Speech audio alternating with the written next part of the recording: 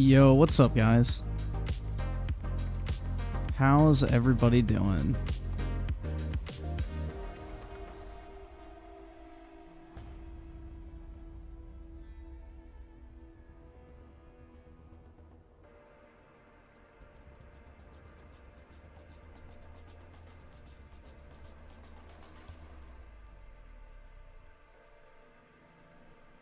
Oh, why is that not working?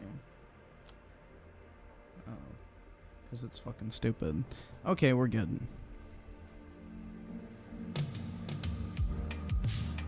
Nintendo blows? Hell nah. Nintendo is fucking based, bro.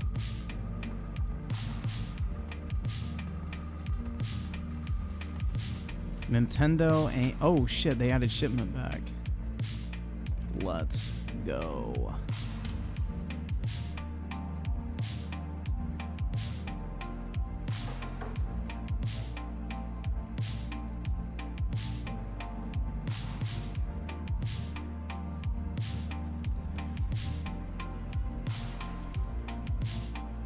What did they do to be based? They sued the shit out of a guy, basically. And a bunch of fucking lefties on Twitter are bitching about it. Basically, there was this guy who ran with like this hacking group that literally resold like Nintendo's fucking technology and video games. Extremely illegal shit, by the way. He was convicted of the crime, and now he has to pay, I think, $14 million in like damages to Nintendo because of the amount of games that were pirated using his website and software. And a bunch of fucking retards on YouTube are like, oh my god, the punishment's too harsh. It's like, if you can't do the time, don't do the fucking crime, motherfuckers. I have zero fucking... This is like literally feeling sympathy for a fucking coke dealer or some shit. It's like, boo fucking who.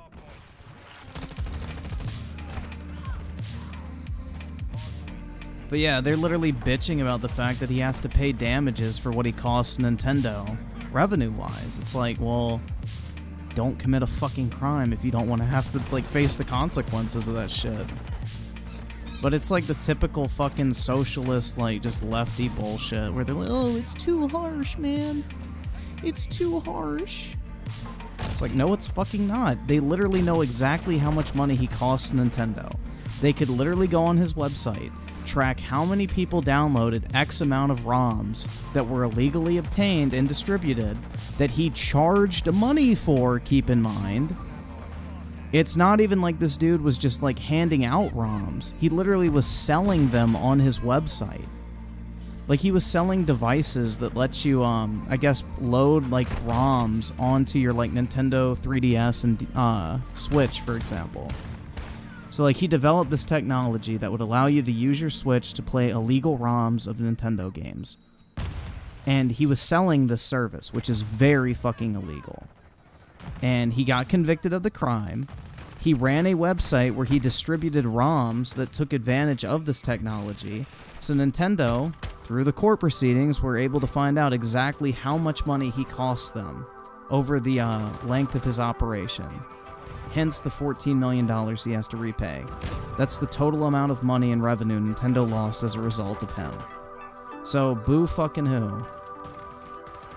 The dude had no problem illegally selling Nintendo's IPs, but now he's upset that he has to fucking, you know, pay them back for, you know, the money he cost them. And I'm supposed to feel sympathy for that? Like, fuck no. That's like saying, oh, I stole a $10 million car and crashed it. Now I have to pay back the person I stole it from? No shit. Wow, dude. What a crazy concept. I have to pay back the money I stole. What a wild concept, guys. What a wild fucking concept. Having to pay back the money you stole through criminal activity. Wild.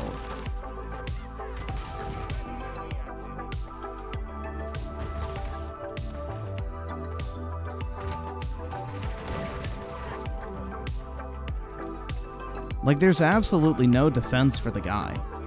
He literally admitted it in court. He didn't even plead not guilty. He pleaded guilty. So, the dude knows he's fucked. He fucked up hard. He's got to pay the fucking consequences. And not to mention, he was fucking 50 years old, bro. This isn't like some fucking 13-year-old kid selling fucking hacks in his mom's, like, fucking house. This is a fucking 50-year-old man. Grown-ass man, bro. How the fuck am I supposed to feel sorry for that? Like, at age 50, I think you have a pretty good idea about the legality of, you know, distributing other people's software. But hey, he didn't do nothing, right?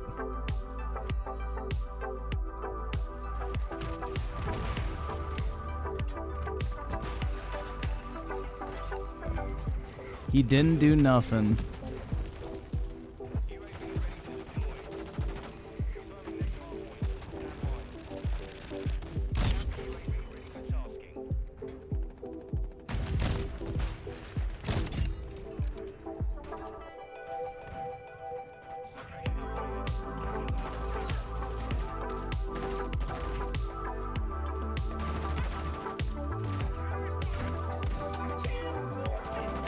$2023 Perfect Dark with the 2. He has to pay over $1 million and only paid off $100 in jail.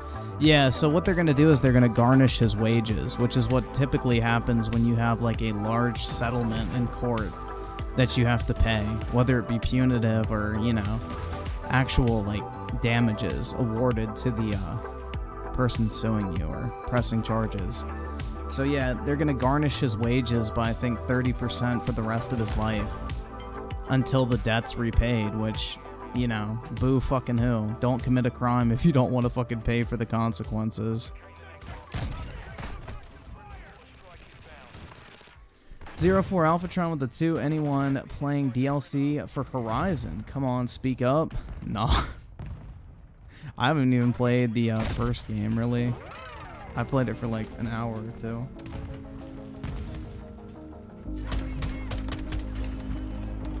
Timothy Marco with the 5. Some people are arguing worse crimes like rape get lesser. No, they do not. He got, like, what, a year in jail? And then was released on good behavior? Like, the fuck? What type of dumbassery is that shit?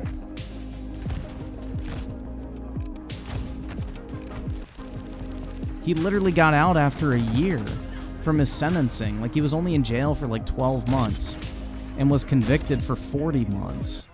That's a fucking slap on the wrist punishment for multiple millions of dollars of international theft. Like, this was a fucking like international hacking group. Like, this wasn't some fucking dorky guy selling fucking ROMs on a website. This dude was like a member of a fucking international hacking group. Nintendo was not the only company they fucking like stole shit from.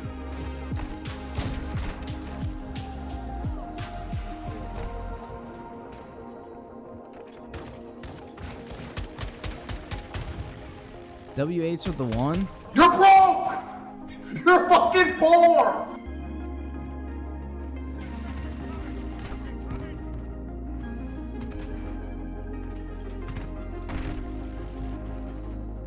Bro, I watched Review Tech USA's video on this shit, and I'm just gonna say this is probably one of the worst fucking videos from him I think I've ever seen in my life. He literally tries to blame Nintendo for this dude's actions. I kid you fucking not, bro.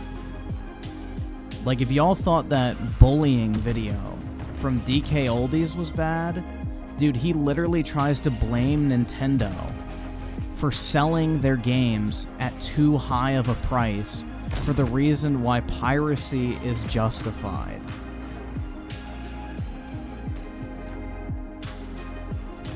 Like, what a fucking dumbass.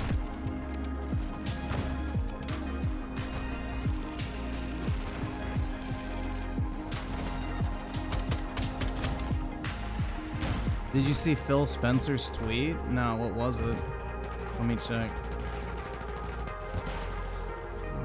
Let's see. Phil Spencer.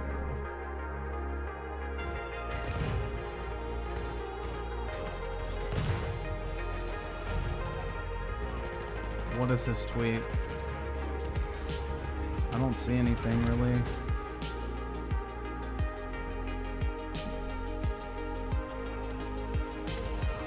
Moving Xbox Game Pass PC to 40 countries.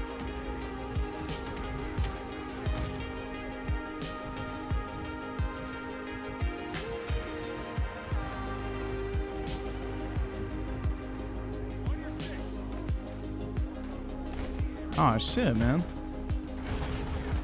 Timothy Marco with the 5, they're arguing that rape victims should be awarded similar amounts of money. You do in civil court.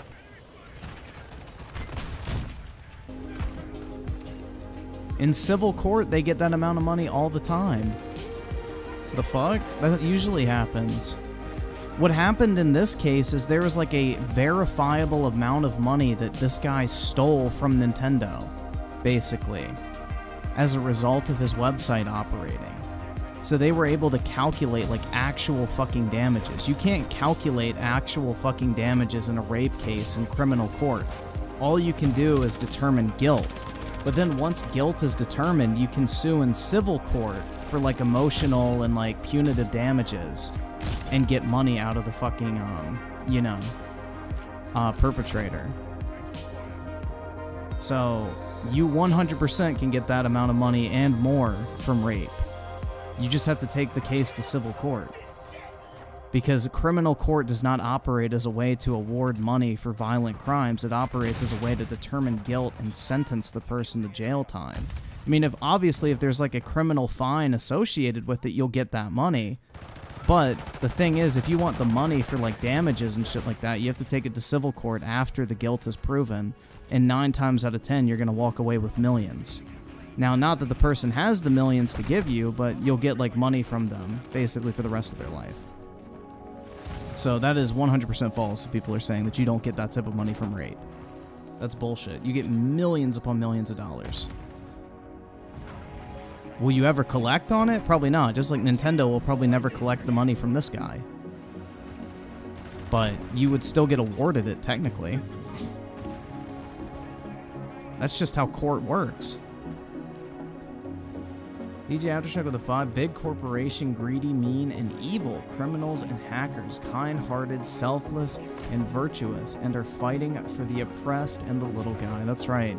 If Nintendo didn't sell their games at $70, guys, then, his actions wouldn't have been justified. But because they're selling Tears of the Kingdom for $70, ReviewTech USA thinks that, they brought this upon themselves. Bruh. Jesus fucking Christ, man. Ultra Res with the 2, but Gliffy. Big company bad? That's right, man. Big company bad, bro. Believe it.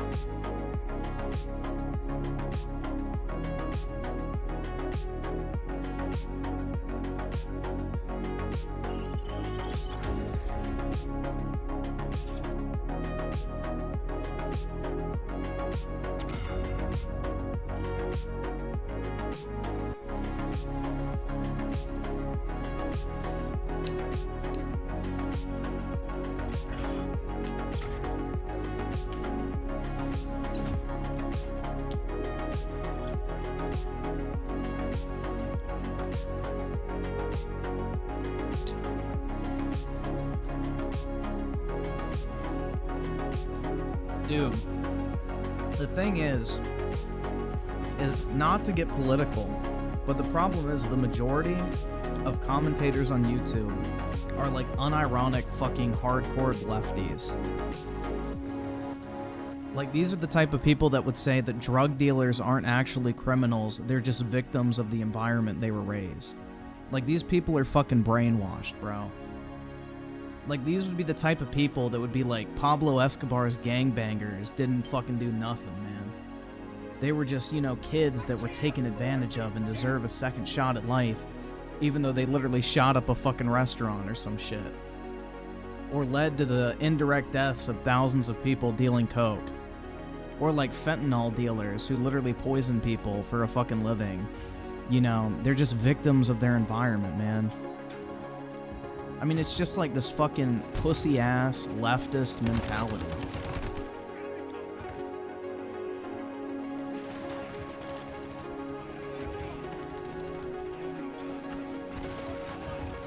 It's the same people that think it's okay to steal from like Walmart and Target because they're a big company, man. They can afford it. It's like literally that fucking retarded ass mentality, bro. That's the fucking dumbassery we're dealing with.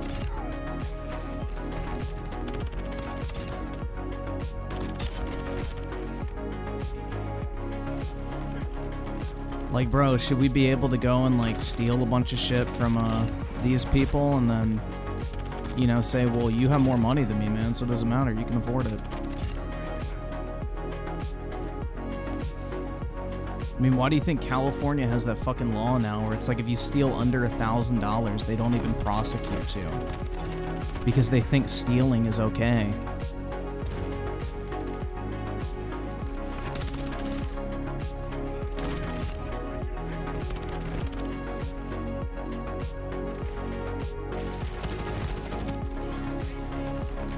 But yeah, that's what it is, man. It's a leftist ideology.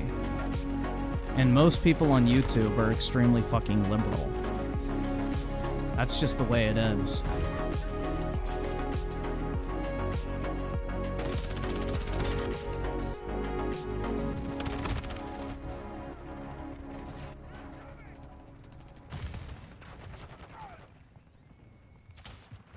Dude, how is Nintendo draconian, you fucking dipshit?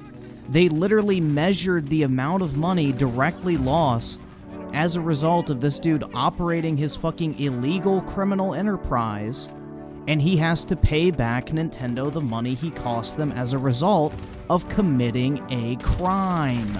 How is that draconian, you fucking dipshit?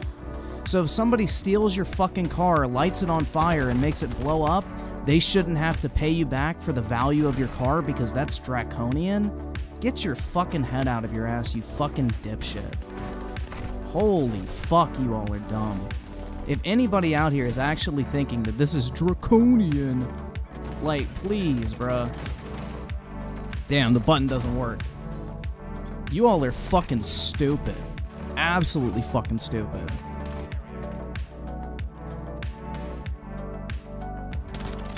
Wait till your shit gets stolen and see how fast you bitch about it when the insurance company doesn't want to fucking pay you back.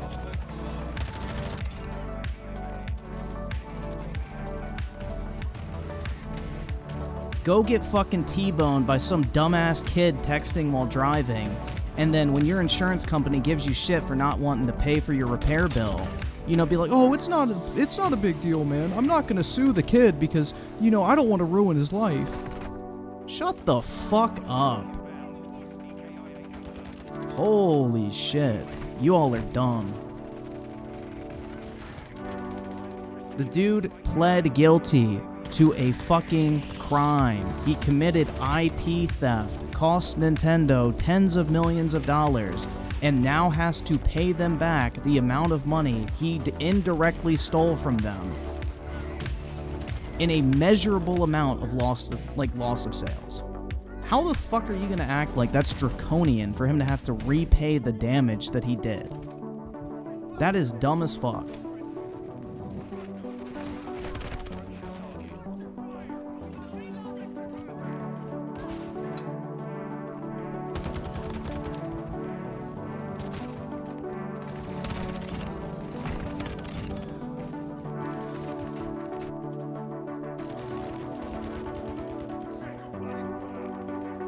You know, why the fuck should Nintendo have any respect for someone who had zero respect for them? He was more than willing to steal their fucking intellectual property and make money off of it illegally, but they're supposed to, you know, give him the benefit of the doubt and be like, oh, it's okay. Fuck off. What type of fucking lollipop up your ass, like, bullshit world are you living in?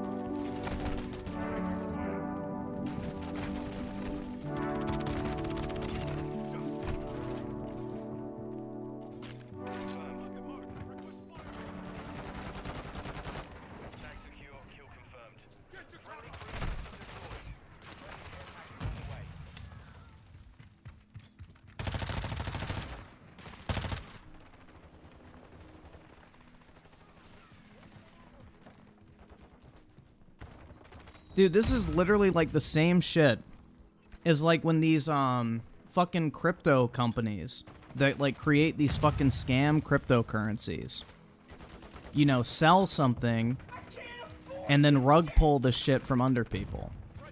You know, where's that same energy where they need to repay that money back to the people they fucking stole from? But apparently the guy that stole from Nintendo doesn't have to pay it back because, you know, big company bad, right?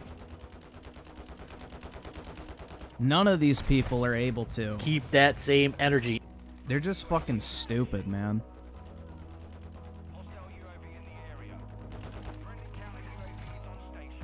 Like, I guarantee you every single one of these dipshits that's, like, defending this guy against Nintendo has probably made at least one video on their channel demanding that someone who committed a crypto scam repay the money to the people they stole it from. I 100% guarantee you. 100% guarantee you. What's the fucking difference?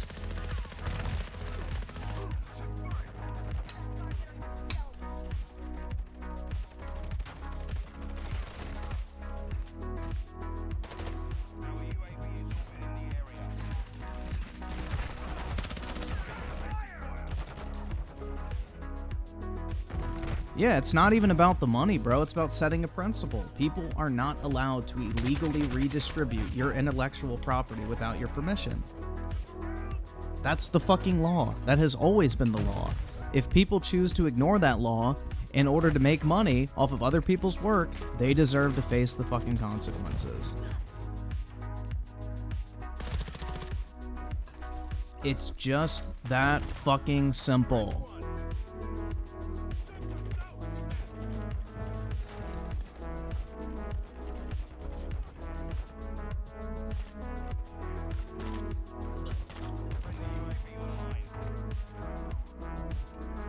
Dude, it's not a kid, it's a 50-year-old man. You all don't even know what the fuck you're talking about. This guy has literally been doing this shit for 2 fucking decades. He's a 50-year-old fucking man. You all are... Bro, this shit is insane. You all don't even know what the fuck you're talking about.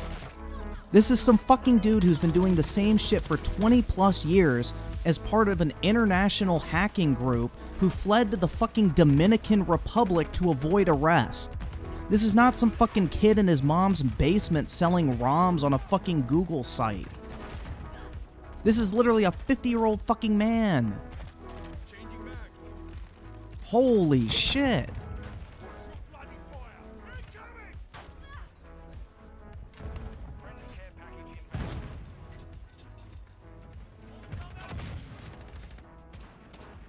Oh, he didn't know what he was doing, man. He was only 50. Poor guy. That 50-year-old kid.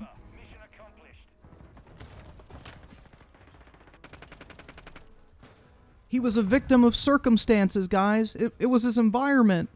He's not a bad kid. He just grew up in a rough neighborhood with no adult to look up to.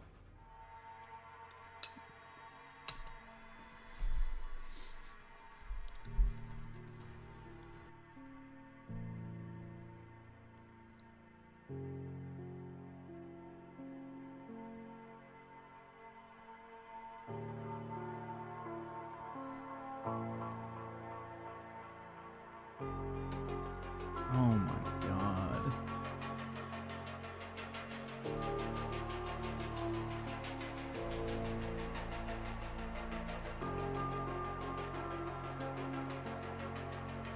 Alright, I'll read the rest of your comment, bro. Okay, I agree with you.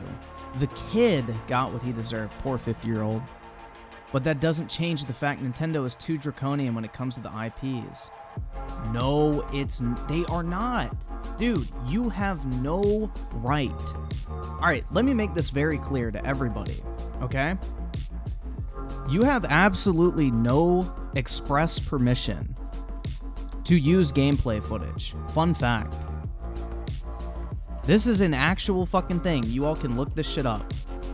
There is no guarantee that a company will allow you to use their gameplay footage. Either subscribe, donate, or get just the fuck like out. You're not allowed to use movie footage.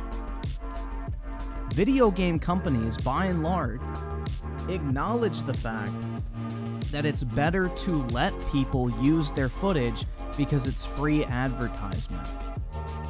Look at, for example, Atlas. Whenever they release a new Persona game, they strike down all the videos that show off cutscenes. Why? Because they don't want people watching playthroughs, they want people buying the game. You do not have express permission to use gameplay without the company's consent. No matter if you own the game, no matter if your friend lets you borrow a copy, it doesn't matter. You do not own the rights to distribute that gameplay footage. They grant you the privilege to do that. So let's make that abundantly clear right off the jump, because a lot of people really don't understand how copyright works.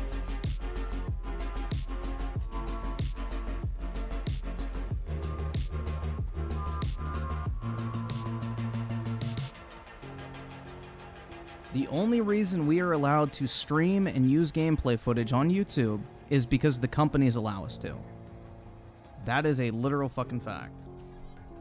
The only reason you can monetize videos with gameplay footage is because companies allow you to.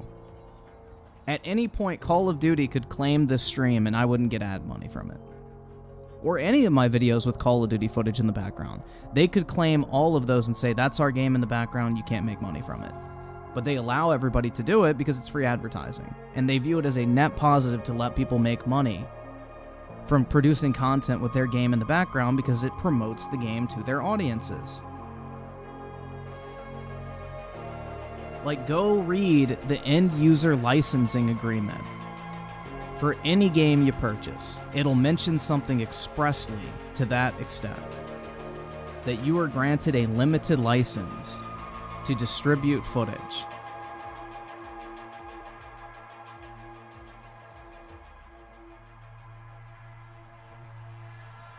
And I mean, sure, you could argue that it's fair use, but do you want to go to court and defend it?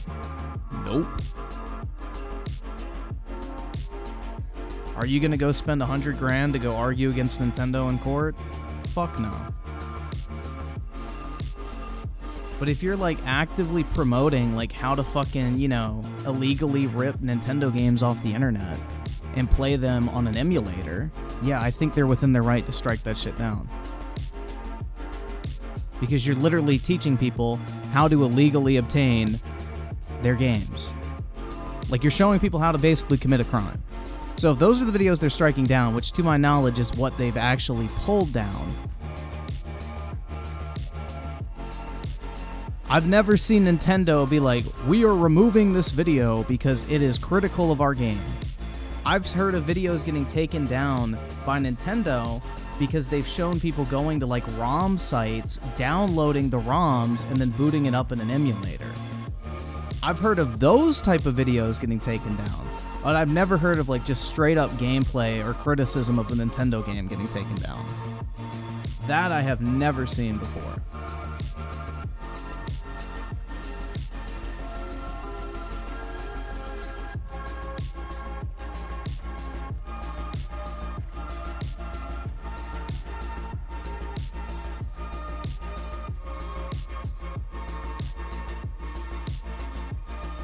So unless somebody can provide me an example, I have never seen something like that before. Where Nintendo's just striking people down for using gameplay footage. Especially in the last 5 years since they got rid of that Nintendo Partner Program thing on YouTube. They're striking a channel for using footage of Breath of the Wild with mods? Well, I mean, do they have permission to modify the game? I don't fucking know how that works, honestly. Because you could argue like, oh, they're altering Nintendo's IP and using that to monetize the game, basically. Like, they're not making money from selling the mod, but they're making money from advertising the mod. I don't know. That would be something that would have to go to court. But if you just play a Switch game in the background of your YouTube video, they're not going to fuck with you. When you start doing extra shit, that's when they'll start fucking with you. Because, I mean, let's face it, if you're modding a Nintendo game and then monetizing that video showing off the mods, you're making money from the mods indirectly. So I think Nintendo would have a case there, honestly. They could probably argue that in court, that you're monetizing their game in a manner to which they do not outline in their end-user license agreement. So, I don't know the exact legality of that. I'm sure it's a very complicated issue. It's not a cut and dry, like, oh, they're just playing Breath of the Wild in the background of their YouTube video.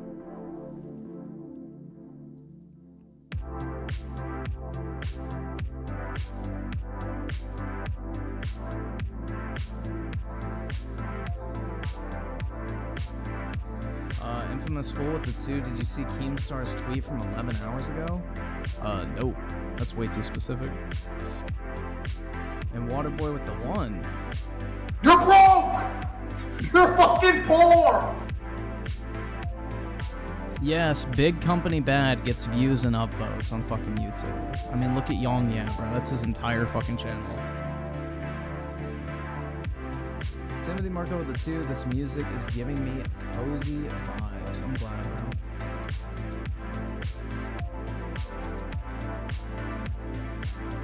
And Bears of the 2 penguins made a video. Oh, I'm sure it's a wonderful take. It's probably just, oh, that's harsh. And that's the substance of the video.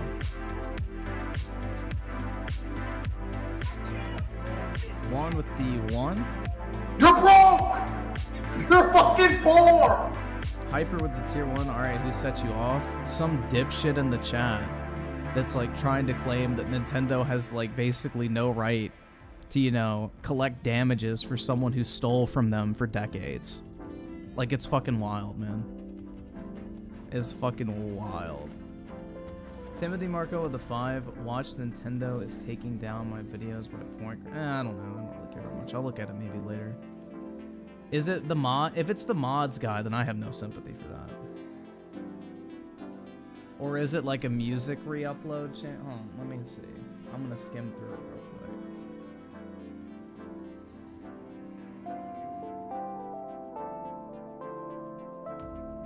Let's see.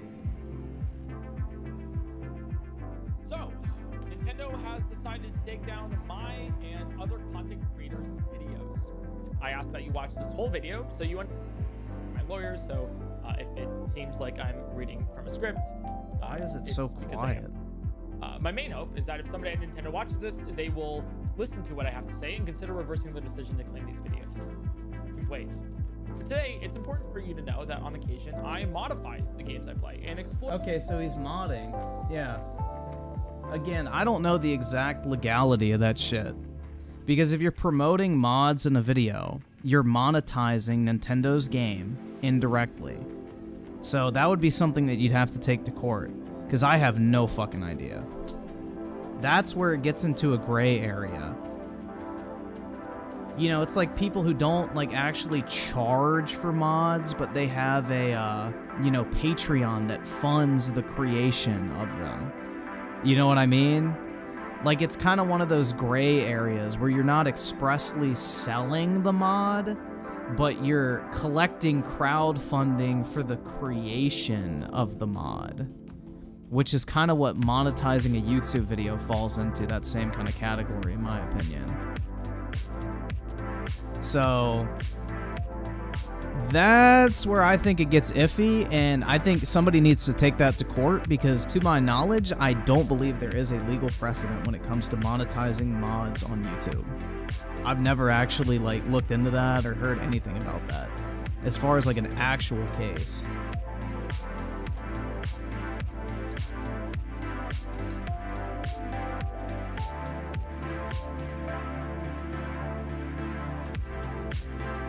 So Nintendo is striking videos on the non-tested. Well, them issuing a copyright takedown is a legal motion. Like, basically, when you issue a copyright takedown, you're basically saying, I am willing to take this to court if you disagree with our opinion here. So that's what you got to remember, is a copyright takedown is a legal notice. Like, hey, we think you're doing something wrong here. Either agree with us and let the video come down, or take it to court and challenge us on it. So the ball is in whoever's court they're taking down to actually take it to court. Nintendo doesn't need to take it to court because they pulled the video down. It's up to the person whose video was taken down to take Nintendo to court and argue it in front of a judge. Because otherwise, the legal system views that as, hey, you know, you're not contesting Nintendo's claim on the video. So that's how that whole thing works. So Nintendo technically is willing to test the legal theory. Like, they're willing to go to court by issuing a copyright takedown. The people who are getting the copyright takedowns are the ones who are not willing to take it to court if they don't take action. That's how that whole process works.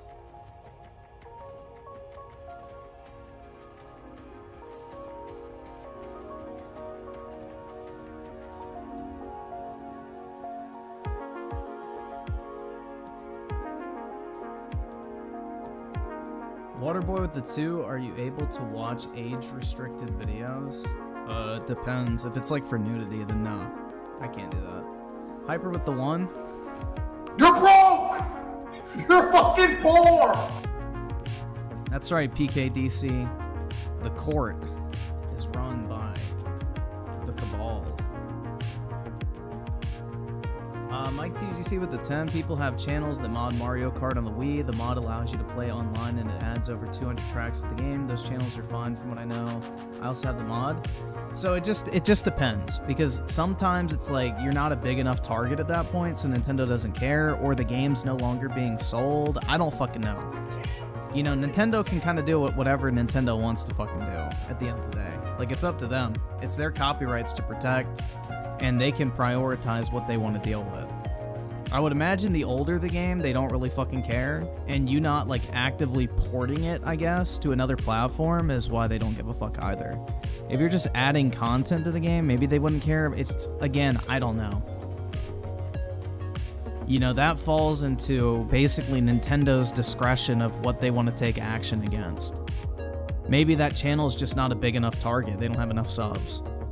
I don't know. Maybe, you know, Breath of the Wild, they're still selling actively, so they care more about defending that game, because they could literally go to court and say, we are selling this game, and by this person encouraging people to modify it after illegally downloading it on PC, they are hurting our ability to operate our business. Whereas with like an old Wii game, it would be a lot harder to do that because they're not actively selling the game anymore. So maybe they know like it's not a winning legal case. I don't know. That's where it falls into like, you know, Nintendo's discretion and what they want to pursue.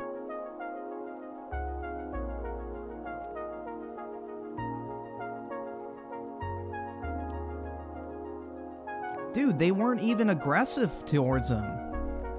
This guy has been in business stealing their property and other companies' property too, keep in mind. For 20 years he has been doing this shit. This 50-year-old man for 20 years has operated a business where he has stolen Nintendo's intellectual property, and as a result, through his own website where he distributed illegal ROMs and sold devices and software that allowed you to hack into Nintendo devices and use the stolen software on them. You know, he made money for years upon years, and you can measure the cost to Nintendo. Like, if you assign a value of every single ROM that was downloaded from his website of $60, you arrive at that $14 million number. So what he is repaying to Nintendo is the actual damages his website caused as a result of operating. Nintendo lost a measurable amount of money by people downloading these ROMs and buying the software from this guy. And that is the amount of money they have to pay. Now, if Nintendo was being very greedy about it, they would sue him in civil court. That's not what happened here. In criminal court, basically the government decides how much money they think needs to be repaid.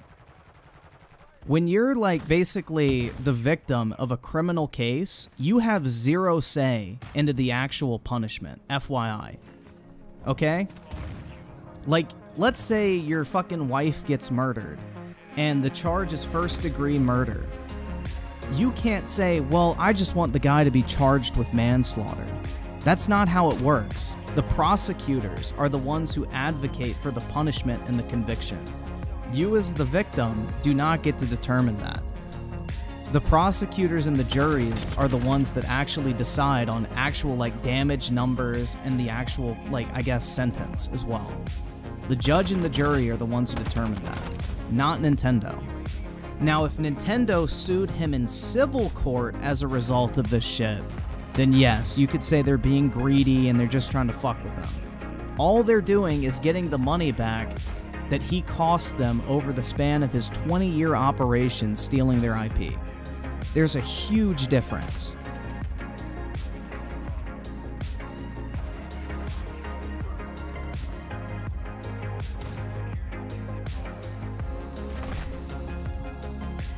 Why would Nintendo ever want streamers to advertise the fact that they're playing Nintendo games on PC? Nintendo's entire business model surrounds them selling consoles, bro. Why the fuck would Nintendo ever want a live streamer to advertise the fact that they're playing a Nintendo game on PC? That is fucking dumb. That would never happen. As long as Nintendo's in the hardware business, they want you playing on Nintendo hardware. That is it.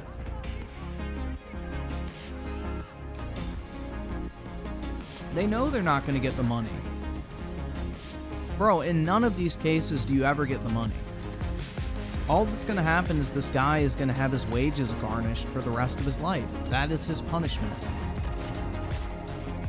Which, you know, if he had a problem with that punishment, he shouldn't have done this for 20 years.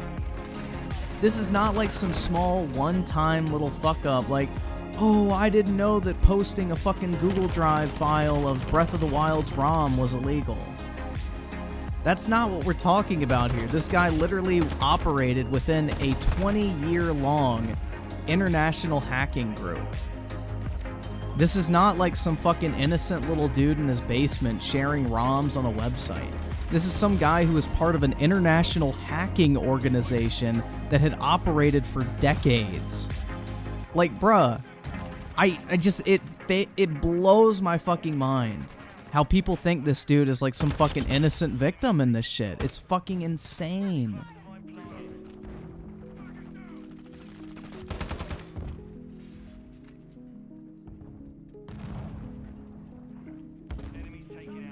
Yeah, it's legal to emulate Nintendo software on PC, but you have to prove that you actually extracted the ROM file from your copy of the game, which most people do not know how to do.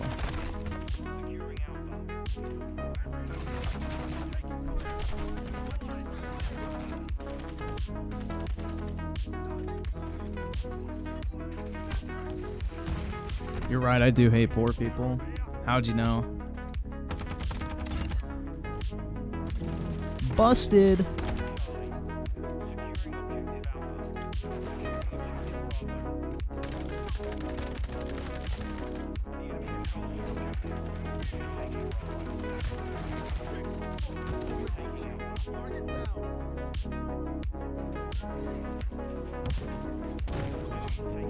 He's not going to have a salary cut forever, lol. It's until he has completed... Well, he's 50 fucking years old, bro. He's never going to be able to repay $14 million in, you know, the 30 years he's alive.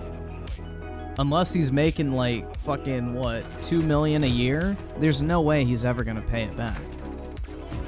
Like, for example, the Wolf of Wall Street guy, Jordan Belfort, like, he technically owes $100 million to his victims because of his crimes. Like, this is a very comparable situation. He technically owes $100 million to the victims of his crimes, but the way his court kind of proceeding went is he has to pay back $5,000 a month for the rest of his life towards his victims. So that's the amount of money they, like, subtract from his wages every single month, is $5,000 until the debt is repaid. Obviously, it's never actually going to be fucking repaid. It's more of just the principle of, hey, your actions have consequences. Now, luckily for him, he was fucking super famous and managed to, you know, make even more money than ever before being a personality after the events of his trial. So the $5,000 a month is like fucking pennies to him. But, you know, this guy, on the other hand, is not famous, is not going to be able to make a lot of money as a convicted felon, especially one that was convicted of IP theft and hacking for a 20-year period. But yeah. It's more so just the principle, like, hey, your actions have consequences. You're not just going to go sit in jail for 12 months and your hands are washed clean of it. You have a lasting consequence hanging over your head as a result of your actions, which this dude operated for 20 fucking years, guys. This is not like a one-time offender or some fucking dumb kid in his parents' house selling mods on the internet. This is a fucking a very well-organized operation with grown-ass men operating for decades at a time, and then when he got in trouble, he fled the fucking country of Canada to dodge arrest and was eventually caught in the Dominican Republic. This is not some, like, dumbass dude who's like, oh, I didn't know what I was doing, man. I didn't know what I was doing. He fucking fled the country.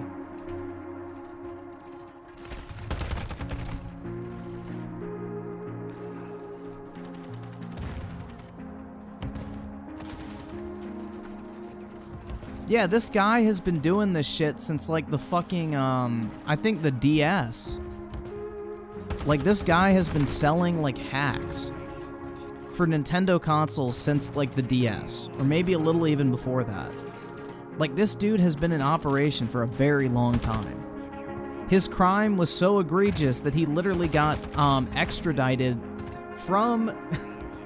from the Dominican Republic to Canada back to the United States. Like, this is not some little fucking innocent guy who just loved video games, man, and wanted to preserve games for posterity. He was selling this shit. He was making money off of it. He was monetizing other people's work. There is nothing innocent about this dude. He knew exactly what the fuck he was doing. He just didn't think anyone would ever fucking catch on or care.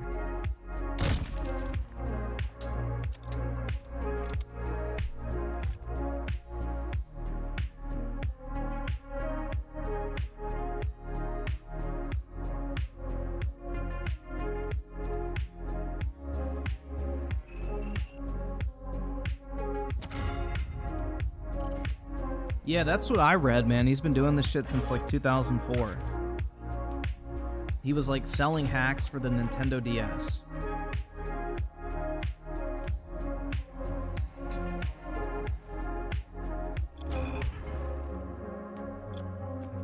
This is, like, literally the fucking Helena Taylor situation all over again.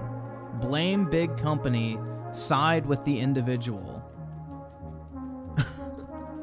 Like, bruh, that's literally what this shit is. It's the same fucking energy, bro.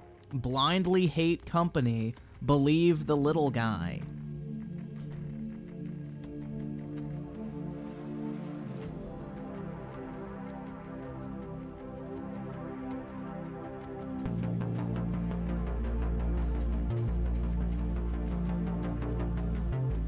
He was a nice guy, made a mistake, caught in a draconian trap. That's right, man. He didn't do nothing.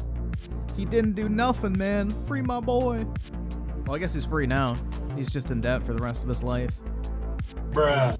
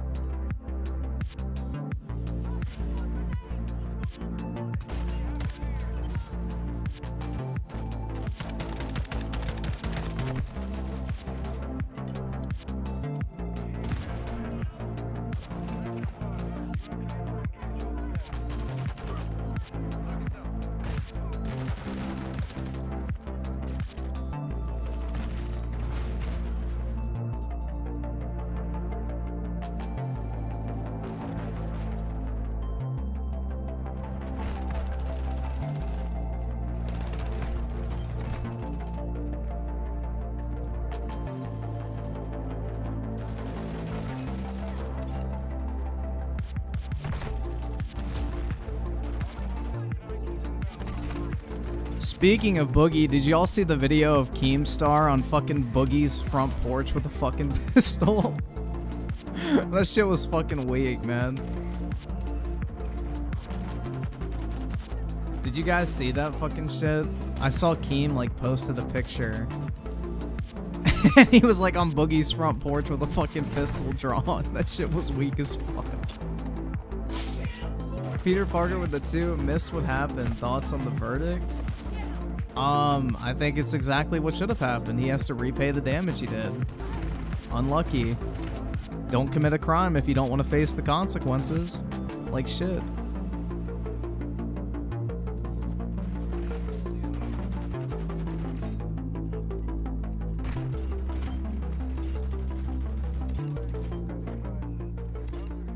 It's pretty simple if you ask me. If you don't want to get punished legally, don't fucking commit a crime. I mean, man, nothing's ever compelled me to illegally monetize Nintendo's software for my own personal gain. So, can't really say I relate.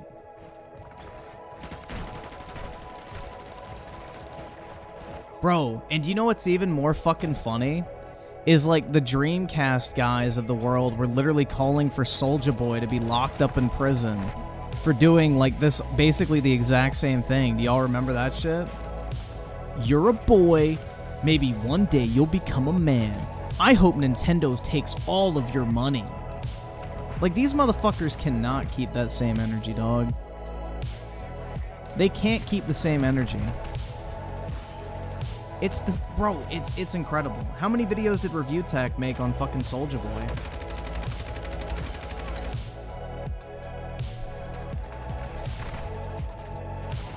Fuck off. These motherfuckers are just such big grifters, dude. They don't have an ounce of like actual fucking like morality or any sort of legitimate stance on anything. It's just whatever fucking way the wind's blowing that day. There's no fucking principles in play. So big companies bad until you don't like a certain celebrity. Okay. Then it's perfectly okay for Nintendo to sue the shit out of somebody just because you don't like them personally. Got it. Makes sense.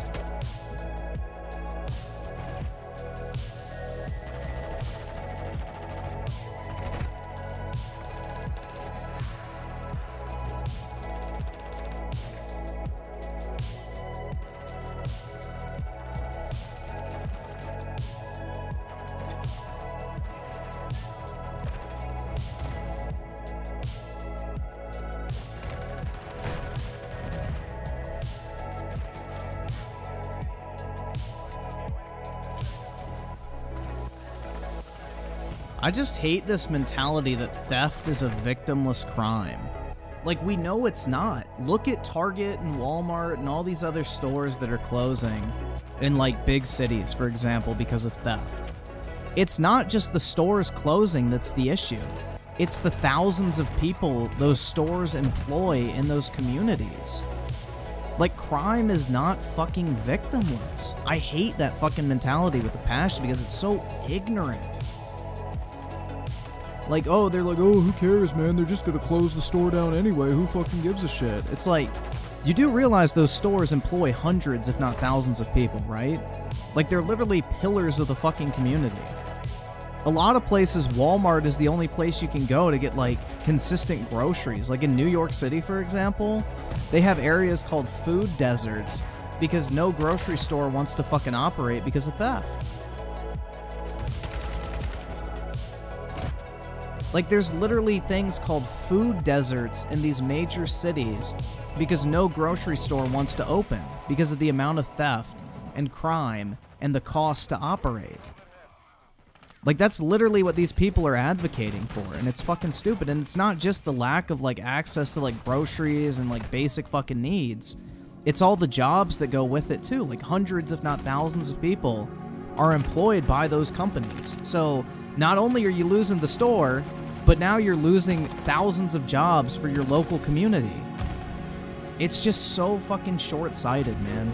It's like such an entitled, just fucking dumbass mentality. You know, the Chinese are fucking based for their view on theft. put their asses in a fucking work camp for 10 years. You know, then people maybe will appreciate other people's property a little bit more.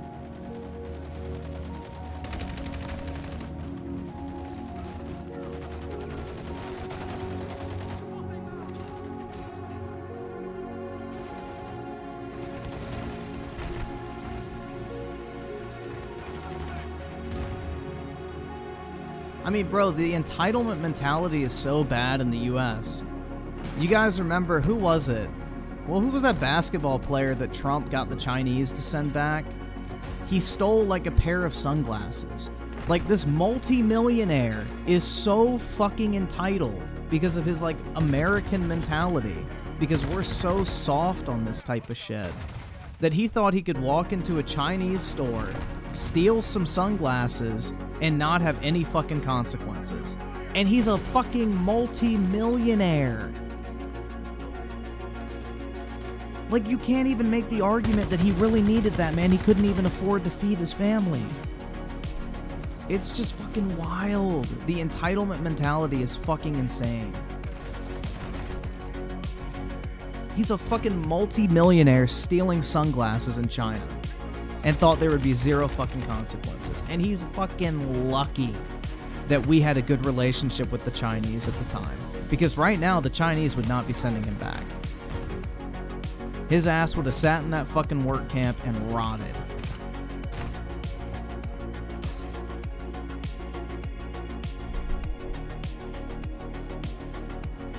And this is a fucking multi-millionaire displaying that type of behavior.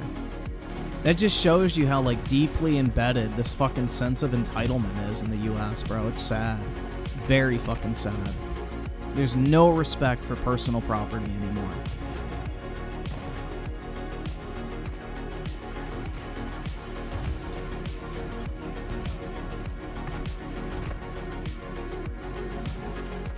Like, bro, people in Dubai literally will, like, reserve a table at, like, Starbucks by leaving their purse and phone on the table because crime is such, like, a non-issue there. Bro, if you did that in New York, it wouldn't even last 10 seconds before it got fucking snatched. It wouldn't even last 10 seconds. Somebody would walk by and snatch that shit right off your table without a moment's hesitation.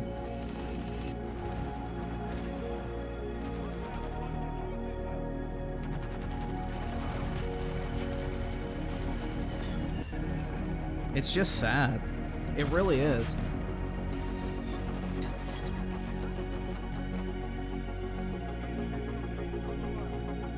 But hey, man, he didn't do nothing.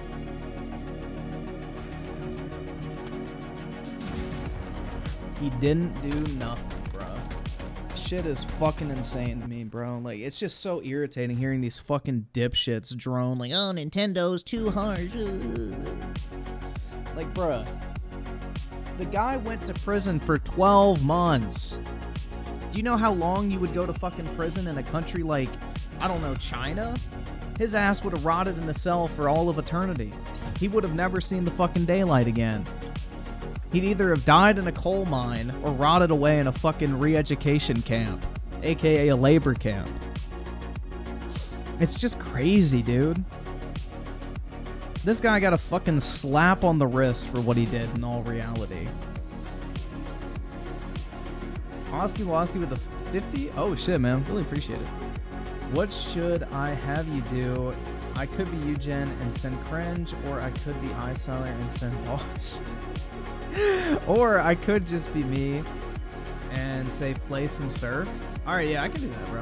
Whatever works on the soundboard. No hate here to my boy iSiler. Love ya. I think it's all good, bro. But yeah, what should I play on the soundboard? I think this is probably the most fitting for this conversation. Whoa! Welcome to the real world! Also, we need to implement the Chinese work camps.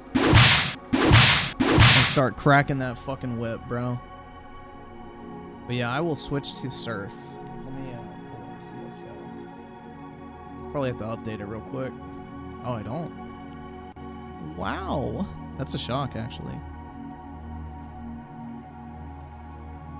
Bro, we need to get the fucking work camp model.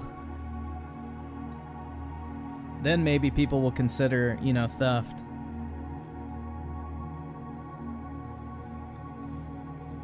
I don't know, dude. It really pisses me off. Absolutely fucking pisses me off. I forgot your $10. Hold on, let me see. Oh shit, my bad. It was bundled with another one. Waterboy with the 10. It's not nudity, but give this video a watch. Age restricted. I found. Oh, okay. If it's just like a trolling video, we can definitely watch that. But if it's got like nudity in it, that's where I can't watch it. So if it's just like for fucking language or whatever, we should be fine.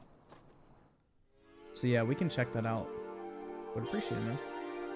All right, let's see if this actually detects. It does not. Bro, I don't know why the fuck CSGO never gets detected by OBS. It's really irritating. Oh, good.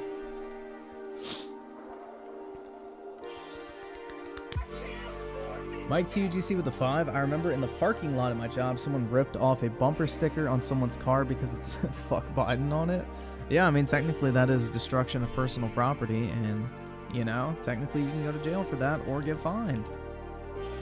Imagine that. Actions having consequences. Don't mean to flex, guys, but this is now a $1,600 knife. You know, not to get all big dick status on you, but hey. $1,600 knife coming through. I'm swinging a 40-90 on my fucking finger. And if you think that's expensive... You're broke! You're fucking poor! I just want to throw that out there for all the brokies in the chat. I hope this knife can change your life. You poor pieces of shit.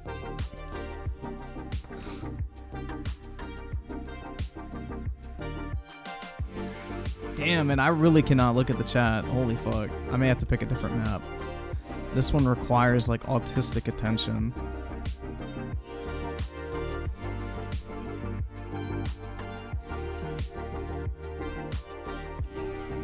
This makes me glad that I bought, like, a bunch of Nintendo games recently. You know, leave it to the Japanese company to actually, I guess, promote morality in a Western society that does not believe in any. It's pretty fucking sad, bro. When the fuck has crime become a topic of sympathy? Shit's wild to me. And what's funny is all these motherfuckers saying that it's too harsh. If somebody stole their shit, they would be demanding every fucking penny be repaid to them. But, you know, because it's Nintendo, all of a sudden they don't think it's that big of a deal. Like, fuck off, you disingenuous little pieces of shit. Like, I guarantee you, if Review Tech USA's car got stolen, and the guy fucking wrecked it and, like, completely destroyed it, he would demand that that person work until the end of his days until it's fucking repaid. So, none of these motherfuckers would actually keep the same energy in a fucking different situation involving them. And that's the most irritating part about it. This is like such a cut and dry issue. The dude committed a crime, he faces the consequences for that crime. Boo fucking who. At least he's not in fucking prison. But guess what? He's gonna repay the damage he did for the rest of his life. I think that's much more fair than sitting in a fucking prison cell forever. At least he's free. But he had no respect for Nintendo's money, so why should they have any respect for his?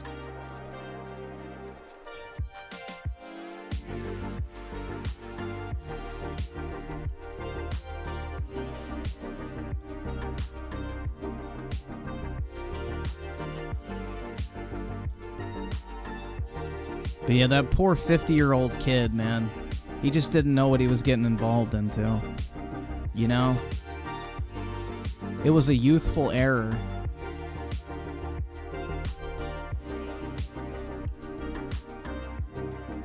Yeah, someone stole my heart, bro.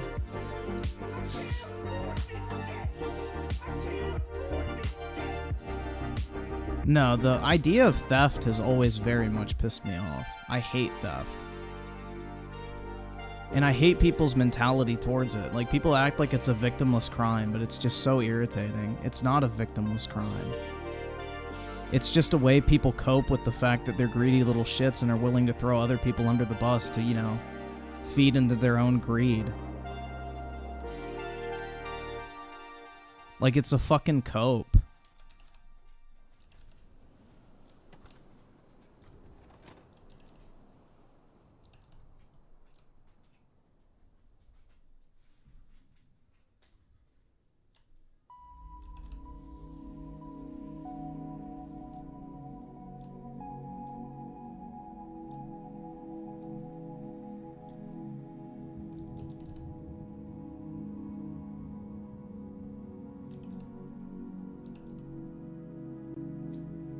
Like, bro, if this was one of those Wall Street fraudsters, like a fucking Bernie Madoff, everybody would be demanding that dude pay everyone back. But because this dude, like, did financial damage to Nintendo, all of a sudden they think that whole fucking idea of repayment is just gonna go out the fucking window. It's pretty wild. So keep that same energy, motherfuckers. Do you think Bernie Madoff didn't do nothing? He stole people's money. Should he not have to pay it back? Or should he get to keep it? Because, you know, he was a victim in all of this too. Yeah, bro, if this was FromSoft, people would be like, oh my god, hang them.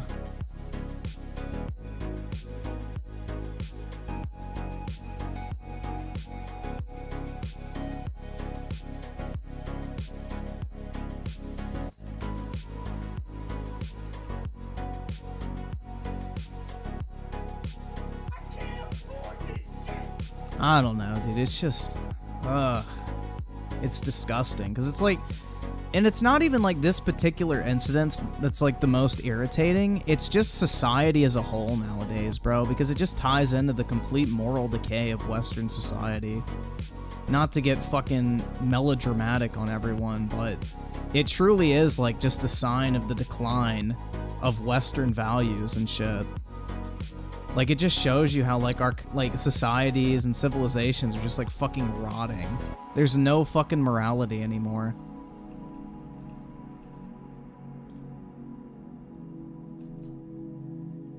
There's no fucking senses of morality anymore. It's just fucking emotional bullshitters.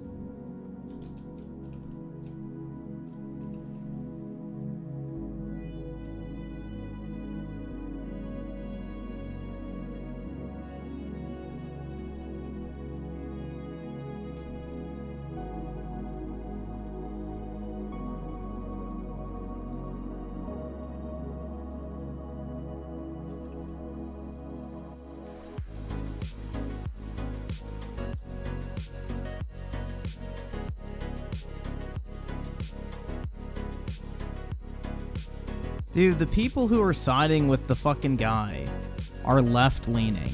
100%. Like, you're not gonna see Quarter Pounder make a video on this shit saying that Nintendo is too extreme. It's only the fucking lefties that are like... Or I shouldn't even say lefties, bro. It's like the hardcore lefties. Because I think most Democrats would even agree, like, oh, if you steal from somebody, you should have to repay it. Like, I don't really think that's very, very, I guess, debatable for the average person. But on the internet, you have a bunch of, like, lefties and shit that are super fucking liberal and shit like that. That love this type of shit, man. Eat the rich. Or you have people literally saying that Nintendo is to blame for Nintendo being the victim of a fucking crime. Because they charged $70 for Breath of the Wild 2. Even though this shit occurred before Breath of the Wild 2 was even announced to be $70. Like... Bro, make that shit make sense! You can't. You can't fucking make sense out of this shit. It's like literally blaming a rape victim for dressing like a slut. It's like saying, well, if you didn't want to get raped, you shouldn't have wore those booty shorts. It's like, oh my god, man. Oh my god. Like, it's the same mentality. It's the same fucking logic, man. Like, hey, if you don't want to be the victim of a crime, you know, just stop existing. You know, don't live your life in constant fear. Hey, man, Nintendo, if you guys don't want your games pirated, just give them away for free. And that way, no one would have to steal them. Like, bro, it's so fucking sad. It really is. But that's like the fucking mentality they're using. It's like victim blaming to the highest degree. It's like telling a rape victim that the way they were dressed is the reason why they were fucking violently assaulted by some sicko.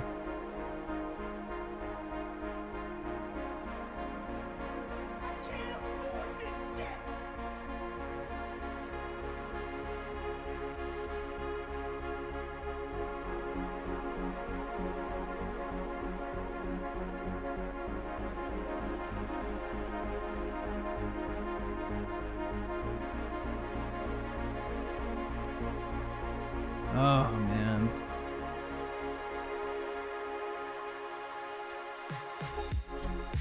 The real question is, how did a 50-year-old kid steal Nintendo secrets?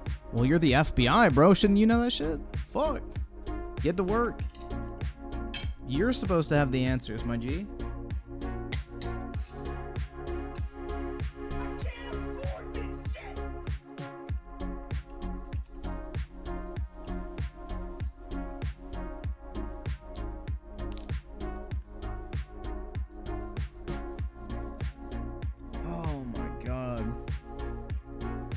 Shit, my guy. Where did we leave off? I'm fucking lost, man. Weaponized autism with a 5. Free healthcare. This. Free college that. Not to the coal mines with you motherfuckers. Theft is so easy to solve. Agreed, man. The Chinese figured that shit out. Dubai figured that shit out. Like, they don't have these issues. It's a uniquely American thing. So, well, I shouldn't really say uniquely American. It's more so a uniquely Western society kind of thing. Like, Eastern countries don't have this issue. DJ Aftershock with the 2, we need to do what Bukele is doing in El Salvador. Isn't El Salvador like a literal fucking shithole? So I don't know if that's the best example. I don't know what the fuck he's doing.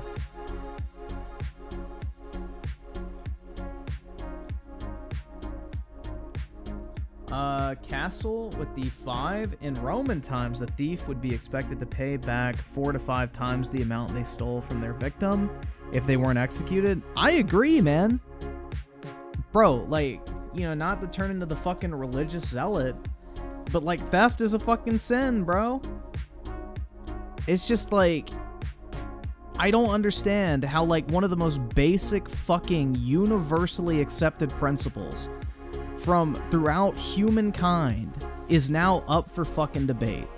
There has never been a time in human history where the concept of theft has been morally justifiable.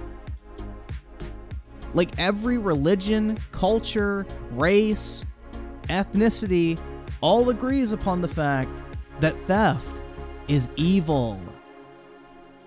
It is not a good thing. I don't understand why all of a sudden there's exceptions to that rule. Like, oh, well, because they have more money than me, it's okay. What type of dipshittery is that?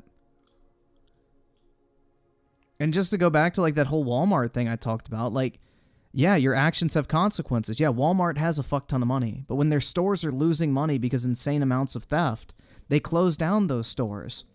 And then poor people in your area who were employed by those companies no longer have jobs. You no longer have a reliable place to go and buy groceries and essentials for your family. You're fucked. Like, you shot yourself in the foot because of your temporary, momentary greed and absolute lack of any consideration for consequences. Like, it's an evil fucking thing. There is nothing morally justifiable about theft.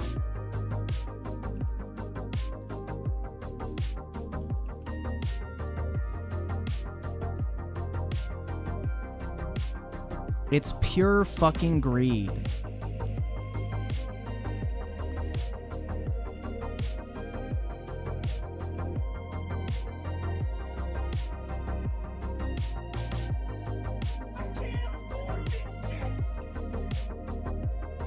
Yeah, guys, I need that fucking 85-inch TV from Best Buy because my kids, I can't afford to put clothes on them.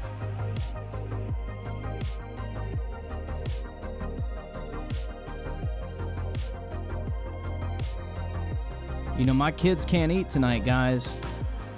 I gotta go steal a fucking BMW, BRB. It's just like, oh my god, bro. Oh, it's so irritating. It just drives me fucking insane. And it's not even just like this one instance. It's just this overall trend of literal fucking moral decay across the board in like every single fucking Western society, and it's just pitiful. Like, universally agreed upon principles and moral values are now up for fucking debate.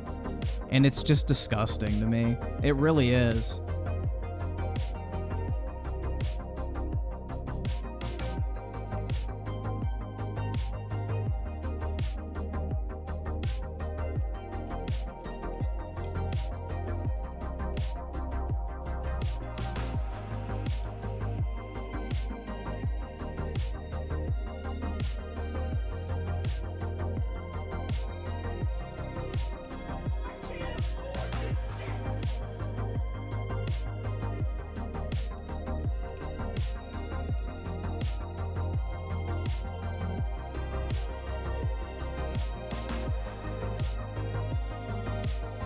See if I can actually finish this map in time.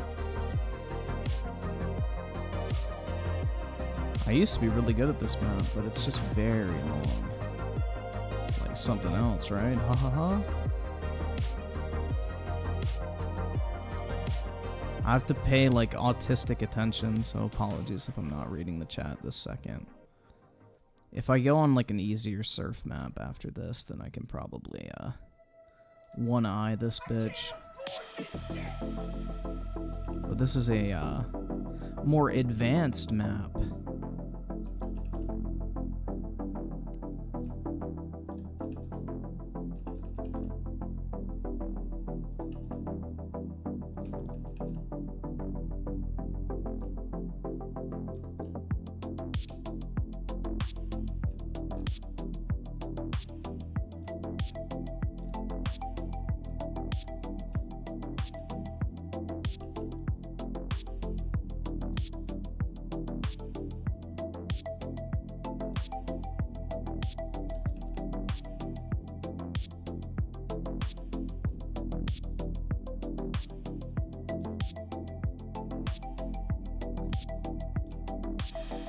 Bro, what the fuck?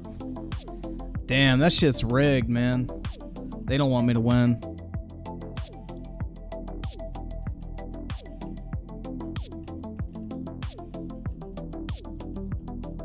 Even Star TV with the 279. The amount of people simping a criminal because Nintendo banned. That's right, man. I hope they get all their shit stolen, and I better not hear them bitch about anything. You know? I hope all their shit gets stolen, and then if they complain about it, then I'll just say, bro, quit being so draconian. Quit being so draconian. Why do you care? You can afford it. You can afford it. Why do you care?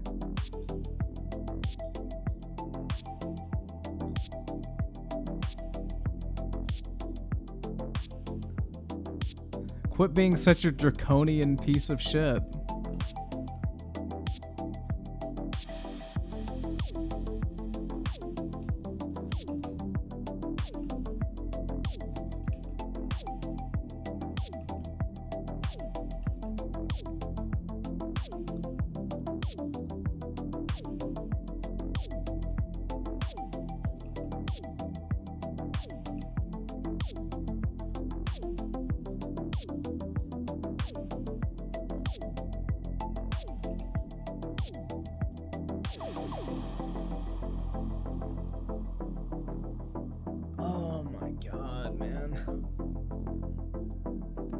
Fuck.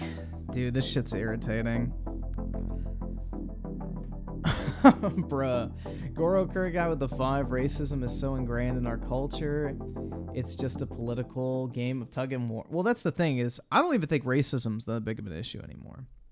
I think it's more so the fact that certain political individuals can use it to continuously run off of as an issue. So they keep it under the impression that it is actually an active issue, when in reality, most people are not fucking racist. It's just they need that talking point to get elected. And without it, then they can't cater to a certain demographic of people by selling them a victim mentality. Bro, what the fuck is this map? What the hell? I've never played on this shit before. Alright, I definitely cannot do this if I'm gonna reach out.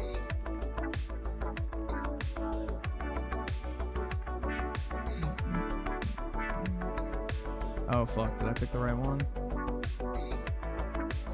Oski Woski with the 5. Hopefully the game is not too... No, it's fine. It's all good. I just gotta find a map that I'm familiar with. And then I'll be Gucci. I just like it when you play this game, especially with the music on. It's all vibes. I mean, it is really good, man. Oh my god, stop, bro. Surf is pretty goated. Can you help me? Daryl's on with the 2. He did nothing wrong. That's right, man. He's the victim. He was just trying to feed his family, guys. He was just trying to put food on the table. Oh, rip. Fucking matching, dude.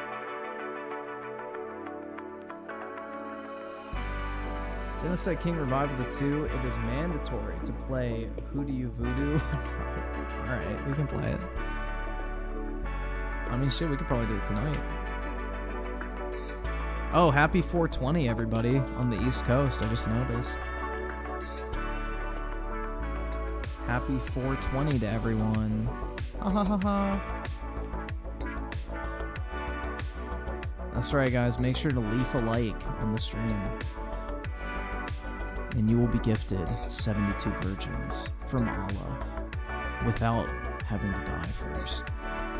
They'll literally show up at your house right after you leave a like on the video, and they will 420 blaze it with you on the couch. No scam at all, guys.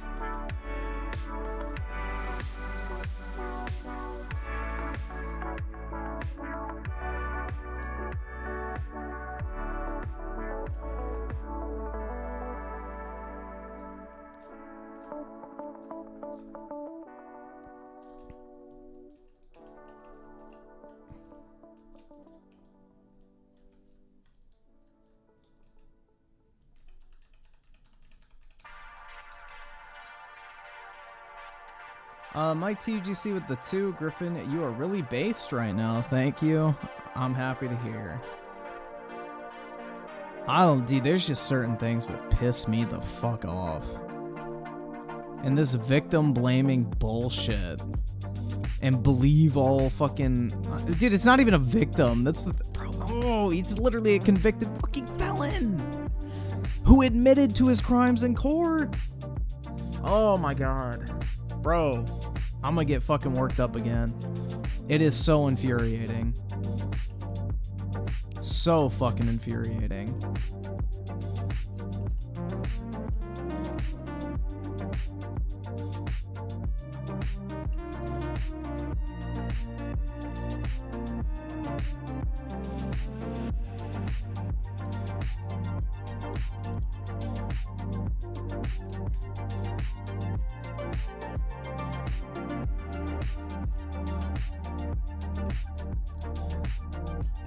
And I doubt any one of these people could actually, like, defend this shit. Like, if somebody actually, like, debated them on this shit. Not saying that I will, because I'll be at the gym most likely. But, let's just say, like, somebody debated it on this shit. There's no way they could actually fucking back this shit up in real time. The argument would fall apart in seconds. Because there's no actual, like, principles or morals or genuine beliefs behind this shit whatsoever. I mean, I could easily fucking debate this shit. It'd be easy.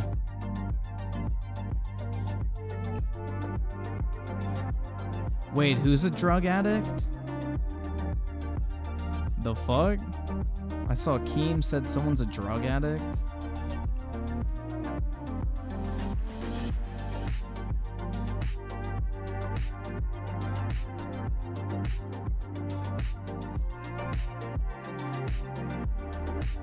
You talking about like Wings or Boogie? Because I know Keem was with them recently.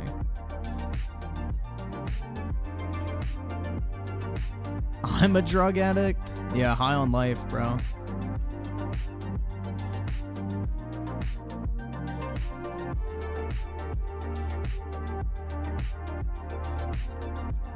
Imagine Griffin debating Yong. Bro, that would be like a fucking gorilla fighting a child. AKA Harambe status. Shit would get wild real quick. They'd have to put me down to prevent total annihilation.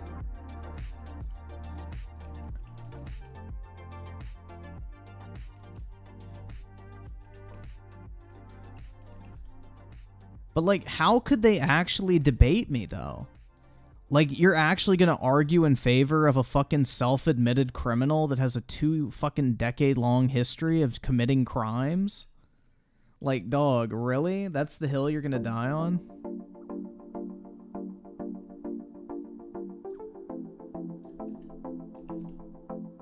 There's no way you can actually debate that point. It would just, it's a losing case. Like, there's no fucking chance.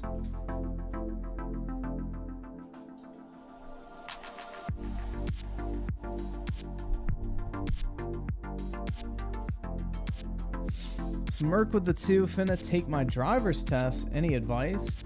I mean, hopefully you know how to drive. I mean, that's all you have to really do. It's pretty easy. As long as you're good on the driving part, you should be fine, man. Just don't speed, I guess. And make sure to always signal. DJ Aftershock with the 2. What the hell? Bukel is rounding all gangs up. Crime is down 50%. That's good. Good for them, but 50% reduction in crime in El Salvador is like saying that Chicago is a non-violent city. Weaponized autism with the 2. I hate Frederick Nightshell. I hate nihilism. Yeah, nihilism is kind of gay.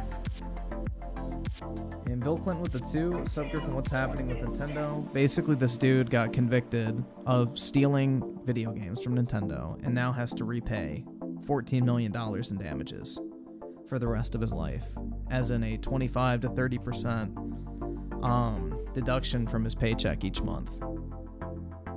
Timothy Marco with the 2, but Griffin, my wife, lets me steal candy. That's right, man.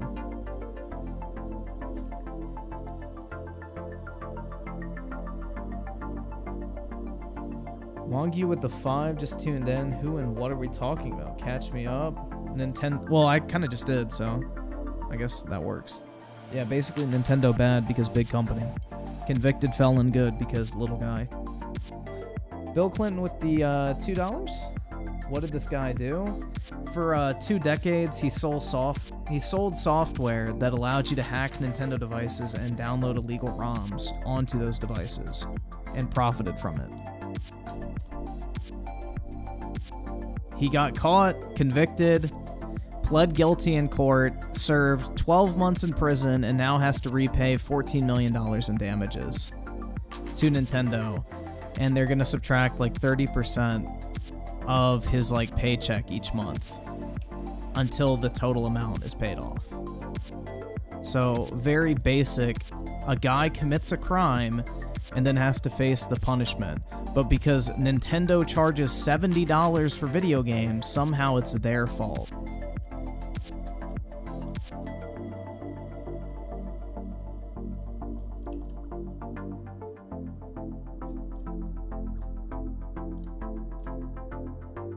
Like, the dude didn't even defend himself in court. Like, that's the crazy part about this shit, and these people are, like, fucking trying to, you know, bullshit for this guy. He literally pled guilty! Even he knew he fucked up. He fucking pled guilty in court. He didn't even try to defend himself. And these dumb fucks are gonna try to defend him now. It's like, dog, if the guy wasn't even willing to defend himself in court, why the fuck are you willing to defend him now?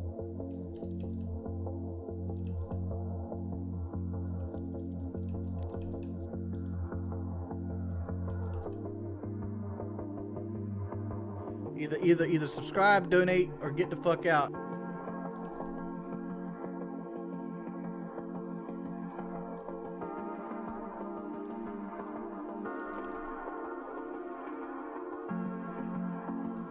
Timothy Marco, that's who you read my super chat? Yup, I did. The My Wife one. My internet crapped out a second. Yup, I got to, man. You can rewind it. I did it like just recently. And God Emperor Sofa King with the 8 months. Because he can file bankruptcy. I don't think he can get out of this as a result of bankruptcy. Because they're like subtracting it from his wages every month. So I don't know how that would work. Because usually when you file bankruptcy, you get set up on like payment plans for existing debt, and I don't think legal debt goes away in the case of bankruptcy. I think they just like put you on a payment plan, which he's already on one.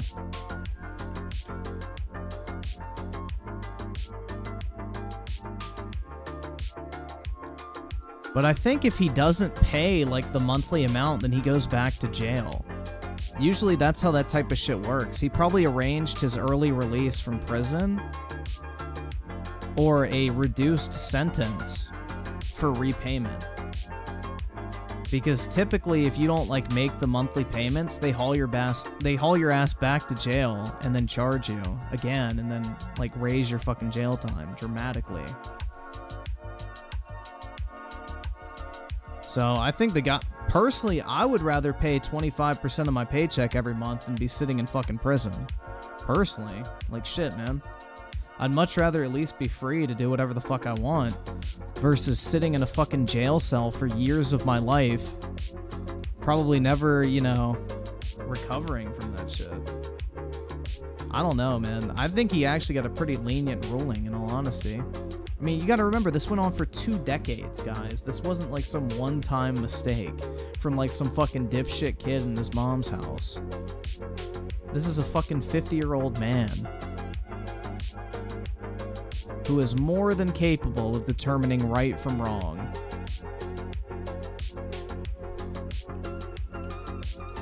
Yeah, that's the thing, man. I'd never actually put myself in a position where I committed a crime. It's not fucking worth it.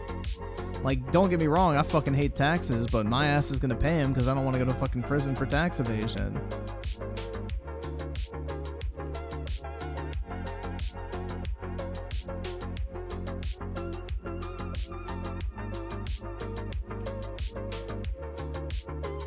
Well, he lives in Canada, bro, so he's gonna get like government assistance, I'm sure. You know, the Canadian commies love promoting fucking criminals and shit, so they'll probably give him government aid. You gotta remember, he's from Canada, so he's not even a US citizen.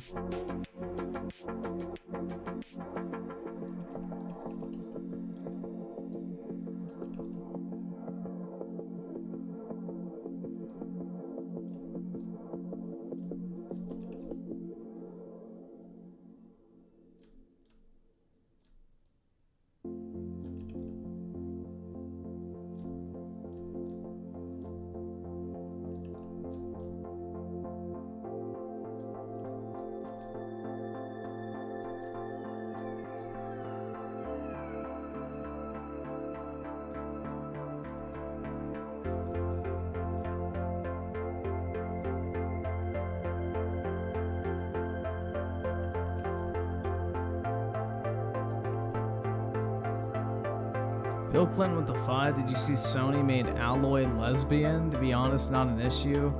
She's gay, but the fact her character didn't seem like she cared for anyone for any reason. Bro, I'm telling you, like, Sony's the king of retconning shit. Like, what's this now? The second female character they've made gay in a fucking DLC years after the fact? Convenient.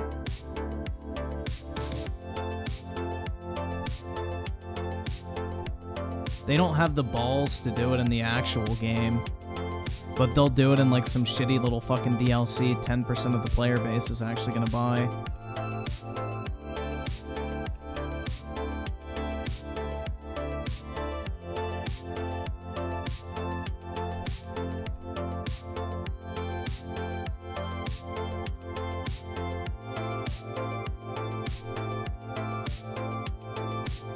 I think it's kind of humorous too that in 2 post-apocalyptic scenarios you have like all these like lesbians and gay people. It is kind of ironic, because back in Ooga Booga times, I guarantee that shit wouldn't fly. Which is literally what Horizon is like fucking Ooga Booga times.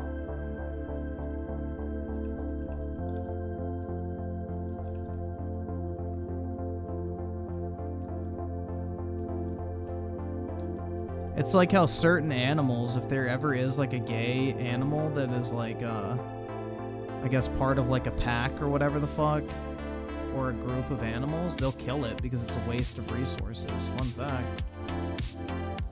Like if there's ever a gay monkey, the other like male monkeys will kill it. Because it just takes resources and doesn't reproduce.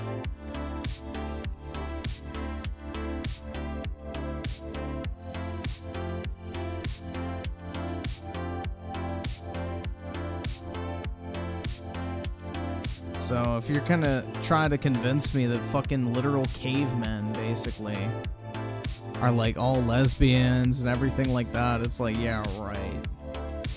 Yeah, fucking right.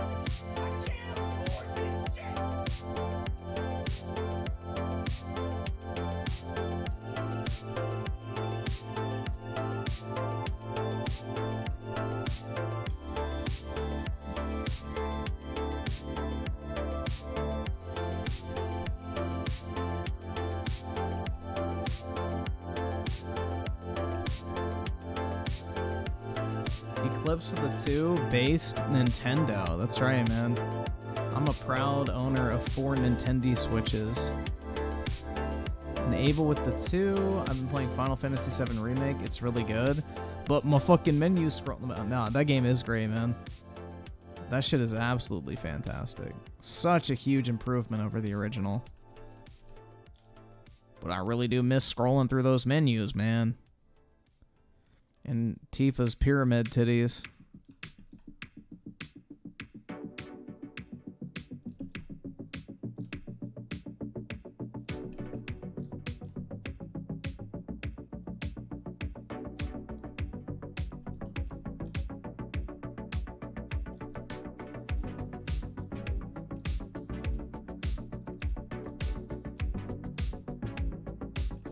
Don't bitch when Nintendo Online service price increases.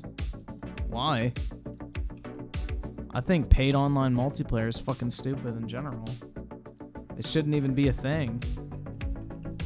So obviously if they made it more expensive, it's pretty fucked.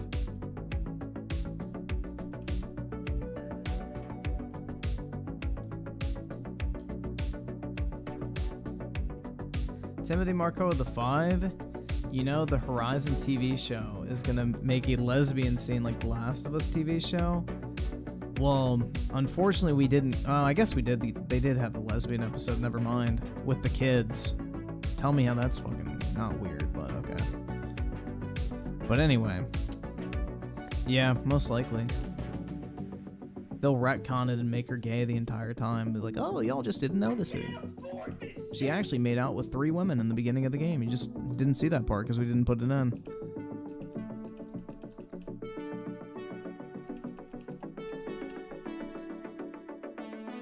They'll dedicate like an entire episode to it as well. 100%.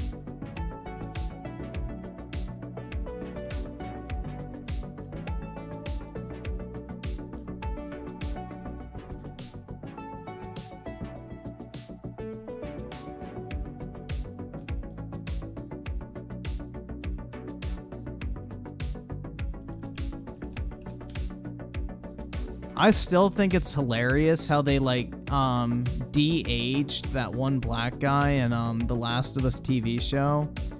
What was his fucking name? Sam or whatever the fuck? I don't remember. But it was like the guy who was like around Ellie's age. And they like made him a lot younger in the TV show so that no one could possibly confuse him for a potential love interest. Like that was so deliberate, man. Like, that was absolutely so fucking deliberate because one of the complaints when they made like the Left Behind DLC and like revealed Ellie was lesbian is people pointed out like, oh, her and that other kid had like a really good chemistry and shit.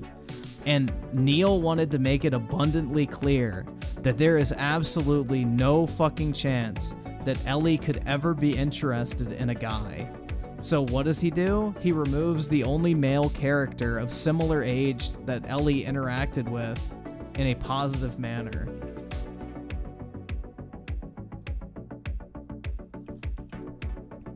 He wanted to make sure that there was no fucking confusion that Ellie was munching on that carpet and not craving that BBC. Because he knew, like, the viewing audience would ship that shit. Because, like, that's what the TV fuckers do, is they, like, ship characters and all that bullshit. But yeah, that's what he was afraid of, man. He was afraid that people might get angry at the fact that, you know, they had, like, this good chemistry or whatever. And then all of a sudden, they make her gay. And it's like, oh, well, then why was she, like, flirting and shit with this other dude?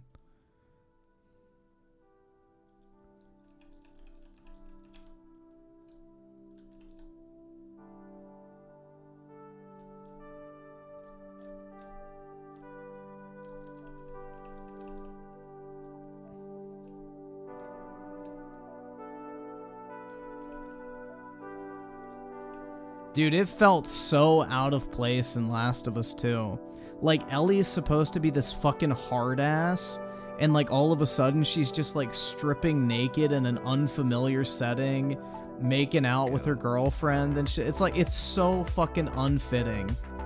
Like, bro, this would be like if Joel and Tess just started fucking in like the middle of some random shack surrounded by clickers.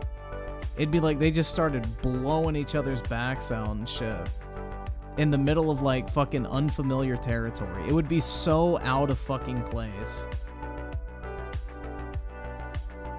But yeah, I don't know, dude. That shit was like cringeworthy. It'd be like if they tried to force Joel into a romantic scenario. Like, it'd just be really awkward. Like, it would not fit whatsoever with the actual like storyline.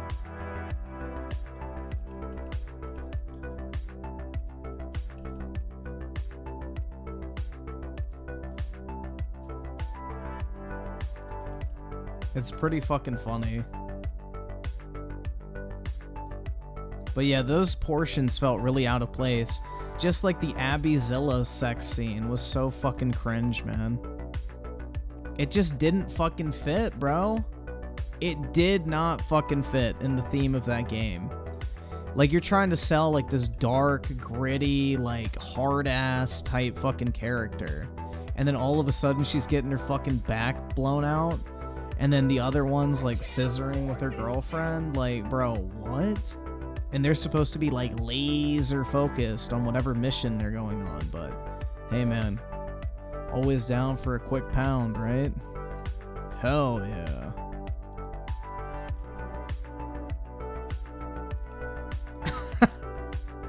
I don't know, dude. Oh my god. Clown world. Clown fucking world, unfortunately.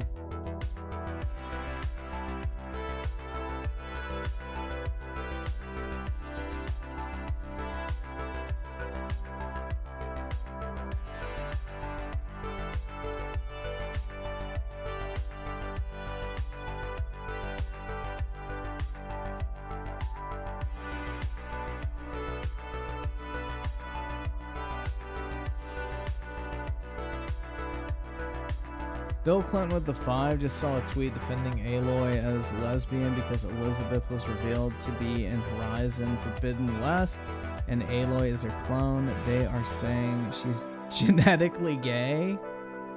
Oh my god. Wait, I thought there wasn't a gay gene, guys. I thought that entire theory of genetically being homosexual was completely disproven. What?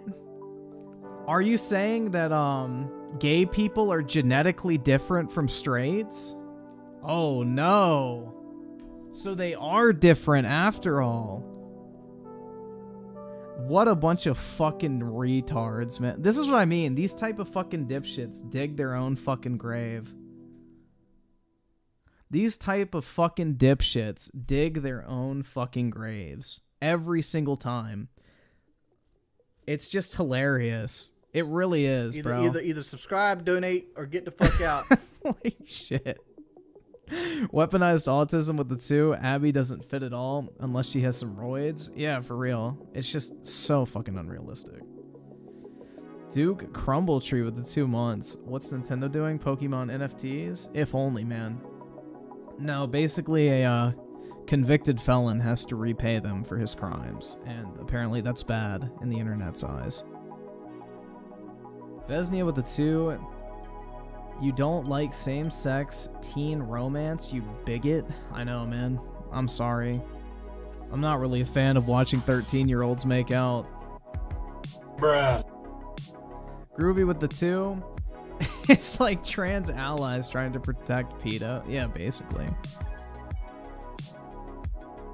It's like literally, yeah, it's like, you know, they always argue, like, stop trying to group trans people in with pedophiles, and then trans people will go and defend the pedophiles. And it's like, well, you're kind of making it hard to not.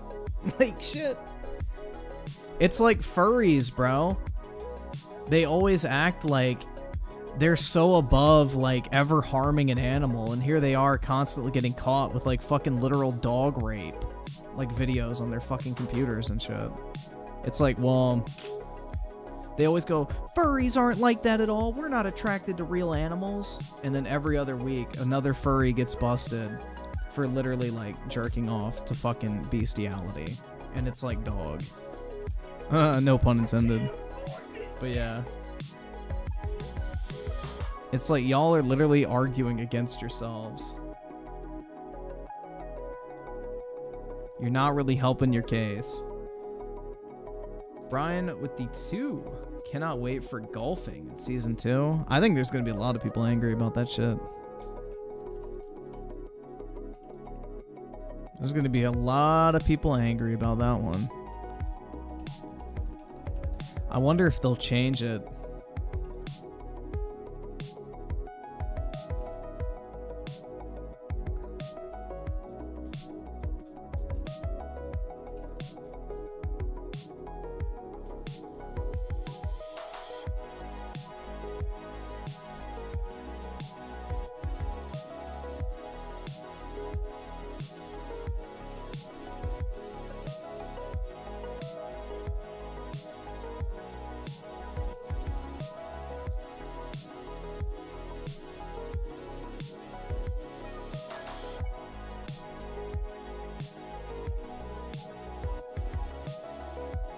Alto Res with the 2. Heard you almost suffocated in your fursuit, Griffin. Yeah, they didn't put enough breathing holes in it, bro. It was terrible. I needed to get a refund on it. I was very disappointed.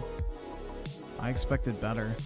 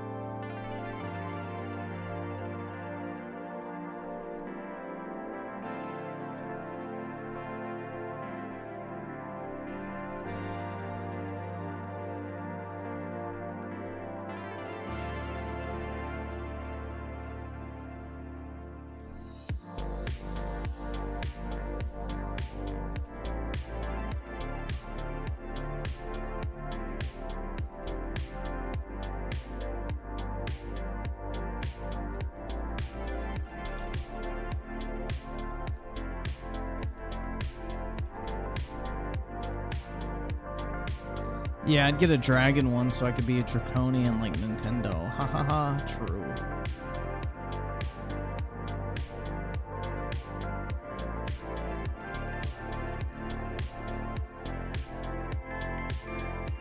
Oh, shit.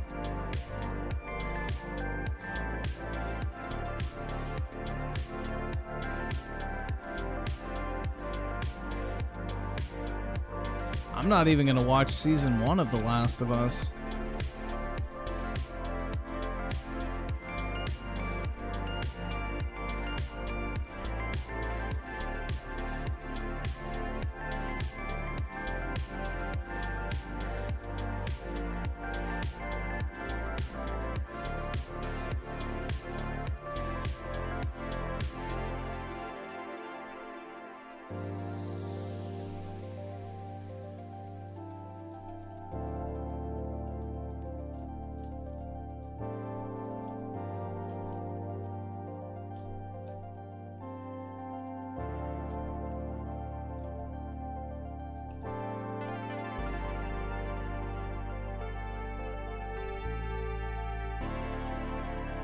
Hey.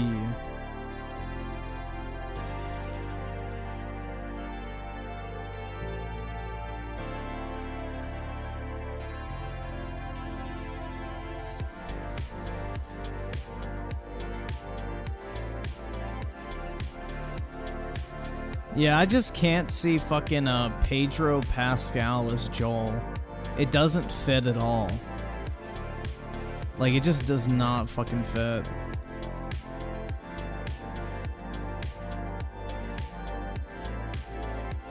And then Fetal Alcohol Syndrome, the actress, just doesn't fit Ellie at all either.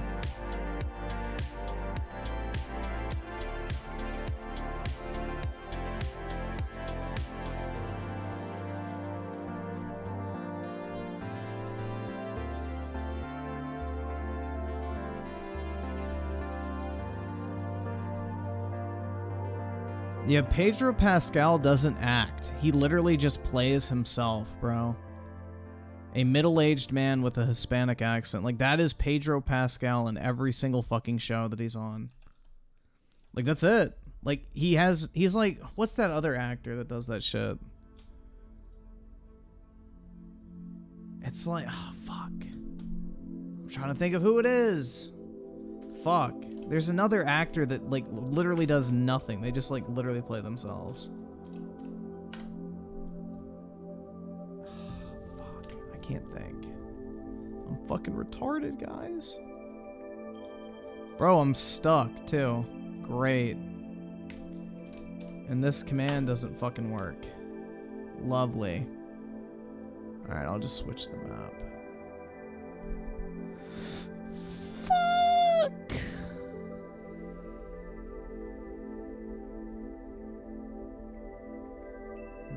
Nah, not Ryan Gosling. Fuck, I'm trying to think. There's like an actor that literally just, he doesn't play a character, he just plays himself. Fuck. I can't remember who it is. But it's like that, basically. They don't, like, actually act. It's just people like them.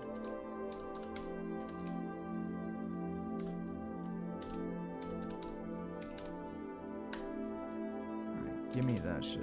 There we go.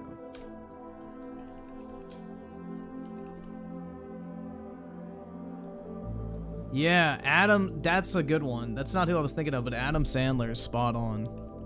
Adam Sandler does not fucking act. He just does the same fucking character in every single fucking movie.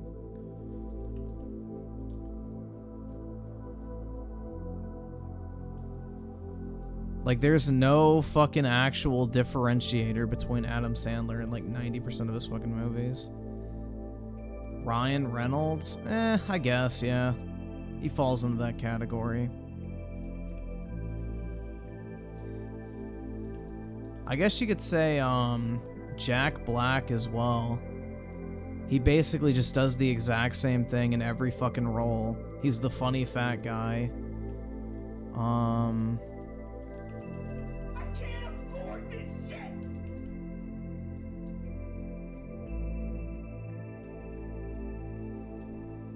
Tom Cruise is the most generic actor in all of Hollywood. Like, if you're like, yeah, we need a white male actor that female audiences like, they're like, oh, Tom Cruise. Tom Cruise is one of the most boring actors on the planet, in my opinion.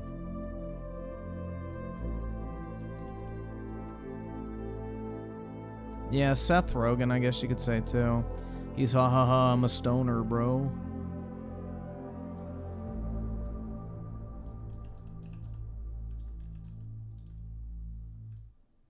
Yeah, there is a problem with being a generic actor. There's nothing like that makes you stand out. You're like, oh, I'm watching a movie that literally anyone could have played this role. Like, anyone could replace Tom Cruise. There's nothing special about any of Tom Cruise's performances that are like, damn, man, I'm really glad that out of everyone, Tom Cruise played this fucking role in the movie. Like, has anyone ever watched a Tom Cruise movie and been like, damn, I'm really glad that he was the main actor? Because I don't. He has, like, no actual, like, fucking style, if that makes sense.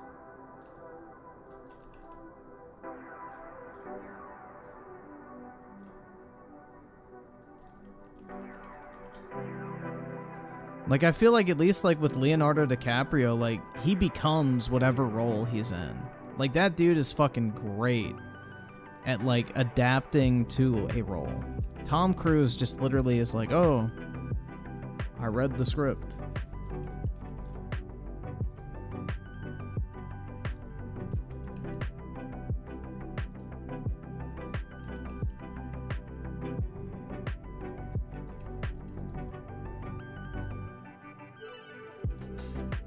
But yeah, I really can't think of like one role where I'm like, damn, man, Tom Cruise was really good in that.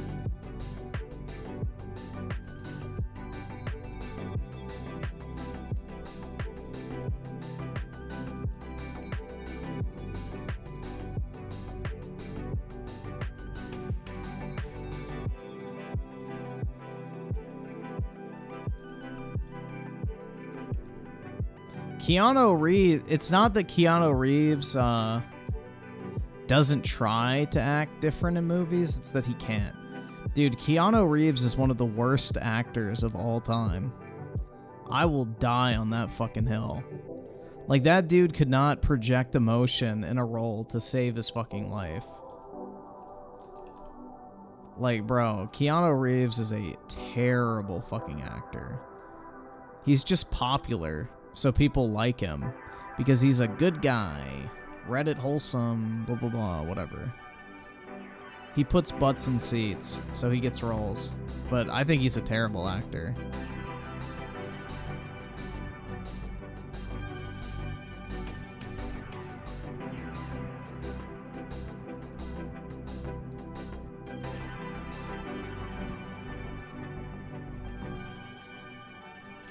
Christian Bale is a really good actor. Same with Matthew McConaughey. I like, Ryan Gosling's really good too. I'm trying to think of like, Russell Crowe's probably one of the better actors, I feel like. Who else? I'm trying to think. I don't really know many actors. I mean, obviously Leonardo DiCaprio is probably the GOAT.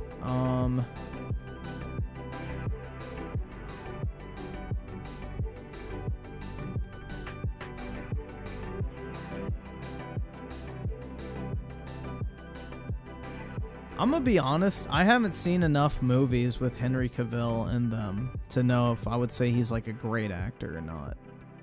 I like Henry Cavill, but I haven't seen enough stuff. Because, like, let's be honest, guys, in like Man of Steel, for example, he doesn't exactly have a personality. He's pretty fucking cookie cutter.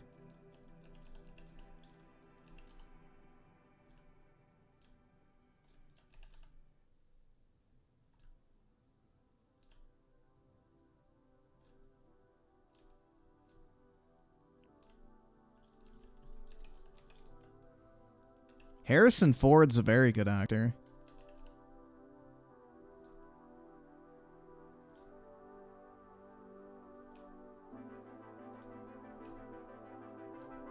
He's just old, bro. Disney's just fucking raping him again. That's one of the better episodes of South Park, bro. The raping of Indiana Jones. Have you guys seen that one? That one's fucking hilarious. Disney and, or not Disney, George Lucas raped Indiana Jones. What was it? George Lucas and Steven Spielberg raped Indiana Jones, whatever the fuck it was. That shit was fucking hilarious. Because it's so true, man. That's exactly what they fucking do with, like, so many franchises. They just, like, fucking rape them to death. Milk them for all they're worth. Yeah, there's an episode of South Park where like the whole plot of the fucking episode is they go and see the new Indiana Jones movie, and everybody has like PTSD from witnessing Indiana Jones getting raped because of how bad the movie was by George Lucas and Steven Spielberg. And like literally that's the whole fucking plot of the episode, is like them, I guess, charging George Lucas with raping Indiana Jones. And it's really fucking funny. That's a good episode. That shit was really fucking funny.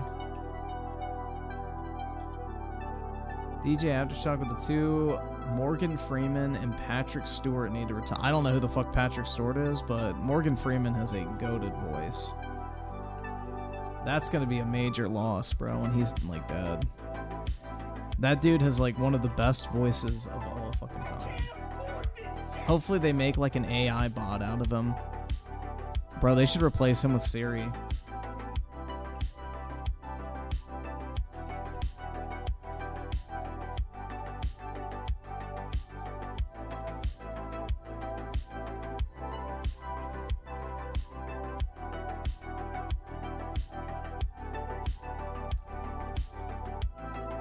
I don't know who Patrick Stewart is. Nope, don't.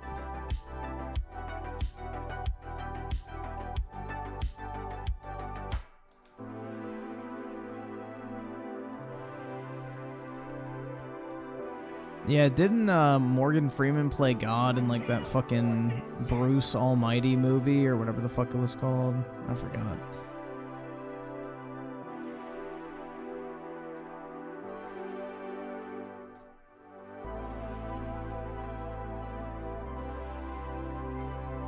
The cripple guy from X-Men? Which one, the young or the old one?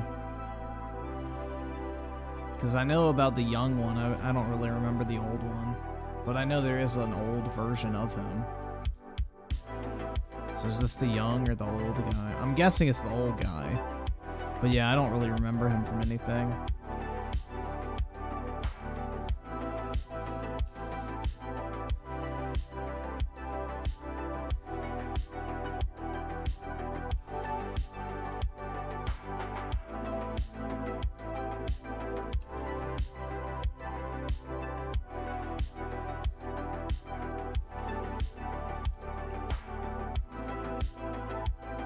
The Chin Pokemon episode? Yeah, that was pretty good.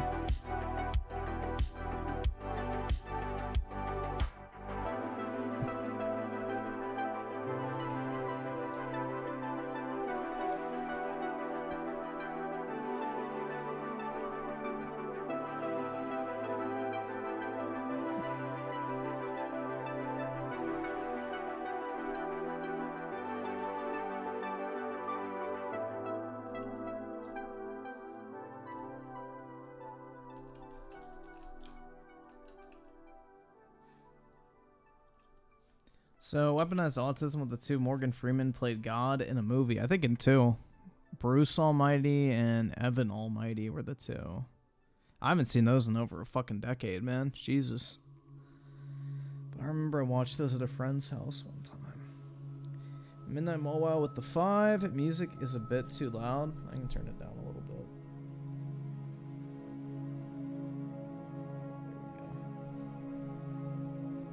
And any opinion about Samuel L. Jackson? Christian Bale is so good, the Batman movies, and American Psycho.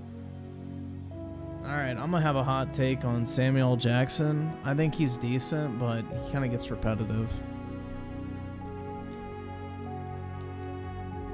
I think his best role was in Star Wars, personally, because he didn't have the motherfucker type shit. I don't know. The whole, like...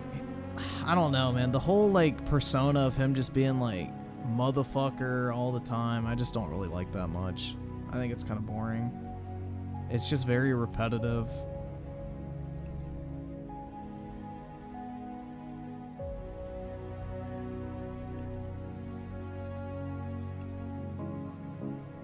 Yeah, he was funny as fuck in the Django, man. That shit was funny. True. But, like, the whole tough guy, I really think that's just kind of cringe, in all honesty. But yeah, I liked him in Star Wars, and Django Unchained was pretty good too. Yeah, Pulp Fiction, Samuel L. Jackson, I don't like. I think that's pretty boring.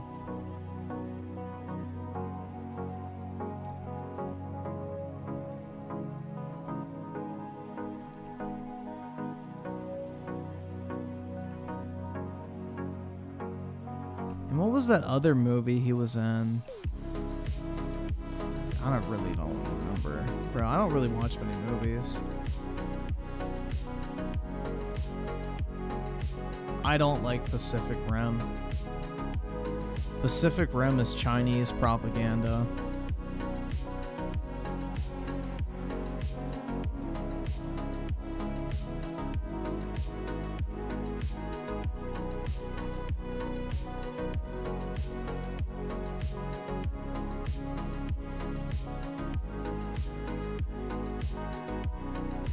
Marvel is garbage.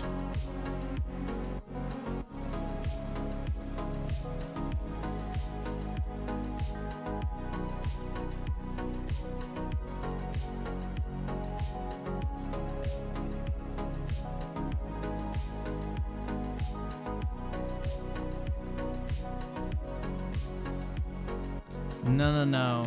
Bro, look what country they're in the Pacific Rim movies. Look at the fucking writing on all of the robots. Look at the fucking, setting of like all the science labs and the surviving nations. Like, dog, no. It's literally a fucking Chinese fucking dick riding movie. Like the Chinese inventions and technology are what allowed the world to survive, and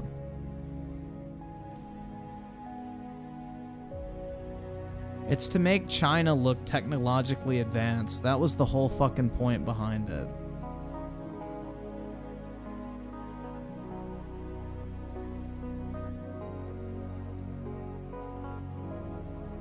The whole point behind those movies were to make China look technologically advanced. They were funded by Chinese media companies.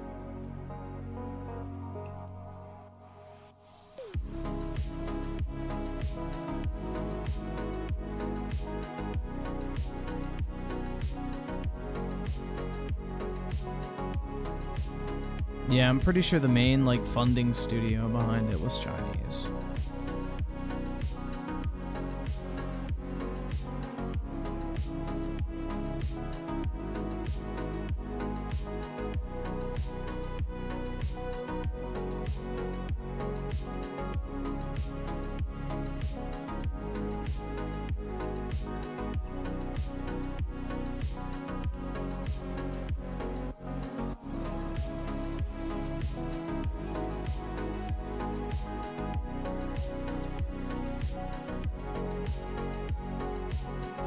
Yeah, the Chinese are very subtle in their propaganda. That's the thing. Is they'll drop little subtle hints to make you associate oh, China, technologically advanced, futuristic, last bastion of humanity. It changes your orientation, I guess you could say, towards your attitude of China.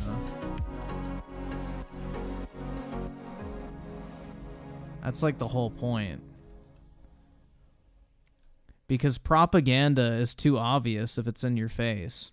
But if you drop little subtle things, then you just kind of pick up on it and you don't even really realize it until somebody points it out.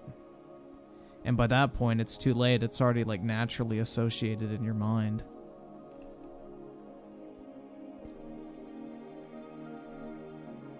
Why is it that every movie that has a setting in China shows off Hong Kong or Beijing and these sprawling skyscrapers with these clean, futuristic looking interiors and everything like that? Why is that the portrayal of China with beautiful clear skies, just this utopia looking thing? Versus, when in reality, the sky is so fucking disgusting. You can't even go outside on certain days.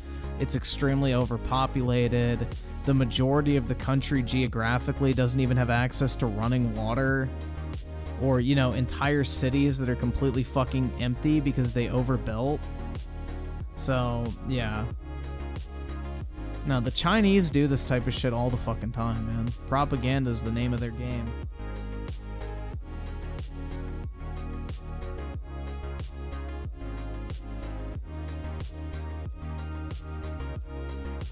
The communists got fucking propaganda down to a fucking science. And propaganda that's too obvious doesn't stick.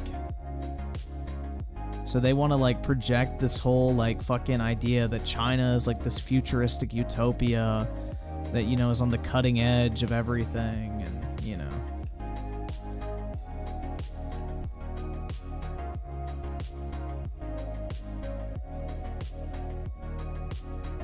No, they got rid of the one-child policy when labor prices went up too high. Fun fact. They realized, oh, if we don't have a child workforce, then we have to pay more for labor. Bruh.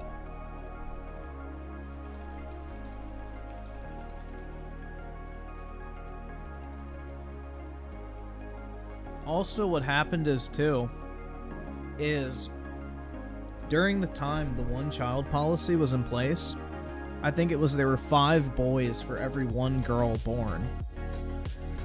So literally, in China, there's only 1 girl for every 5 guys within that age group. So there's like these huge groups of men that are growing up now that literally will never have a girlfriend their own age, because there were no girls being born, because what parents would do is get like an abortion, because, you know, a daughter can't pass on the family name, so they would make sure that they would have a son. So, yeah.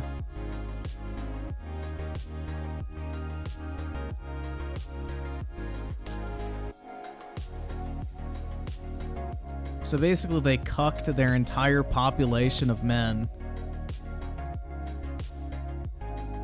Because, like, the Chinese are super concerned about passing on, like, their family name and everything like that. So they would, like, abort their daughters and shit like that in order to make sure they had a son to pass on the family lineage.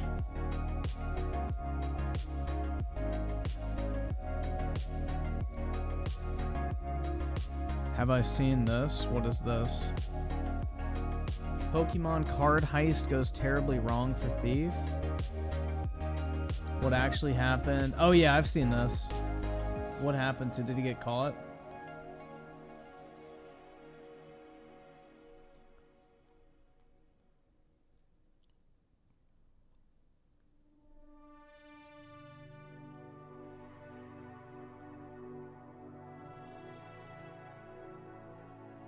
But yeah, I heard about that, man. That's why it's so stupid to invest in modern trading cards. Like, this is just proof that, you know, all these dipshits that are spending $1,500 on Moonbryon. Like, dude, look at that stack of fucking alt-art Espeons. And that's probably not even a fraction of them that's been printed. Oh, hold on. Alright, it's showing up. Okay. But yeah. People who think modern Pokemon cards are rare are fucking stupid, bro. There's nothing rare about modern Pokemon cards. They're going to be the most overgraded, overpopulated cards in the history of TCGs. Like, you are actively going to lose money buying modern cards at current market prices. Like, all these dipshits dumping money into these fucking alt arts are going to get their asses eaten later down the line. Like $1,500 for a modern fucking alt art that literally has a graded population of 6,000 tens. There's no fucking way that price can stand.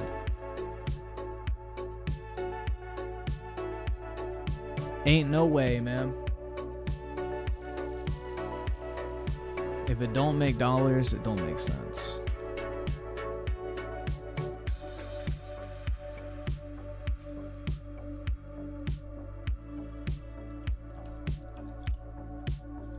Yeah, I pulled a Moonbryon from a random pack I bought.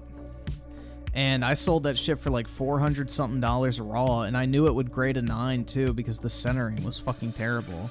But some dipshit on eBay paid $400 for a fucking modern alt-art. Like, what a fucking dumbass. Get fucking wrecked, nerd. But yeah, I just like, it's insane to me. Meanwhile, I'm over here buying like old EX10 promos in 9s and 10s for like a couple $100, and they have a population of like 50. It's like, bro, you cannot convince me in 10 years that Moonbryon is going to be worth more than the fucking cards I have that there's only like 50 of. Ain't no fucking way, dude. Like, even if you went and bought Umbreon EX and a PSA 9 for $1,000, that card is going to go up in value way more than fucking Moonbryon will in, like, I guess, the long term. Like, hold on, let's see. Let me show you guys. It's PSA. I'm wondering what this is at. I bought mine for like, I think $800. Do they even have one up? Oh, they do. Wow. Alright, bet, bro. Bet. I just made $700 on that card. Let's see. Umbreon EX PSA 9. I think that's the cheapest one. $1,500. Unseen.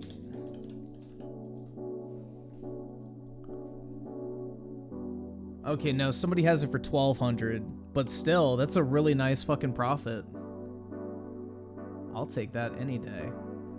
But bro, how are you gonna say like, oh wow, that's a fucking terrible picture. Hold on. Let me get a different listing. Oh my god, bro, what the fuck is wrong with eBay? Why are they like showing me fucking like 100 by 100 PNG file? Alright, so look at that card, guys. Like, this shit's fucking sick. And let's see what the PSA pop report is.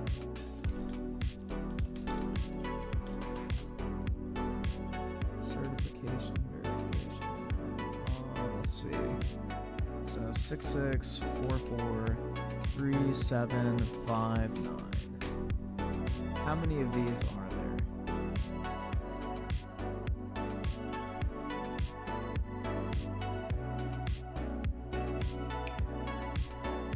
Oh my god, bro. PSA is making me press and hold a button to look up a cert number.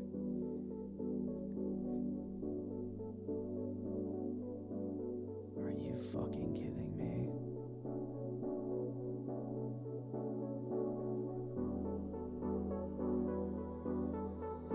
Oh my god, bro. It won't even let me look up a cert number. Are you fucking kidding me? Hold on.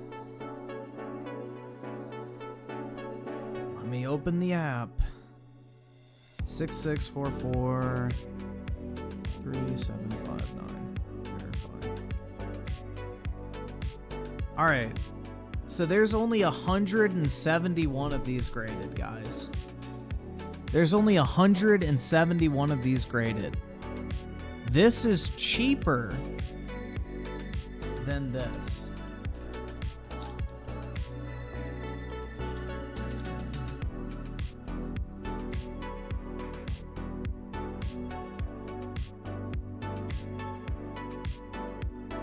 Than this. Look what year this came out in. 2005. This came out in 2021 and is still being printed to this day. Do you know what the fucking population is on this card?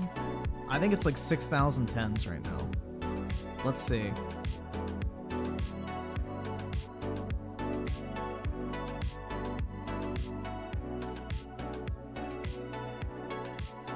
Let me see how many they've graded now. It's like some astronomical number. And like, when you think about this card's only like 4 years old, there's no way they've all been, or not even 4 years old, 2 years old. There's no way they've all been graded yet. Yeah, there's 5,949 graded copies in PSA 10. So there's literally 30 times the amount of this card graded than this one. This card came out 18 years ago and is no longer in print. This card came out 2 years ago and is still in print. And you're going to tell me that this card is going to maintain a higher value versus something like this long term. There's no fucking way. But if you guys are interested in this card, I would actually pick this one up, because right there... Hold on. Let me do a zoom real quick. If you look right here, right there is a swirl, which I don't think is listed in the listing. If you look right there, that's a swirl, which dramatically increases the price on those old EX cards. Fun fact. So having a swirl right there on this card, which to the trained eye, I can spot, even with the shitty picture, that's a pretty good copy of this card, honestly. That's almost tempting to buy. But yeah, this card to me, there's no fucking way it maintains its value. I mean, by the time like that card is like fully graded, there's probably going to be like 20,000 tens. Easily. I think even 20,000 is probably a low number. Like, the amount of copies of that card out there is like fucking insane. To have 6,000 graded 10s in less than 2 years, or actually it's been 18 months. In 18 months is fucking insane. Like, that is not a rare card at all. And what's going to happen is once people no longer give a fuck about it, they're going to dump them like crazy on the market to chase the next, like, you know, gotta have card. And the price is going to fucking plummet. And people are going to get their fucking assholes eaten on it.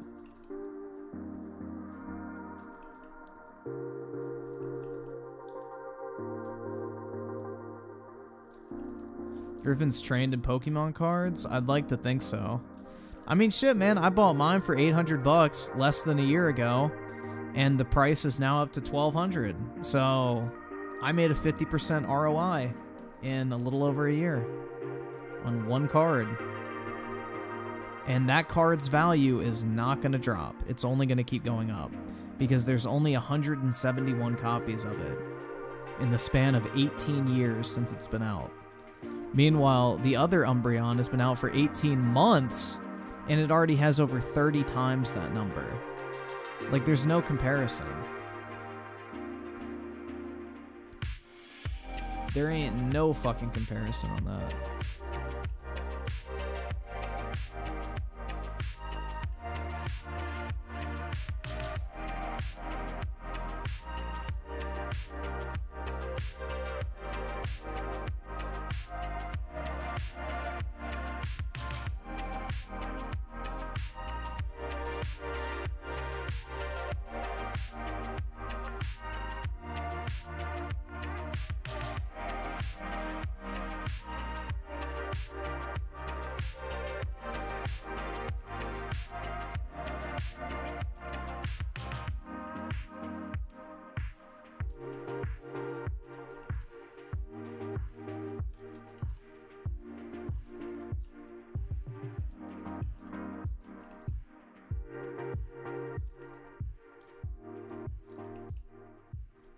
The only reason modern Pokemon cards are expensive is because they're popular. Like, people are obsessed with being able to flex the card on, like, fucking Instagram and shit. That's the thing. But there's no actual, like, rarity to them. Because back in 2005, barely anybody was actually grading their fucking Pokemon cards. They were, like, playing with them and they got beat the fuck up. Whereas nowadays, everyone grades their Pokemon cards. So there's not going to be like this shortage of good conditioned cards. Like when I was a kid, you didn't even fucking sleeve your shit up. You just literally threw it in a box, put it in a binder, no sleeve, no fucking top loader, no card savers, no double sleeving. Like, you played with your cards and pulled them out. Nobody gave a fuck about the condition. But nowadays, kids fucking grade their cards. There is no shortage of graded Modern. And if that many copies have been graded in 18 months, think about how many copies are still out there on the market that haven't been graded. Like, it's fucking wild. Those are not rare. There's gonna be like 20,000 10s at some point. Easily.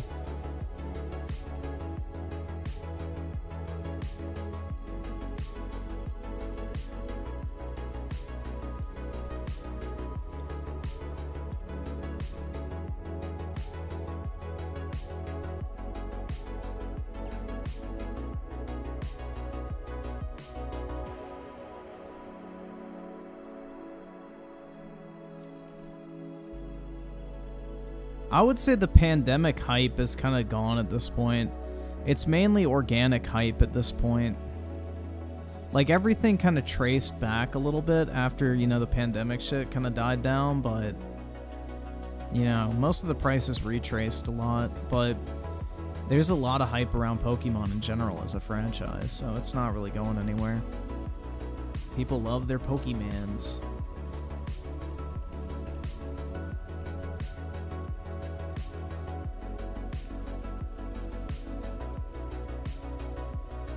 What was the last movie I watched? I couldn't even tell you. I don't remember.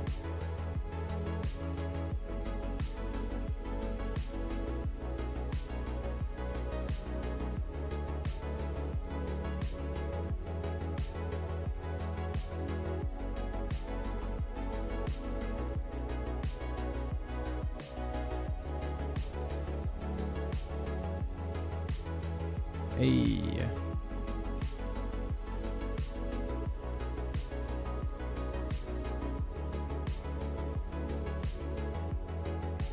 There we go. Fuck, I did... What? Damn, man. You sleeved your cards as a kid? I did not.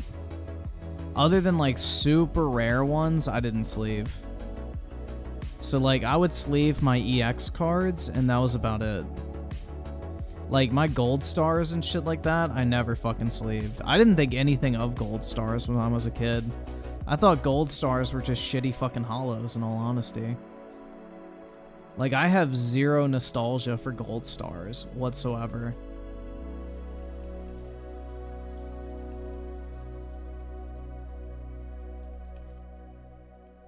I sided with the two. Our Jez Corden still blames the pandemic. That's right, man. COVID is to blame for everything.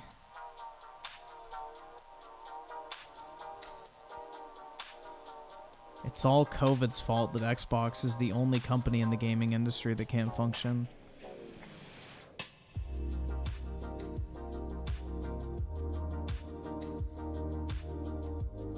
Oh, shit.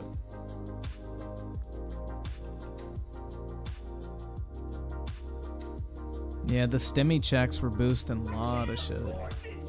That and the PPP loans.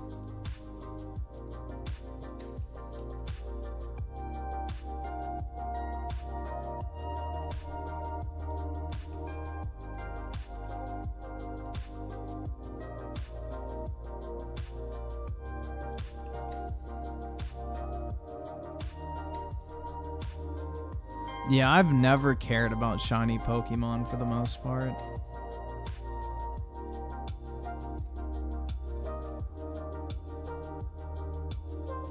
But yeah, gold stars were never my thing. But apparently they're super valuable now. Like, I had Charizard gold stars back in the day, and I thought nothing of them, dude. Like, and Charizard gold star in a 10 is now worth like 20 bands.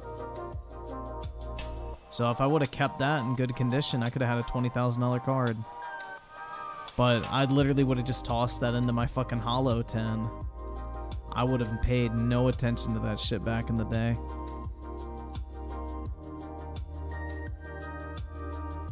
Who should be on the dollar bill that isn't? George Bush. I don't fucking know.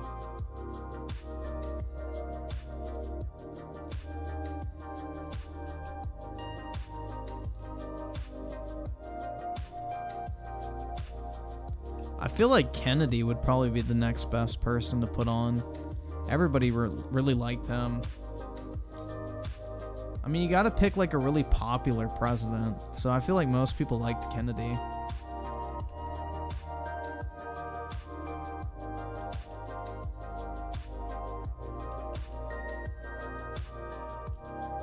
Bill Clinton?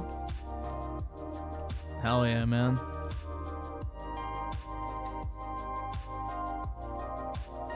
Then you could pay for your blowjob with Bill bucks. Nah, they won't put Obama on $1. He's too controversial. You gotta pick a president that everybody actually liked.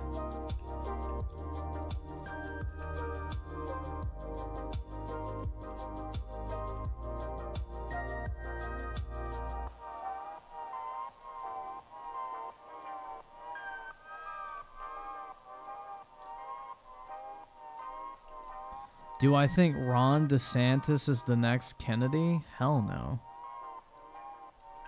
Dude, to be the next Kennedy, you have to be like this super young, charismatic, popular, like celebrity tier person. Like that's basically what the Kennedys were back in the day.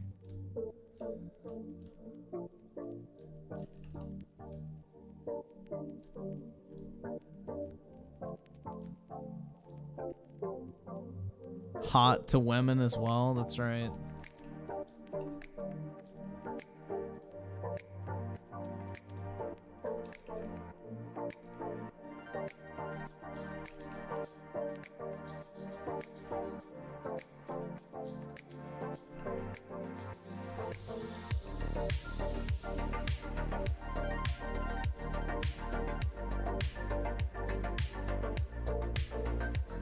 Ron DeSantis just always talks like he has a pole up his ass, bro, in my opinion. He's not a very likable person.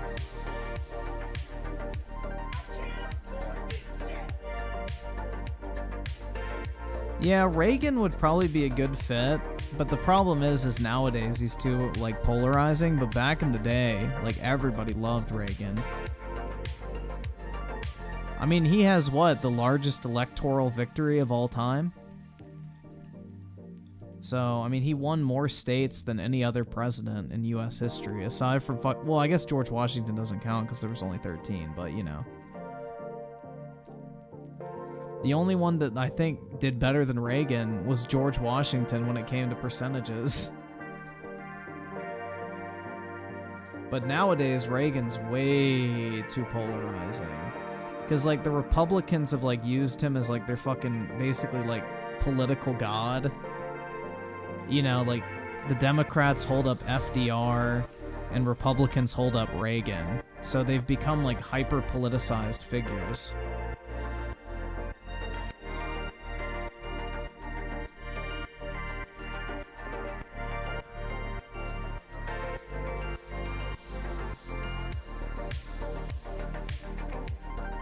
You know, like when Democrats talk about like a good president, they mention FDR.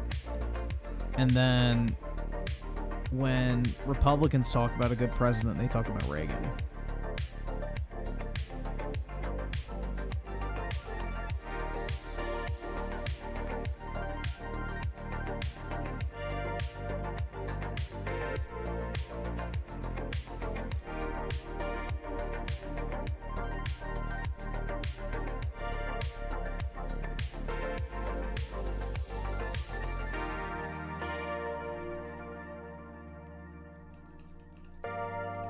No, I think FDR was a political hack, bro.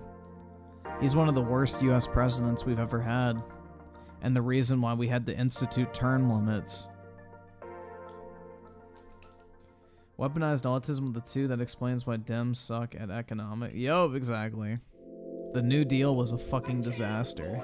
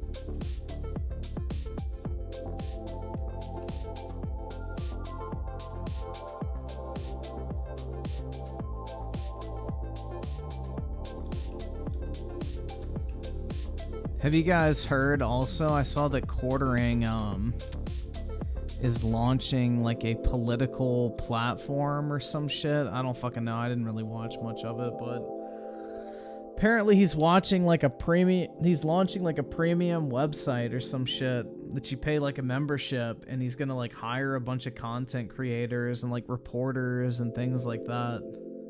That dude is grinding hard, man. That dude is like really grinding hard.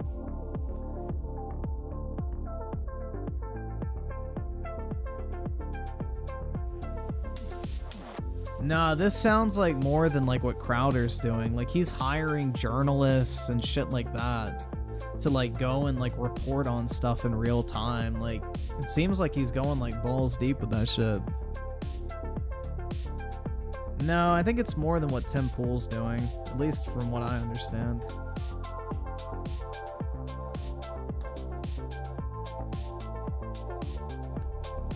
He wants to be like the centrist hub for political conversation. That's kind of how he described it in the part I watched. I didn't watch the entire thing 'cause I got bored, but yeah, Quarter Pounder's on the big things, man.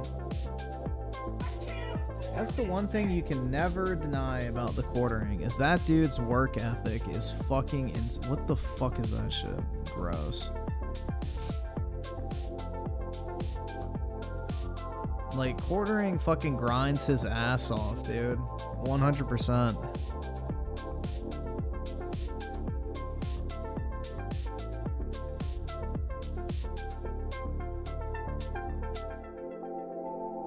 I saw her with the 5 new tattoo has me in a lot of pain. Aside from that, our gal from Horizon West is a carpet eater now. I think you missed my older super chat.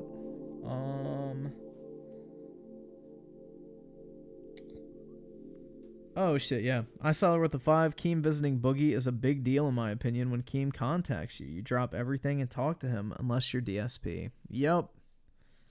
It's fucking pathetic.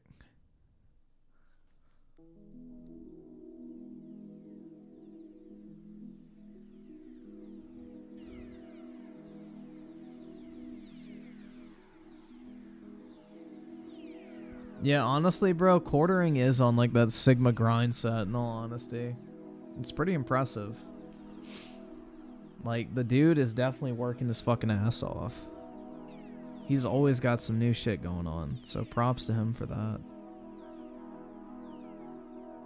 I can't afford this shit! Weaponized autism with the 2. Quartering grinds as hard as a guy from Mexico. That's right, bro. Like, fucking, El Chapo. Hell yeah.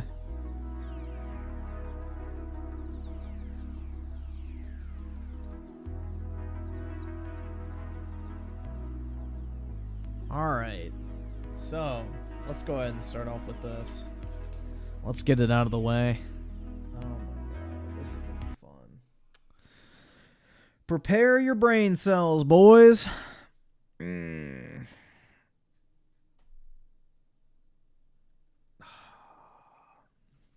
DJ Aftershock with the 2, you bought DeSantis' new book that he's promoting? No. Why would I buy DeSantis' book? I don't want to fucking read that shit. I don't care enough. Like, what is the book? I don't know, man. That just sounds kind of corny. I don't buy political books. This is too far. Nintendo just ruined the rest of this man's life. No.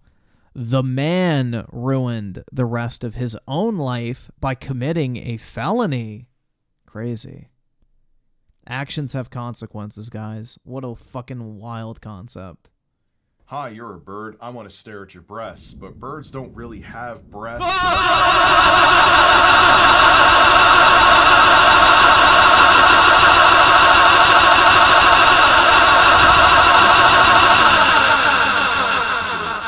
Pirated product. Sorry, guys. I just had to match the energy.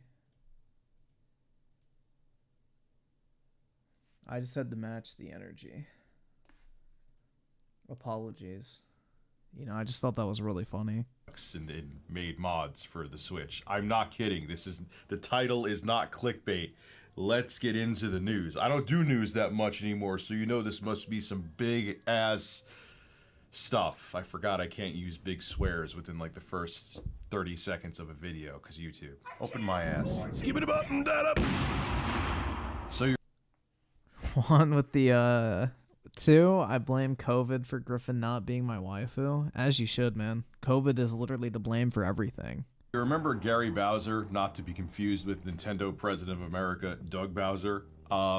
He was part of Team Executor, and what they did was mods for like the Nintendo 3DS and the Nintendo Switch, which allowed for piracy, okay? And we know how much Nintendo loves when you mod their games or pirate their games. I always bring this up as an example. Someone ported Super Mario Brothers to the Commodore 64, the old ass system from the 80s, and they weren't selling it. It was free. It was like, hey, look what the... But didn't they have a Patreon, though? Let's see. Commodore. How do you spell that? I don't even know how you spell Commodore. Okay, there we go. 64 Mario Patreon.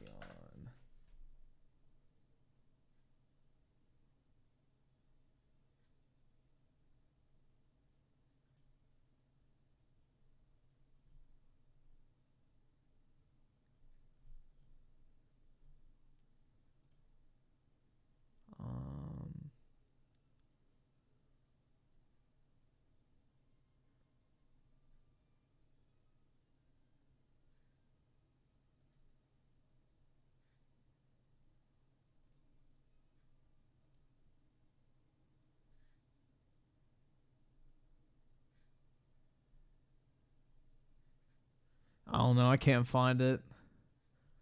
But if they had a Patreon, I can see why they went after it. But otherwise, yeah, that is kind of stupid. That's not really that big a deal.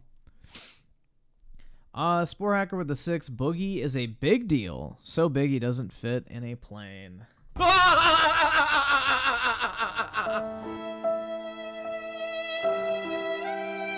Sad. But yeah, I agree. Them porting a fucking game to a old ass system and not monetizing it is not a big deal. The Commodore 64 could do if you knew how to use the hardware. That was all it was showing. And Nintendo was like, nope, you got to take that down. We may hammered sales if everyone starts running and getting a ROM of Super Mario Brothers for an ancient, antiquated, unsupported... Yeah, as long as they weren't collecting money for it, I agree. I think Nintendo's just being petty at that point. That I agree with. I think that's stupid. Computer. But I doubt they filed criminal charges against them. That is Nintendo. There's plenty of other examples too. I've talked about them before. Nintendo wants no one doing anything with their IP, even if it's just a fan service. And if that... Well, it's their IP. They can do whatever the fuck they want with it. Like, that's their prerogative, man. That fan service could possibly bring them in money. Nope, don't want to hear it. Don't want to hear it. Even if there's a mod out there that may end up becoming a huge game, Nintendo will send a cease and desist letter as fast as you could say, Luigi has an ass. See, there's already someone knocking at my door. Too bad I'm not pirating anything, so they have... Sucks for them. They wasted their time coming here. Luigi does have a nice ass, though. No. So obviously, Gary Bowser has been released early. He was sentenced to 40 months in prison, February 2022. It hasn't been 40 months. So, but if you think that Gary's life is going to be easy and he's just going to be able to walk off into the sunset, oh, no. Yeah, he's a convicted felon. A convicted IP theft and hacker felon. No company is going to want to touch him with a fucking 50-foot pole. Oh, Nintendo is going to make an example of him and ruin the rest of this man's life. This comes from VideoGamesChronicle.com. I'll read it to you, then we'll discuss. In an interview with Nick Moses, as reported by Torrent Freak, Bowser said that he was released from federal prison in late March and is now at the Northwest Detention Center in Tacoma, Washington. Did he link this article?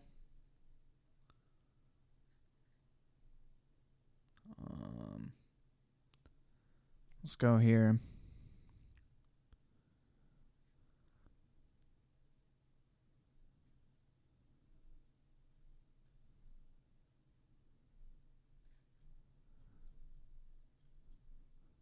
Doesn't really give you a good background. Let's see if this is the one.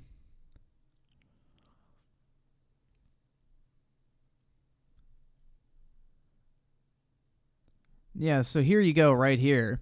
I mean, this is the part that let's see if Rich glossed over that. I'm just curious. With Nick Moses, as reported by Yeah, he glossed over this part, man. I think, right? Into the Sunset. Oh, no. Nintendo is going to make an example of him and ruin the rest of this man's life. This comes from VideoGamesChronicle.com. I'll read it to you, then we'll discuss. In an interview with Nick Moses, as reported by Torrent Freak, Bowser said that he was released from federal... Yeah, so he skipped the part of being in a hacking group that in 2013 began creating and selling circumvention devices, enabling users to play illegal ROMs on consoles, including Switch and 3DS. So he glosses over the fact that this guy was like part of this hacking group for a fucking decade. Like, that's kind of a crucial detail to not leave out. It wasn't like he just literally did this once or twice.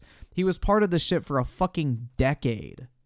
Federal prison in late March and is now at the Northwest Detention Center in Tacoma, Washington, where he's undergoing processing before returning to Canada. However, Bowser now has to fulfill the other part of his sentence, in which he has been ordered to pay $14.5 million in damages, of which a $10 million payment to Nintendo is considered priority. So there's like, you're not getting off the hook. You got to pay at least $10 million. Wow, man. Continuing on. Well, think about it. It doesn't take very long to rack up $14 million in damages over the span of a decade. Like, just think about that for a second, guys. Like, how many copies of a game is that you would have to download? Like, 20,000 ROMs would have to be downloaded each year to rack up about, what, 12 million in damages? So it's really not an insane number to think about. Like, if 20,000 people used your website or services to illegally download a ROM every single year, that literally equals that number. That's not an astronomical number to think of. It's really not that high. In an interview, Bowser claimed he has paid $175 of this to date, which came from the job he was doing in prison. Nintendo's like, yo, man, you're working in the kitchen, scrubbing dishes, making $1 a day. That's my dollar. That's my dollar. That's what Nintendo was saying. Nintendo's the biggest hustler out there, man. But says that upon release, he will have to start paying a percentage of his gross monthly income to Nintendo. With the agreement with Nintendo, that is normal. The maximum they can take is between 25% and 30% of your monthly gross income. That is over a quarter of your income. And keep in mind, he still has to pay taxes too on the income that he gets. So yeah. So he's screwed. And let me continue though. Bowser, as he should be. He did this shit for over a fucking decade, bro. He was doing this shit before he joined the hacking group, apparently. Said, and I have up until like 6 months before I have to start making payments. Oh, how sweet of them. Nintendo's giving him 6 months before they destroy the rest of his life. In order to pay off Nintendo fully under this agreement, Bowser would have to earn at least $40 million before taxes. Now keep in mind, Gary Bowser is 53 years old, so that means that he's probably never going to pay Nintendo in full. He's going to be paying Nintendo. I think you have to qualify for Chapter 7 bankruptcy, though. That's the thing, though, is like you have to qualify for Chapter 7 bankruptcy. Most people don't qualify for it, especially if you're trying to get out of like legal ramifications. Most courts will look at something like that and be like, oh, you just don't want to pay your fucking, you know, I guess dues for your court case, so we're not going to give you Chapter 7. You have to qualify for Chapter 7. Most people don't get granted Chapter 7. I saw her with the 5. My wife is really mad at the fact that I have no sense of direction. So I packed up my stuff and oh my god, bro. Bruh. Jesus Christ. And I saw there with the 2. Is this pool safe for diving? It deep end.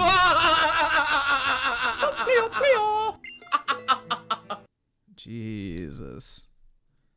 25 to He would qualify? Well, I don't think you're a bankruptcy judge, but okay.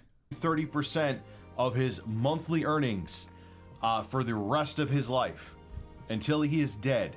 Nintendo has given him a life sentence of financial servitude. Look, I'm not saying Well, don't fucking commit crimes. what the guy did is okay, but damn, Yes, you are. this is draconian, man. No, it's not. This is they want to make sure that the entire world knows you with. Also, it's a judge or jury that awards the amount of money. Just FYI. Nintendo does not get to determine how much money he has to pay. Fun fact.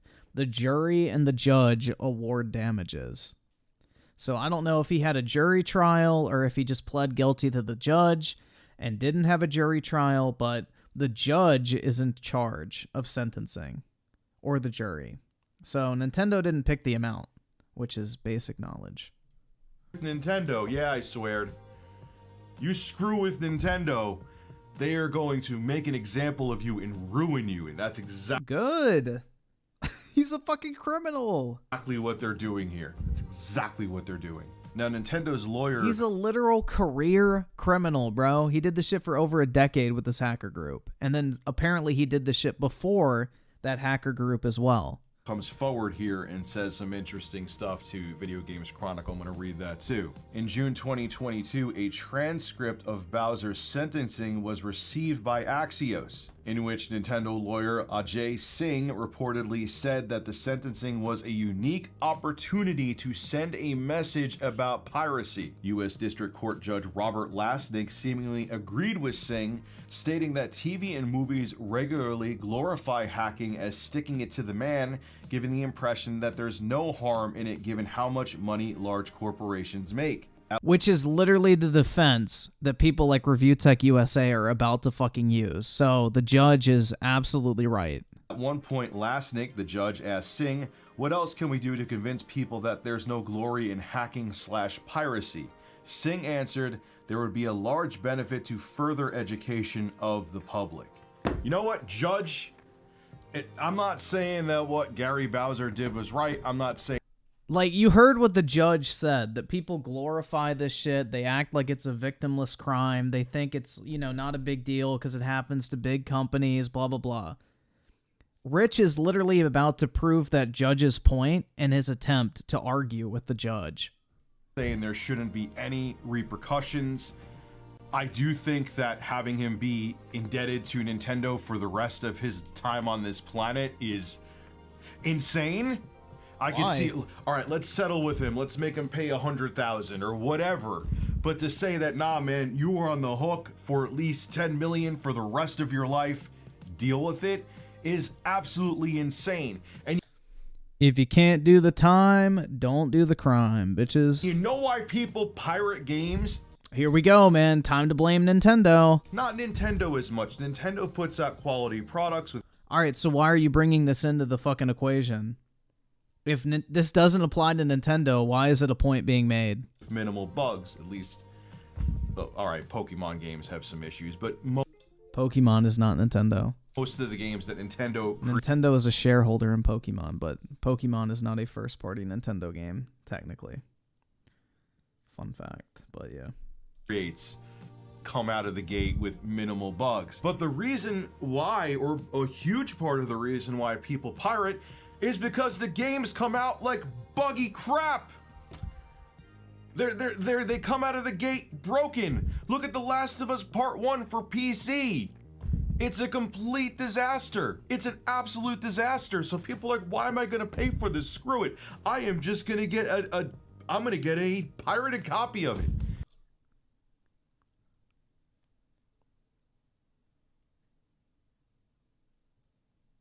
Do we really need to even argue how stupid of a fucking point this is?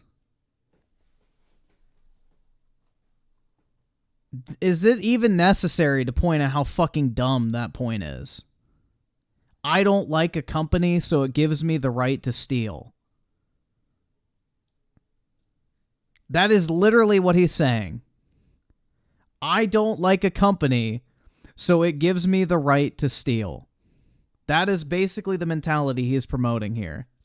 Why am I going to give a company now $70, which is inexcusable? I Don't give them money at all.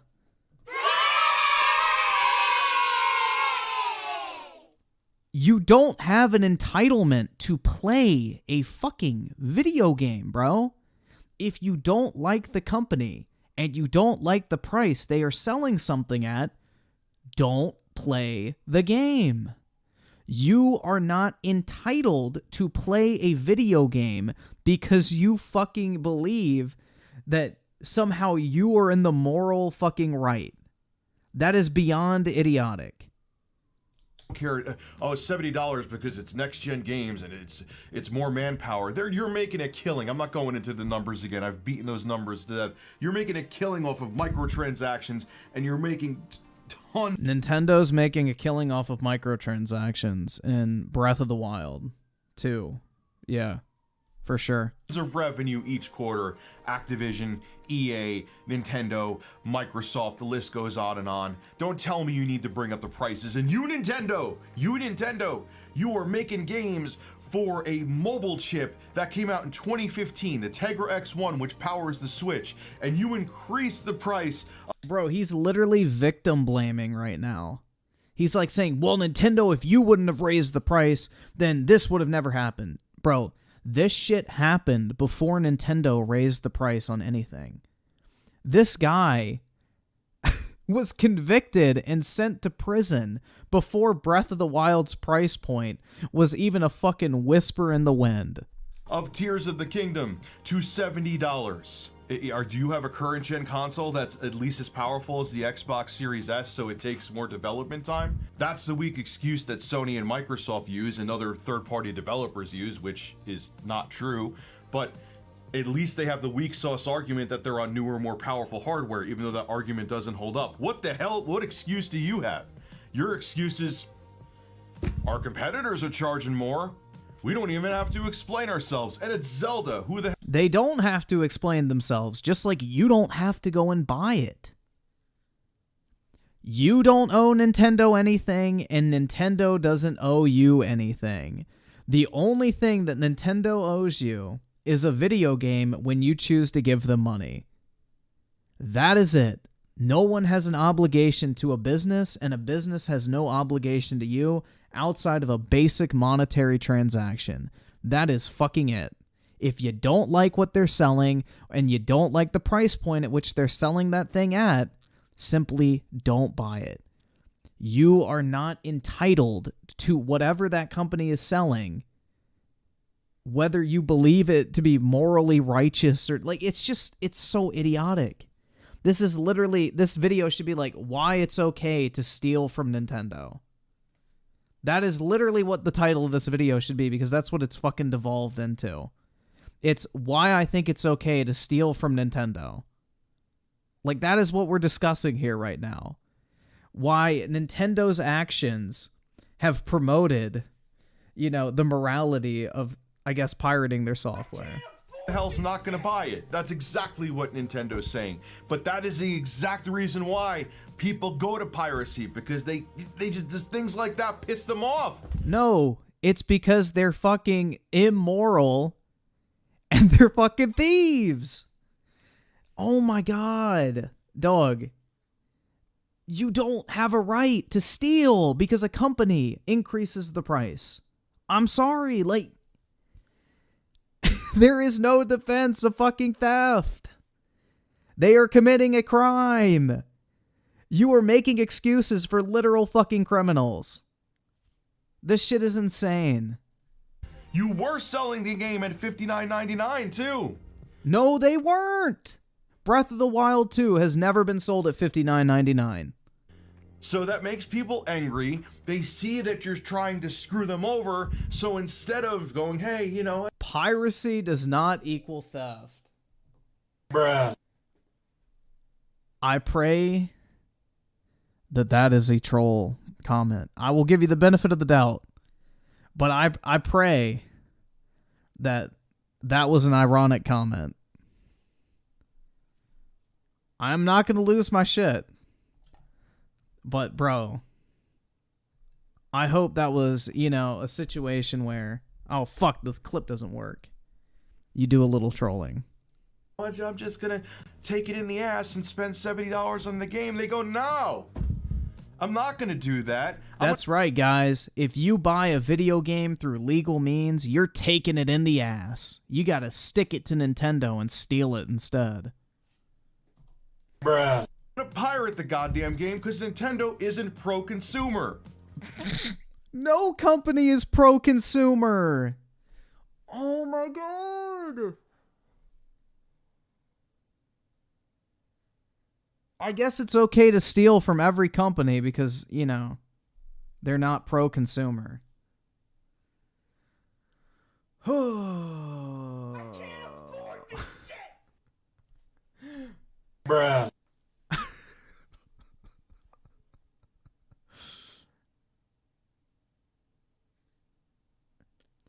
Are you kidding, Griffin? Give us your dog shit argument against piracy? What? That piracy is not equal to theft? Dude, hold on, let's pull up the definition, all right? Piracy definition. Oh my god. Here we go. The practice of attacking and robbing ships at sea. A practice similar to piracy, but in other contexts, especially hijacking.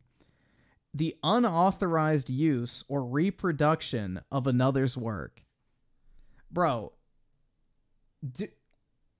is this really a debate now that piracy is not theft? Have we really shifted the goalposts that fucking hard?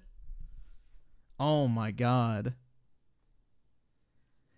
We've really shifted the goalposts of what piracy means to the point where now people are debating that it's considered theft or not.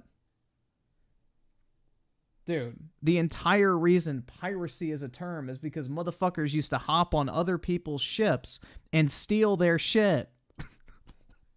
That is literally where the term comes from. Bro. Oh my god, man. Holy fuck.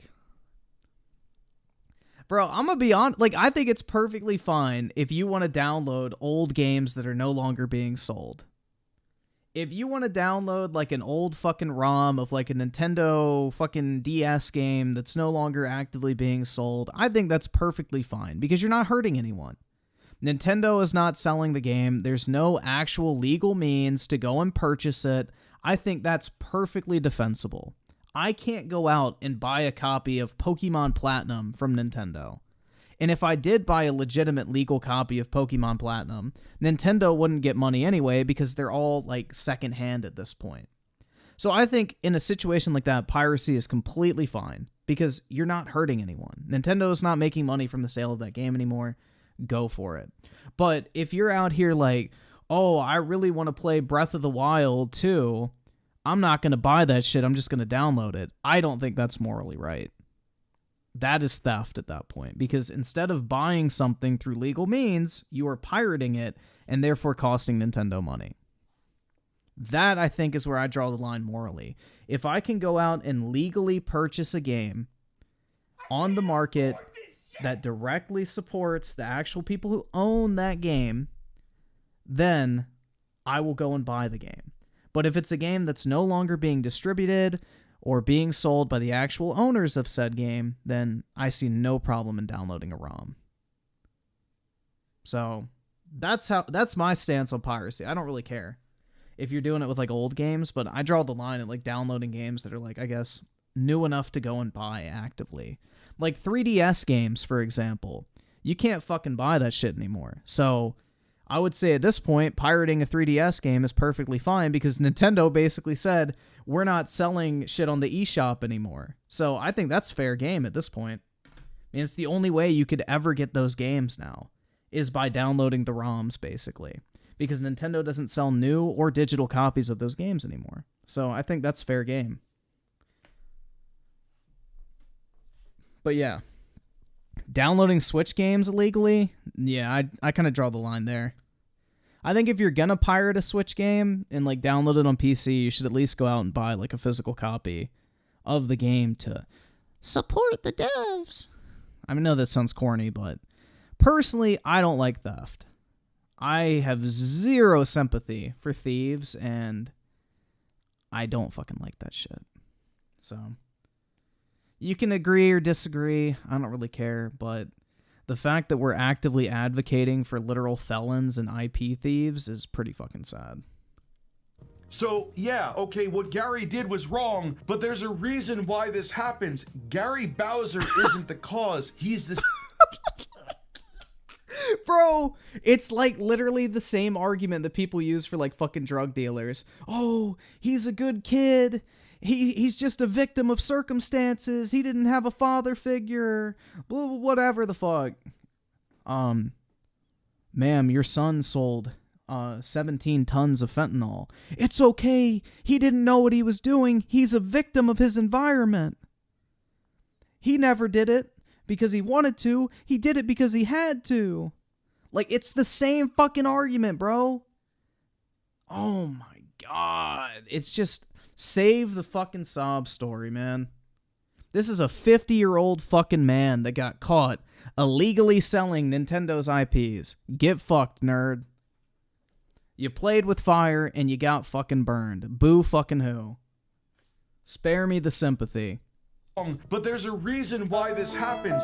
Gary Bowser isn't the cause. He's the symptom of a bigger problem. And the bigger problem is people are tired of broken games and having the money ripped out of their pockets if they want to buy a game. There's no reason that Tears of the Kingdom should be $70. There's no reason that other developers should release broken games and broken ports. If those things stopped, if the companies were more pro-consumer, these things would happen less. It doesn't matter. Oh my god. Expecting a company to be pro-consumer is like expecting the sun to set in the morning and rise in the evening.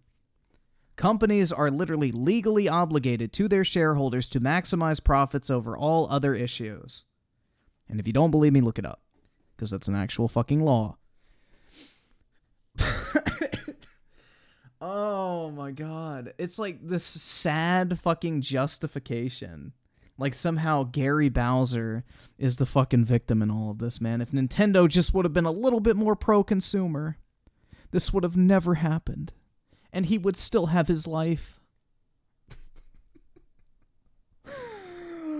Oh, fuck me in the ass, bruh. Jesus Christ.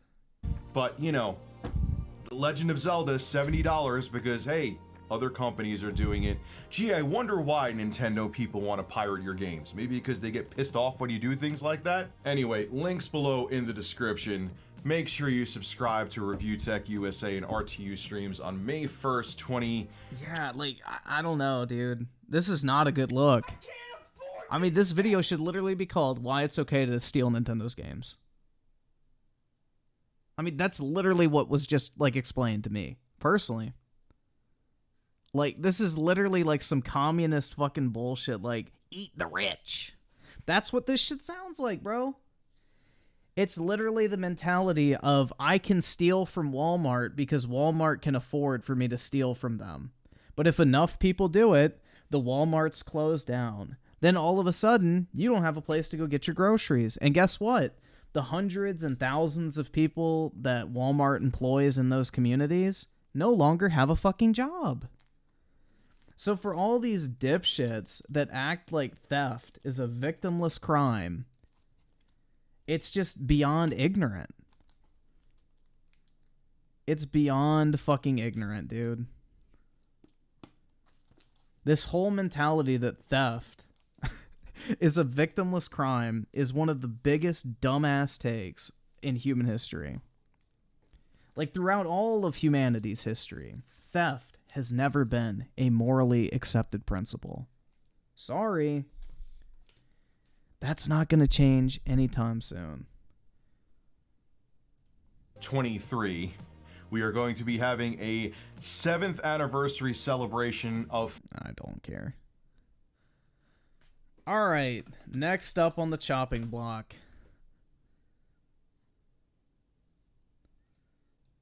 When it comes to Nintendo sending their legal assassins, they don't mess around. There are times where people feel it's unjustified, like when fans are expressing their passion through fan projects that Nintendo, copyright strikes or take down through legal means. And then there are other situations where, you've got pirates who are profiting from their work, and so Nintendo does have legal grounds to take them to court and to have them arrested and go through the whole prosecution process. And this is one of those cases where we're looking at the latter scenario. So back in 2020, you may recall... Ew, did you guys notice that? Look at his headphone placement. Look at the headphone placement, man. And go through the whole prosecution process. And this is one of those cases where... He's got his headphones like halfway on his ears. That looks so uncomfortable, bro. We're looking at the latter scenario. So back in 2020, you may recall, or if you kept track of the story, that there was this piracy team called Team Executor, whose various members were arrested by the Department of Justice. Team Executioner is a criminal enterprise that profits from pirating video game technology. Now, the key word here is profiting. It's one thing to hack a device and to share that knowledge. It's another thing to take that knowledge and use another company's product to make a profit for yourself by distributing these devices or hacks that could damage the company. If you're making money by damaging another company, then obviously that's, you put yourself in a situation where legally you can absolutely be pursued. And that's kind of how Team Executor operated. Team Executor... Okay, so case shut, cut and dry. They committed a crime. They hurt another company's ability to function in the free market. Let's close the book on this shit. I feel like that's pretty much all we need to know, right? That's all we really need to know at this point. But no. Just you wait, guys. We're heading down a very similar path to what we just fucking witnessed. Don't you worry. Let's see. I saw it with the 5 Redfall out in 2 weeks or so and still hasn't went gold. Bro, that shit's it's an embarrassment. Redfall is going to flop hard. Azul with the 2. People just want free things. No need to sugarcoat it. Yep. It's entitlement. At the end of the day, it all comes back down to entitlement. They think they deserve something because they want it. They don't want to pay money for it. They think that they're somehow entitled to play video games because, they were born on planet Earth. It's their human right to consume any video game they want, whether they pay for it or not. That's how it works, apparently. Alto Res with the 2. I'm going to pirate Apollo. You can just have him, man. Where should I send him? Good luck. He's going to shit on your floors. Fluffle Nugget with the 2. Nintendo is going to make it harder to jailbreak. Yeah, isn't it the first generation Switches that you can actually jailbreak at this point? I know somebody mentioned that. I have a launch day Switch, and apparently that's the one model that you're actually able to jailbreak at this point. So it's actually pretty valuable. 2023 Perfect Dark with a 10. That's the thing I'm not sure about. I want to sell Pokemon by using the PC version to give me said Pokemon, then send it to my Switch version to sell, but I don't want Nintendo Ninjas coming after. I mean, bro, the chances are that that's actually going to happen is pretty much non-existent. I mean, technically, okay? If you have bought a Nintendo game physically or digitally on the Switch, you are allowed to emulate it on PC. You're allowed to hack it. You're allowed to mod it. What you're not allowed to do is monetize those mods. So, unless you're straight up selling the hacking tools or things like that, you probably should be okay. I don't really think you should encounter an issue.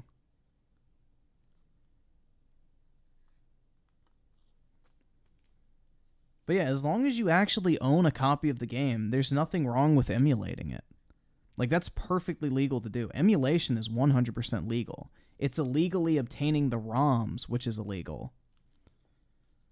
That's the, I guess, legal line that's drawn. Emulation in and of itself is completely fucking legal. Modding video games is completely fucking legal. Monetizing those two aspects is where you get into the legal kind of darky, murky waters of the Nintendo ninjas. Is widely known for creating hacks that bypass digital restrictions on Nintendo consoles. 2 members of Team Executor were arrested recently. Max Loarn, a 48-year-old French national, and the 51-year-old Gary Bowser from Canada. Hey man, they were just kids. They didn't know what the fuck they were doing. Are in custody and charged in a criminal conspiracy. And today's video will focus on Gary Bowser. And yes, this is... They were kids, guys.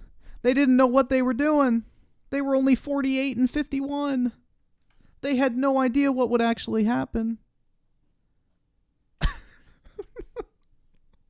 Like, bruh. If you're 50 years old doing this type of shit, you know what the fuck to expect.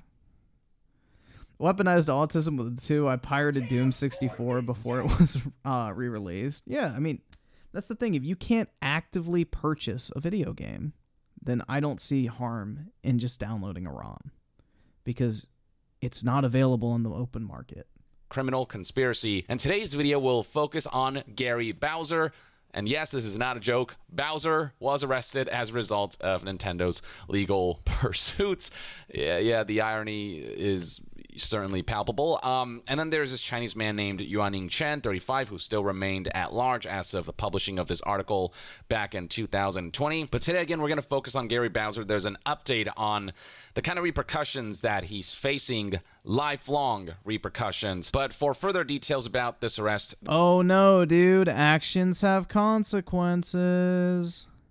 The 3 indicted members are just a minority. There are more than a dozen Team Executioner members scattered around the world. So you hear that, guys, right? This is not just like some small games preservationist. This is a literal global hacking fucking organization that spans multiple countries. Like, this is not some fucking dude who's like, I really care about retro preservation of Nintendo games. This is like some dude in like a fucking organized criminal, like, or I guess organized criminal organization. But yeah, this is not like a bunch of fucking dipshits who just like fucking Donkey Kong and want to make sure they can play it in the future. This is an organized fucking group of people who are acting in tandem to make money from criminal endeavors. There is nothing innocent, or there's no fucking excuse for this type of behavior. They all knew what the fuck they were doing. These members help to code and create the Nintendo hacks, but they're also suspected of being involved in the production and sale of these devices. Again, that's where they open themselves to criminal charges and prosecution. Nintendo is legally allowed to pursue this particular case, and it is said right here by the Assistant Attorney General Brian C. Rabbit that this organization reaped illegal profits for years by pirating video game technology of U.S. companies. At the time of writing, it says right here... Hear that? Companies. Nintendo is not the only company that they harmed. Official Team Executioner website remains online, and Bowser also operated this website called maxconsole.com. But if you go to those websites right now... So look at that shit real quick.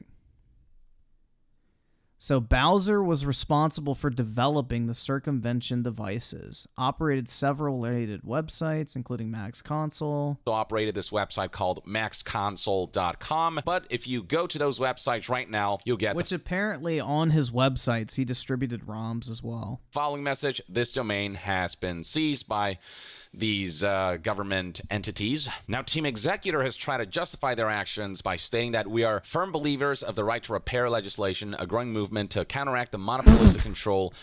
The right to repair. Yeah.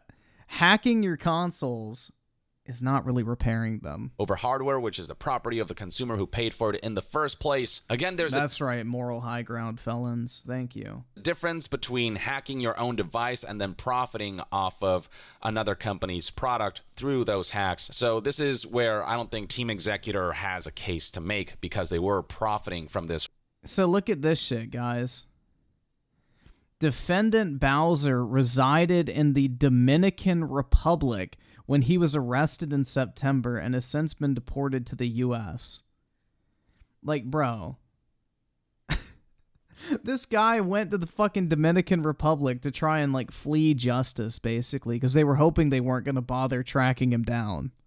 Rather than, doing like a community service, if you will, of like sharing knowledge. So that's what we knew back in October of 2020. But fast forward to April of 2023, and Gary Bowser, who was arrested and imprisoned, has been released from federal prison, but not without consequences. Yo, look at that guy.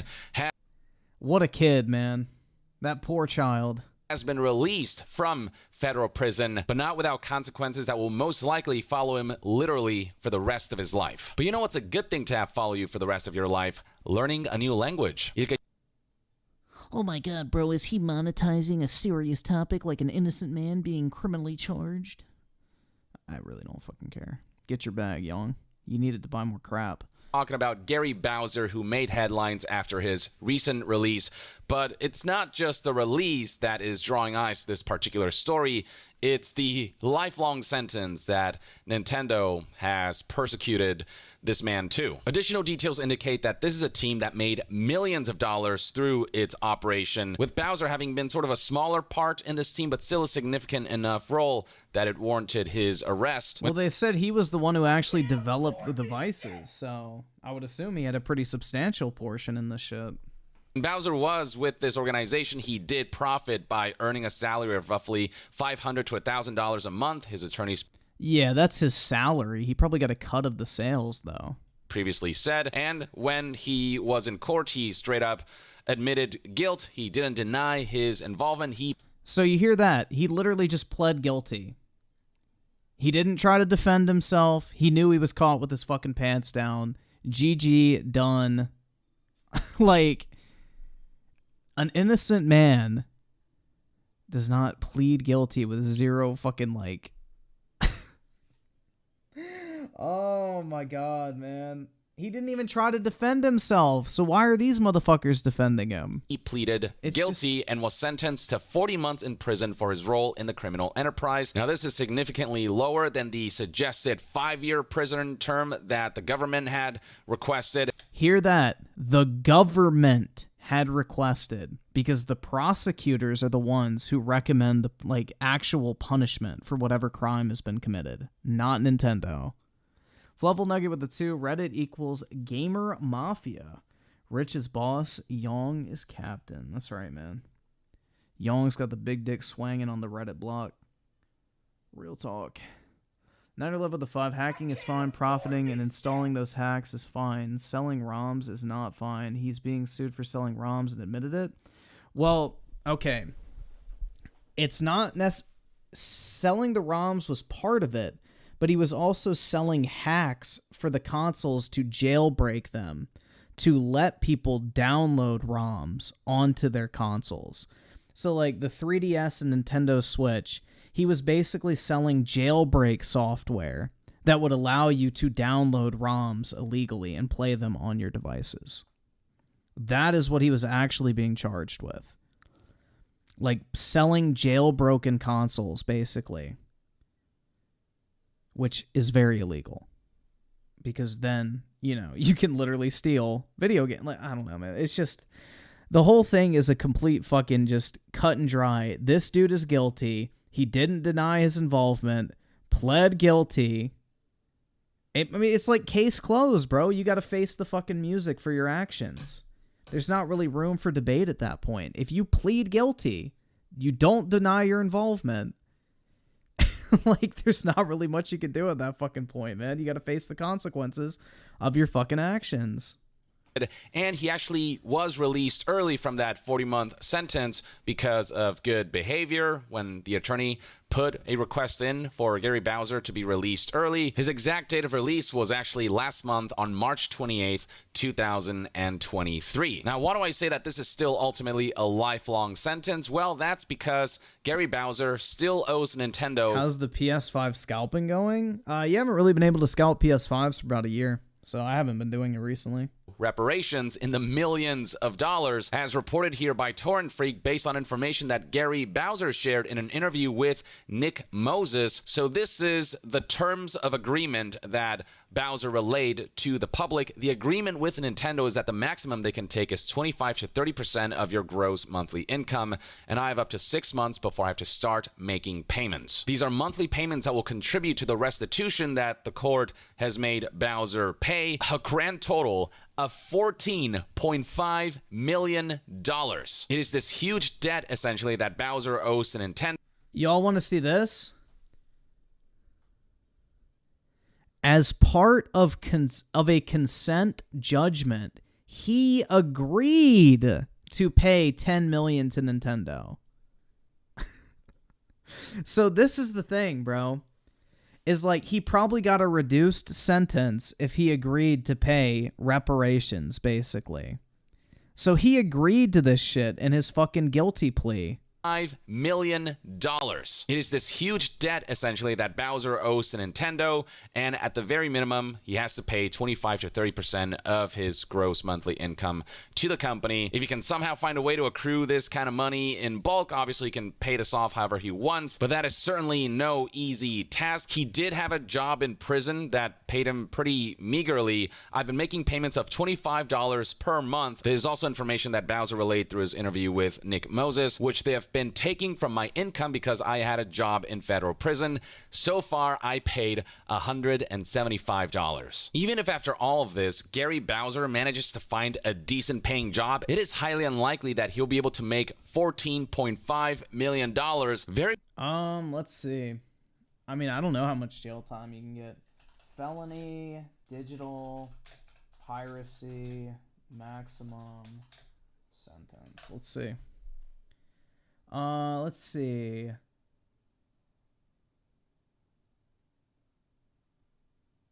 Most overt acts of piracy come with a mandatory minimum of life imprisonment, while others carry a maximum of 10 years in prison. Let's see. Oh, these are like for fucking actual ships, bro. I put digital piracy. Why the fuck are they telling me about a motherfucker stealing a ship? Piracy in the entertainment industry. I remember they used to put like that actual like thing up on the front. Let's see.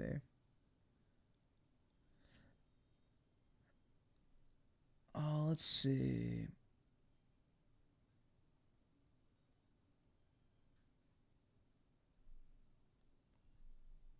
Penalties for piracy.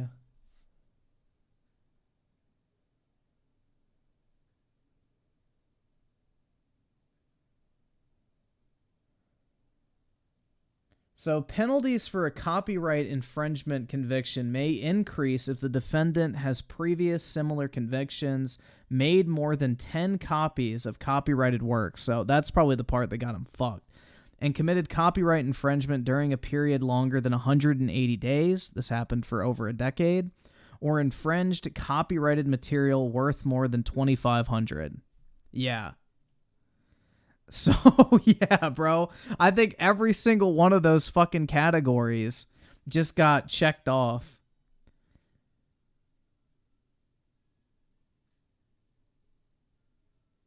So, statutory damages are capped at $150,000 for each copyright that was infringed.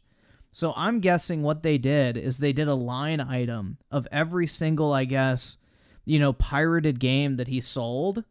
And they're like, all right, 150,000, 150,000, 150,000, 150,000, 150,000, 150,000. And they probably added all that shit up and said, all right, you pirated X amount of fucking digital products, 150,000 a piece.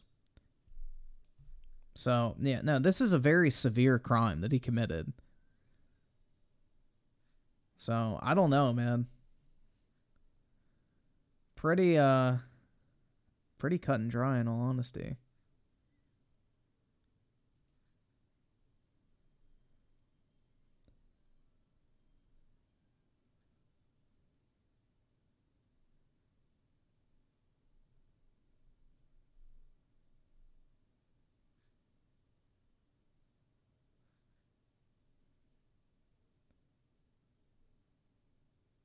So yeah, a 5-year maximum 5-year maximum prison sentence and a fine of twice the monetary gain or loss. For repeat offenders, there is a 10-year maximum prison sentence. So I would assume that because there were several different counts of copyright infringement, he probably got hit with the 10-year maximum sentence and then twice the monetary gains or losses. That's pretty fucking hard, man. Yeah, and I think probably the thing is they said, we'll give you 40 months with the possibility of parole after 12. Because usually that's how they structure deals. And you know, like, okay, I'm going to get out in 12 months. Unless you do, like, some wild shit in prison. So, yeah, he pled guilty. They probably cut a deal saying, you know, you can basically get out after 12 months and then you need to pay, like, restitution payments. And it was a mutually agreed upon guilty plea. So this dude consented to this shit. So he could have been in prison for 10 years and then still owed all the money as well. Or if not even more. So that's the thing, man, is he actually got a pretty lenient fucking ruling in all of this shit. Very few people in the entire world make $14 million in their entire lifetime. And keep in mind that Gary Bowser is not a young man. At the time of Gary Bowser's arrest and indictment back in 2020, he was 51 years old. Even less people make $14 million starting in their 50s, you know? He is now likely around 54 years old. He doesn't have a lot of time to make a whop. Yeah, that's the thing, bro. If Nintendo really wanted to fuck with this guy, there'd be a civil lawsuit. Like, if they really wanted to fucking milk this guy dry for the rest of his life, they would have filed a civil lawsuit as well. But they didn't. Just a criminal one. Being $14.5 million. Even if he manages to build his life back up and earn a decent wage, 25 to 30% of that will come out as a tax to Nintendo for the crimes that he committed. As Torrent Freak aptly put it, at that rate, it is unlikely that Nintendo will ever see the full amount, or to put it differently, Bowser will carry the financial consequences of his team executor involvement for the rest of his life. That's what I mean. That's the point. That is the point. He committed a felony. No shit, it's going to follow him for the rest of his life. But at least he only had to spend 12 months in prison versus 10 years. I mean by... And then still owe the money after that as well. A lifelong sentence. Yes, he's out of prison and he's free to go out. Don't steal money that you can't repay. Like, don't be mad that you stole money from a company and then you're expected to repay that shit. Out and about and do whatever, but... any money that he makes, a significant portion of that will be going to Nintendo. And I don't think Nintendo actually expects to see a full restitution of $14.5 million in his lifespan.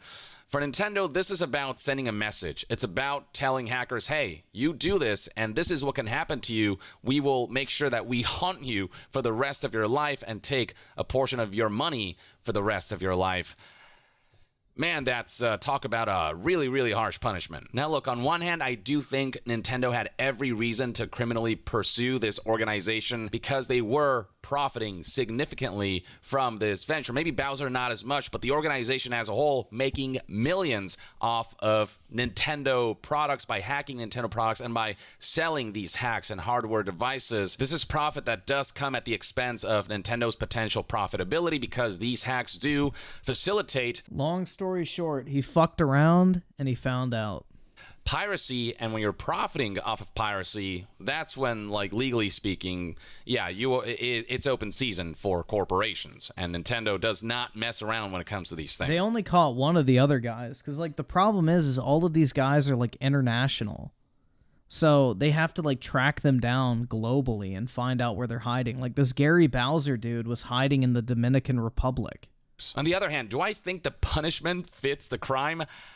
I don't think so. I think Gary Bowser is being made to be the scapegoat to, again, send that message to let all the hackers out there know, hey, we're going to come after you and we're going to make the rest of your life miserable. But it's like there are plenty of worse crimes out there that get punished less severely. This guy did not engage. Like what? I mean... Tens of millions of dollars in IP theft isn't exactly what I would consider to be a very insignificant crime, but what other crime is punished less than this that is more severe? I'm actually kind of curious. I mean, 12 months in prison and repaying the money back that you stole is not really that harsh.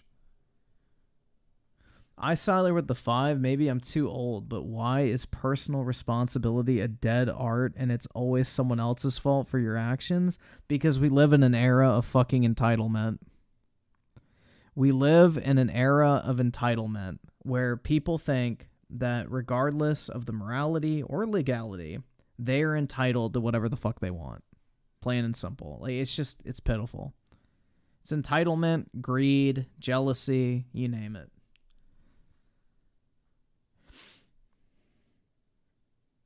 Child diddling? Bro, I'm pretty sure fucking child molestation is extremely harshly punished. Let's see. Child molestation. Maximum sentence. 10 years to life. It depends on the state, but it looks like 20 years for a first offense and 10 years to life for subsequent convictions.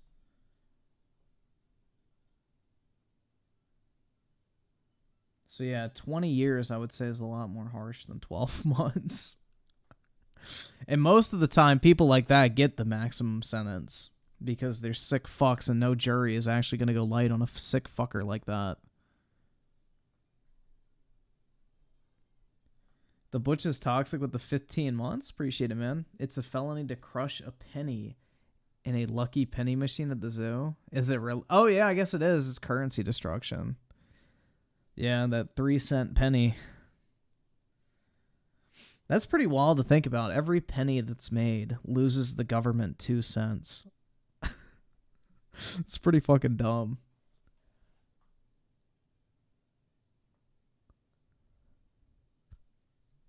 Engage in crimes against humanity. It's like there are points where we cross a line where the punishment is less humane than the crime committed, you know? Like totally this. It doesn't matter, bro. The US and Canada share legal records with each other. Like if you do a background check on a Canadian national, for example, you can find like their fucking criminal history and everything like that.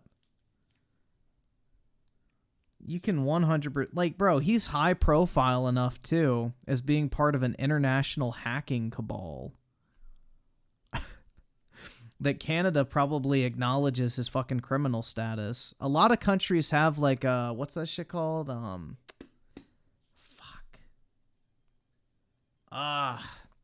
It's like where one country acknowledges another country's authority. I forget what that shit's called. Restitution or something like that? Or no, reciprocity. Reciprocity. Yeah, a lot of like international countries have like reciprocity with like criminal convictions.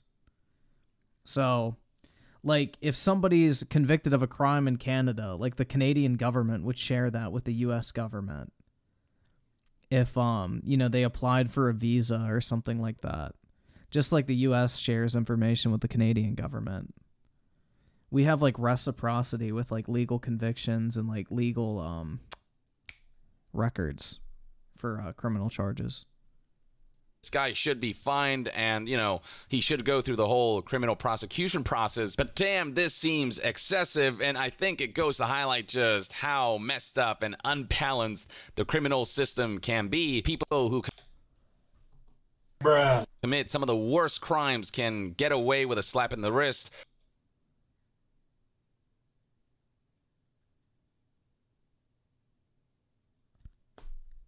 Could we get an example?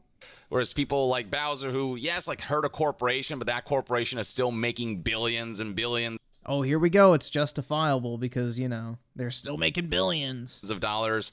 That's right, guys. Everybody can steal from them because they're still making billions. Oh, wait, if we all steal from them, they're not making billions. Oops. And are still, you know, like they'll be fine. Get to suffer a lifelong punishment that will see them financially crippled for the rest of his life.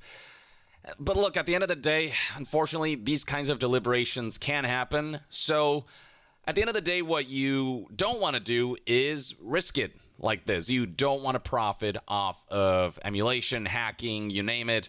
Like, it's one thing to put that stuff out there for game preservation purposes. And, you know, There was that dude that just shot that little kid in the head that was locked up for 2 days. But yeah, did he get out on bond? Or was he just... Yeah, there's a big difference between actually being convicted and getting out on bond. Like, most people get out on bond. Until you're actually charged, you know, you're not considered guilty. Or no, fuck, not charged. Until you're convicted, you're still innocent until proven guilty. So you can get out on bond in a lot of cases. So he's not, like, actually free and clear of the charges. He's just out on bond. emulation has its benefits of being able to essentially enhance your gameplay experience, because you can, you know, take a 30 FPS game on Switch and make it 60 FPS and upscale the resolution and make it look better. And, you know, there's utility behind emulation that isn't just all about like piracy and stuff. But that has to be sort of very much a community service kind of thing, where you're not profiting, but rather just sharing that knowledge out there so that people can individually choose whether they want to partake in this kind of activity for themselves, for their own purposes, use the product that they bought however they want, but without profiting off of Nintendo's products and Nintendo's work and damaging the company along the way while making money. Like, that's where it can become very much a case of clear-cut theft and piracy. This guy is suffering the consequences of his own actions, and like, this is all completely on him. But at the same time, good lord, is this really the kind of punishment that this guy deserves? At least Yong's acknowledging that he's the one at fault. You know, it's not because Nintendo charges $70 for video games that his hand was fucking forced. He was left no other choice when Nintendo raised the price of Breath of the Wild 2 to $70.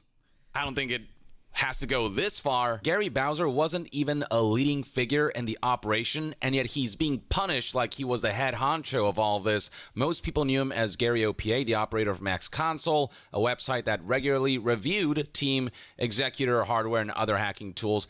Not to mention, financially, Bowser's role was also rather limited. Again, paid only $500 to $1,000 a month. It's not a whole lot of money that Bowser specifically was profiting, and yet they're treating this guy. But dude, they do this shit with fucking drug lords and shit.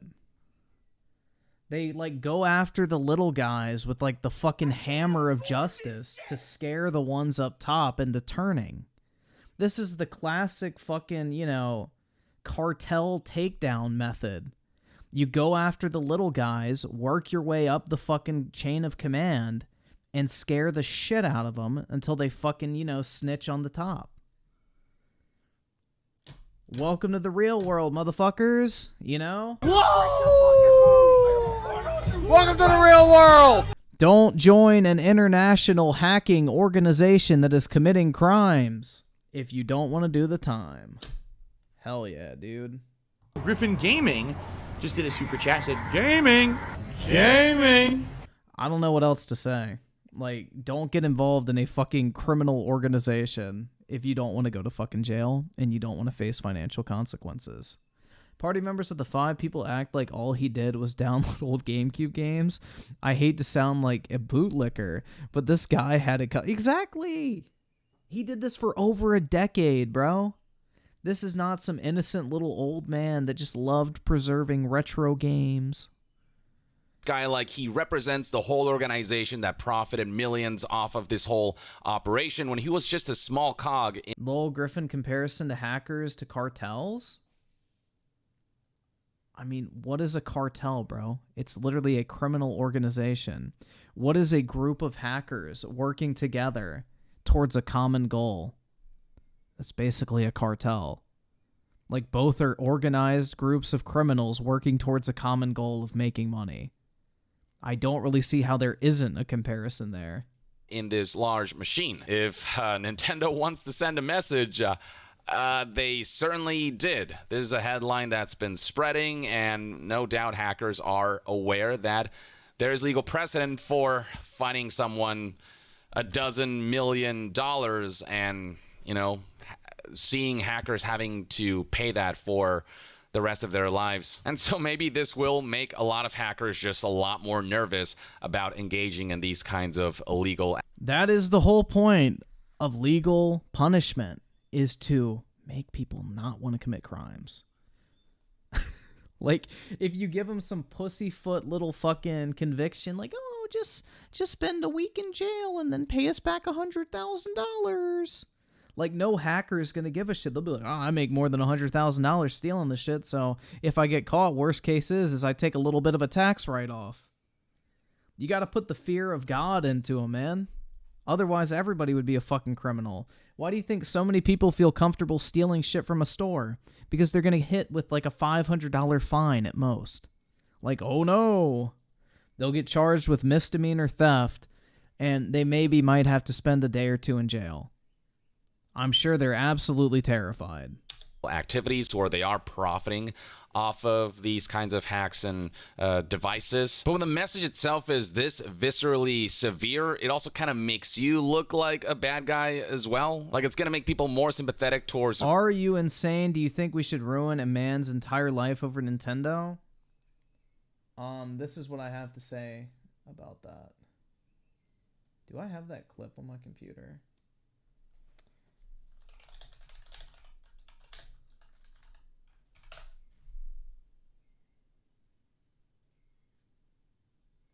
Done that yourself. There we go. You have done that yourself. I feel like that needs to go on the soundboard, man. Because I feel like that's a pretty relevant one that we probably could use quite often. Like, he did it to himself. He's a 50-year-old man, bro. He knew his actions had consequences. He participated in this hacker group for over a decade, fled fucking Canada to live in the Dominican Republic to where he thought he wouldn't get caught, and then when he finally did, now we're supposed to feel bad for him. Poor fucking baby. Oh no. You have done that yourself. Maybe he should have had some regard for his own fucking life before he joined a criminal organization to make a few extra fucking shekels on the side, stealing Nintendo's property. The holy light of Taio's thigh gap. The 10, the degenerate quintuple chin blob. Jim Sterling actually made a video with the title, Why It's Morally Okay to Pirate All of Nintendo's Games. Yeah, Jim Sterling is about as intelligent as a fucking brick, and yeah, I really feel like that's all that needs to be said, man. Actually, no, it's probably an insult to a brick, because at least a brick is smart enough not to fucking speak. Shit, now I gotta rethink this. What's something that makes a loud, obnoxious noise that has no fucking sentience? Because that's more of a description of Jim Sterling. Fuck. I don't know.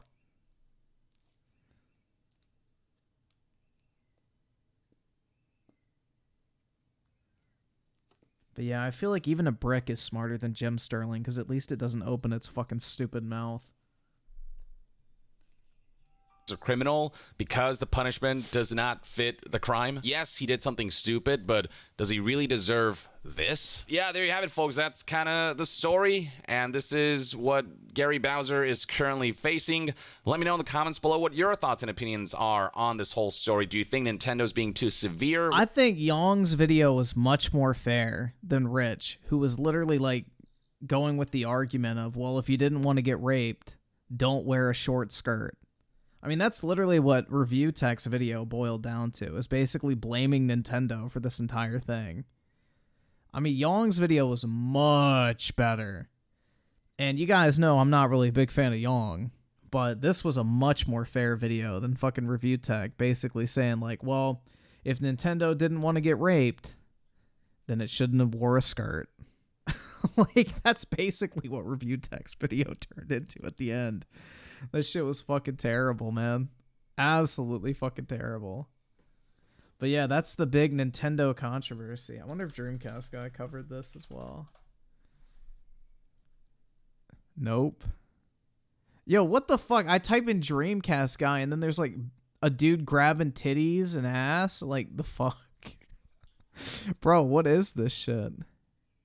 Nintendo is insanely cruel. I do not want to sit through him.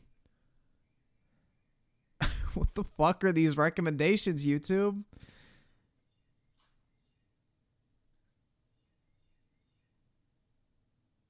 Oh my god.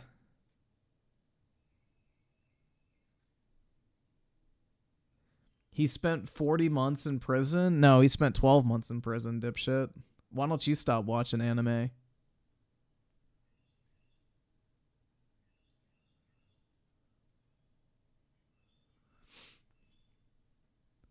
Oh my god. Alright, we need a palate cleanser, guys. This is a very expensive expansion. It's a big piece of DLC for Horizon Forbidden West called Burning Shores, and that's kind of why I want to discuss it, is that I very much loved the base game of Horizon 2, but I was always kind of curious about what's coming next. It set up a lot of expectation, it built a lot of interesting new lore, and now we kind of understand where Horizon 3 is going to be and why it's going to be better. Let's discuss. What's up, gamers? Dreamcast Guy here. Hi, hope you're having a great day. Now, this is going to be a deep dive on the expansion, but I'm going to try and not spoil this piece of DLC, but we need to lightly discuss the spoilers in Forbidden West, because this does actually play after the ending of the main game. Oh no. Are you ready? Okay, here we go. Be sure to like and subscribe. So the ending of Forbidden West had us going against ancient humans, people that had survived the apocalypse hundreds of years ago by going into space and building basically immortality suits. Well, at the end of the game, we kicked all their asses. We figured out that, hey, it turns out they are actually very susceptible to being shot in the freaking eyes. Well, it turns out one of those guys survived, and it's this dude that we're trying to track down named Walter Landra. Now, basically, this game takes place in LA, a completely new area with lots of cool landmarks like the Hollywood sign and the famous Los Angeles Observatory, but of course, completely overgrown and incredibly chaotic. Now, graphically, I can't help but just say this definitely looks more next gen than Forbidden West did. Horizon Forbidden It's the same game. What the fuck do you mean it looks more next gen? West, of course, was on the PlayStation 4 and the PlayStation 5. Burning Shores is only on the PlayStation 5. Is this a standalone DLC, or is it like actually embedded in Horizon Forbidden West? If it's a standalone, that makes sense. But if it's literally just a piece of DLC, it doesn't make any fucking sense. This is a DLC exclusive to the next-gen console, and you can definitely tell. The textures are ridiculous, the facial animations are frankly perfect, but more than that, the frame rate is rock solid. This thing is 60 frames a second at all times, and it never dips for a millisecond. You know, in this time where we're starting to see more 30 frames a second games pop up, it's nice to see a game that can actually... What's a standalone DLC? Like Spider-Man Malcolm Morales. That's a standalone DLC. Or Infamous Last Light. Or Uncharted Lost Legacy. I'm trying to think of some other ones. Sony does quite a bit of them. They look decent.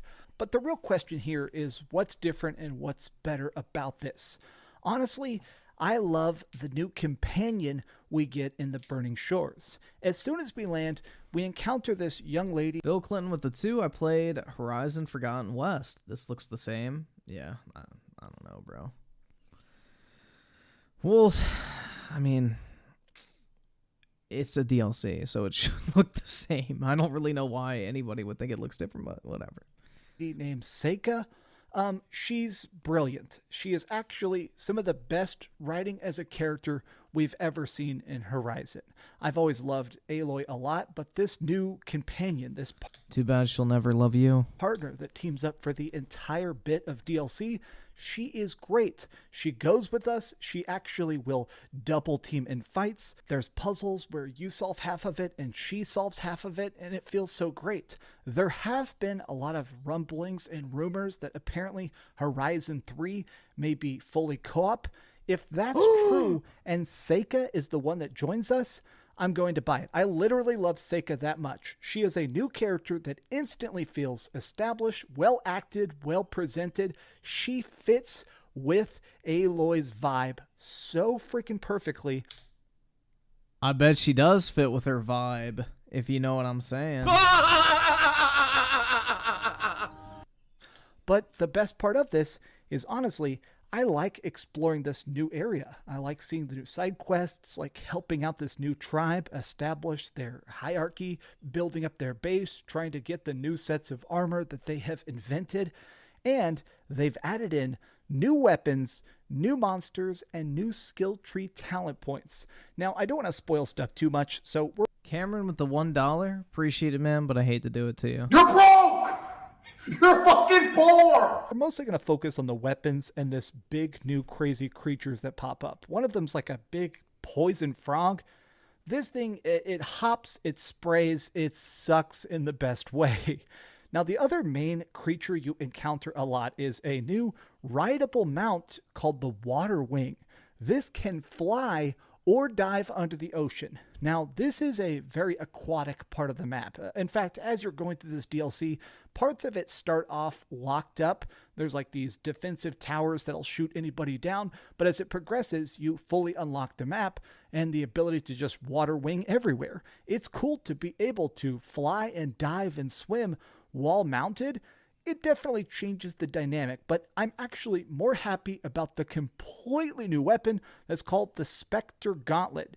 At a certain point, you pretty much steal a 3D printer machine gun, which has a ton of ammo, and it actually has an auto homing missile system. Whenever you do it, you do the typical thing where you like hold L2 to aim and R2 to shoot, but if you press R1, you shoot a little lock-on dart. So you can actually like scan an enemy, see what its weak point is, lock onto it, and then shoot every bullet directly into its weak point. Now, to make this they added journalist mode, it sounds like. Balanced, it saps your exhaustion as well as your ammunition, so you can't just instantly kill every single boss with it, but it feels different. It feels more advanced than some of the previous tech we were using. They turned it into Crackdown 3.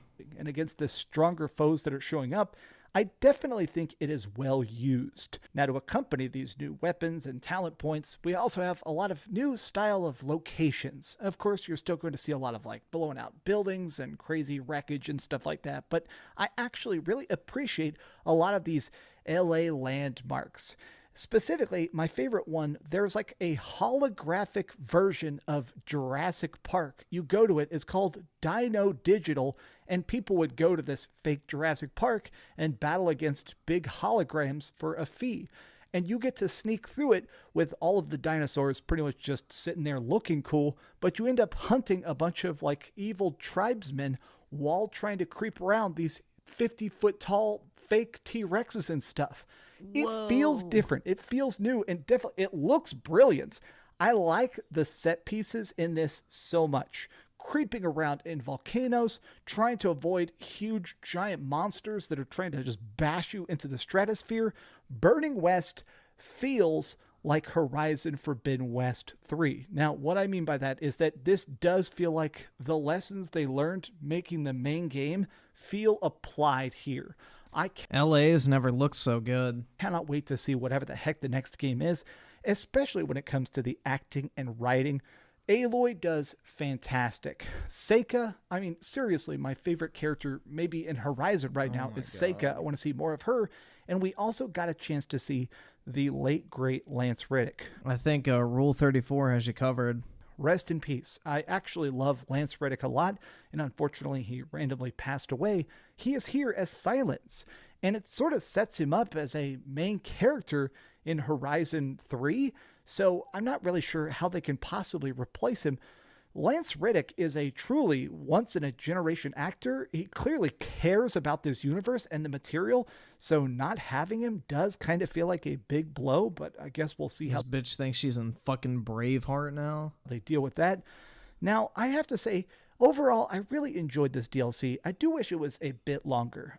It took me about 4 hours to finish the main story itself. I did do some side quests and unlockables and finish off the map and stuff, and It does feel good, but that $20 price tag does still feel pretty steep. I kind of wish it was like $15 or something. I mean, I did pay $70 for the main game, $20 for this. So is this $90 of fun? I mean, yeah, it's still $90 of fun. But, you know, I'm a cheap ass. I want the best deal on the best games.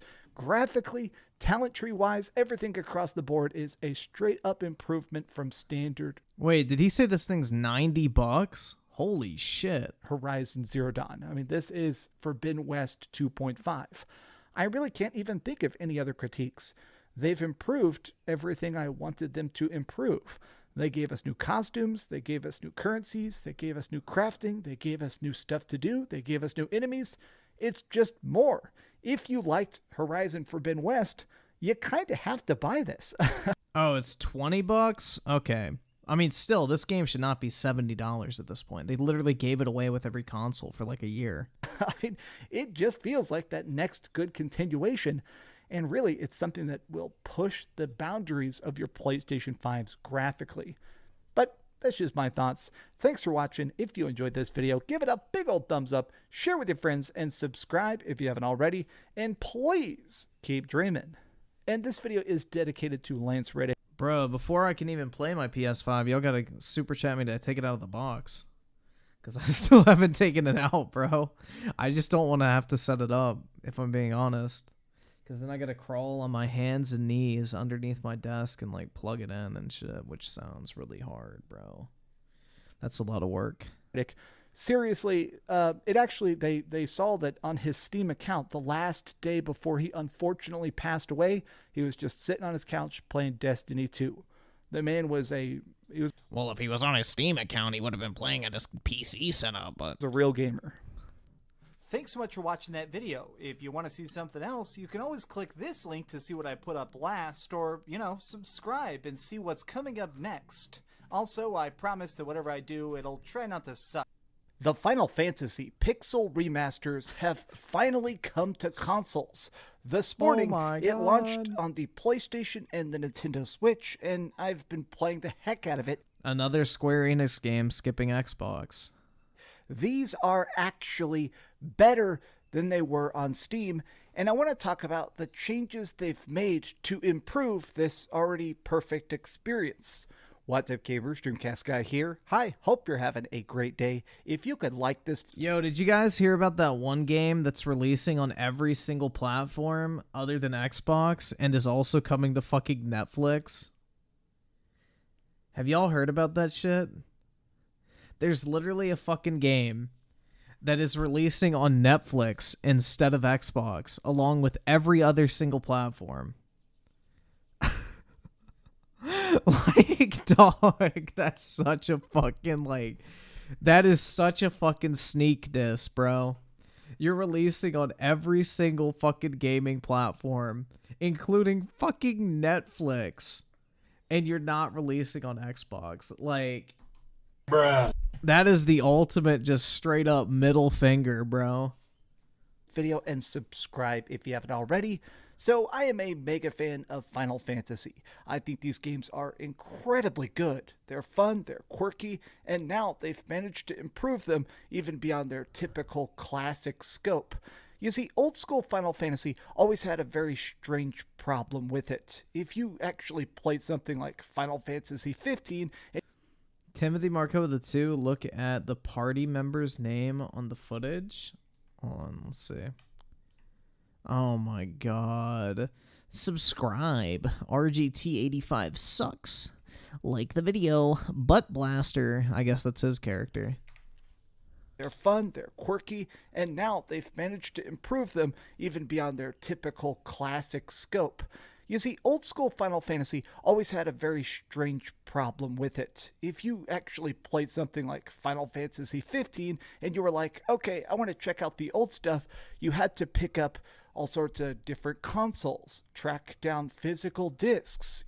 No, you don't. You can download that shit. Actually try to find how... I thought piracy is based now in the gaming community. ...to play games like Final Fantasy 4 and Final Fantasy 6 and Final Fantasy 2. Well, the other problem is that they actually made sometimes 5 different versions of each of these games. There is 5 separate versions of the original Final Fantasy 1, and while I have played that, some are definitely better than others. So what they decided to do here, the goal with Square Enix, was to basically make a final perfect version of these classic games. Better sprites. Yeah, I think game developers are starting to realize, like, if we don't put our games in the Game Pass on Xbox, they're not going to sell anyway, so why even fucking try? I mean, let's face it, guys. How many people are actually buying indie games on Xbox? They're just going to download that shit in Game Pass instead. So unless a developer is going to get that Game Pass check, there's no point in even really releasing it there. Completely rebuilt the entire menu systems to actually be a lot cleaner. They fixed every single glitch that existed in the original games and, well, honestly, just made them look a lot better to glance at. So this is 1 through 6 all in one big package, and they're spectacular. Now let's talk about the changes that exist specifically in these consolifications of it. Now, I've played this on the PlayStation here. I'm playing this on my PlayStation 5 actually. Bro, I don't know why you'd want to play a game like this on your PlayStation. This is like the perfect Switch game, in my opinion. And the biggest thing that... This is like the perfect Switch game, I feel like.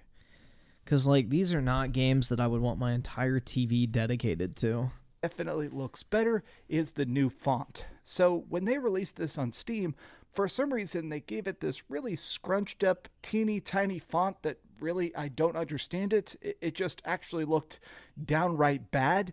They've replaced it with what they're calling the retro font. It's ever so slightly pixelized, and I think it looks great. No, some mommy. people still have some issues with it. I have seen some people on Twitter actually complaining that the font is a little bit glitchy. I've seen some people actually say that it still looks rather tiny if you're playing this on a like Nintendo Switch Lite. But as a person do you know what else looks tiny? Playing this on a 41-inch TV, I think it looks absolutely spectacular.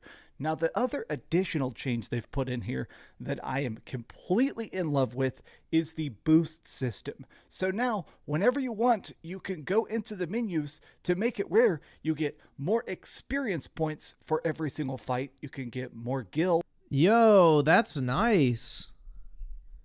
Bro, I may actually pick this up. That sounds really fucking good, honestly, because I don't want to sit there and fucking grind in an old-ass game like this. I would actually probably play these.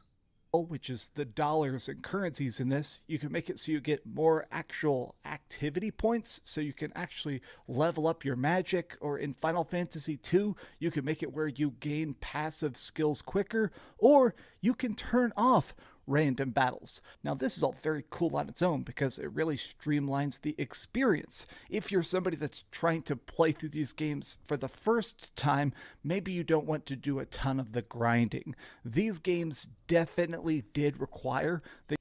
Did Square Enix come out and say that the game is not coming to Xbox because of an exclusivity deal? Because why would Sony pay for an exclusivity deal for Final Fantasy and then allow it to release on the Switch? That doesn't make any sense. Like, if they really wanted an exclusivity deal, why would they pay to keep it off of Xbox, but not the Switch? The Switch is bigger competition for Sony in Japan, where Final Fantasy is the most popular.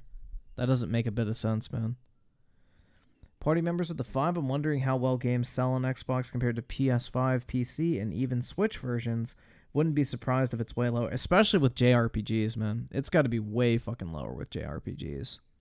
That you'd spend about 20 or 30 minutes in each dungeon just walking back and forth and doing those random battles to be strong enough to fight the next boss. Now, personally, I loved that. I would actually grind for about an hour in a lot of dungeons because it was fun to be overleveled and completely crush an enemy. Also, additionally, that was a lot of the playtime. I mean, most of these games took about 25 to 30 hours to beat, and it was a bit weird that when you actually mathed it out, you know, a third of that total time was just walking back and forth and carefully battling to get tougher.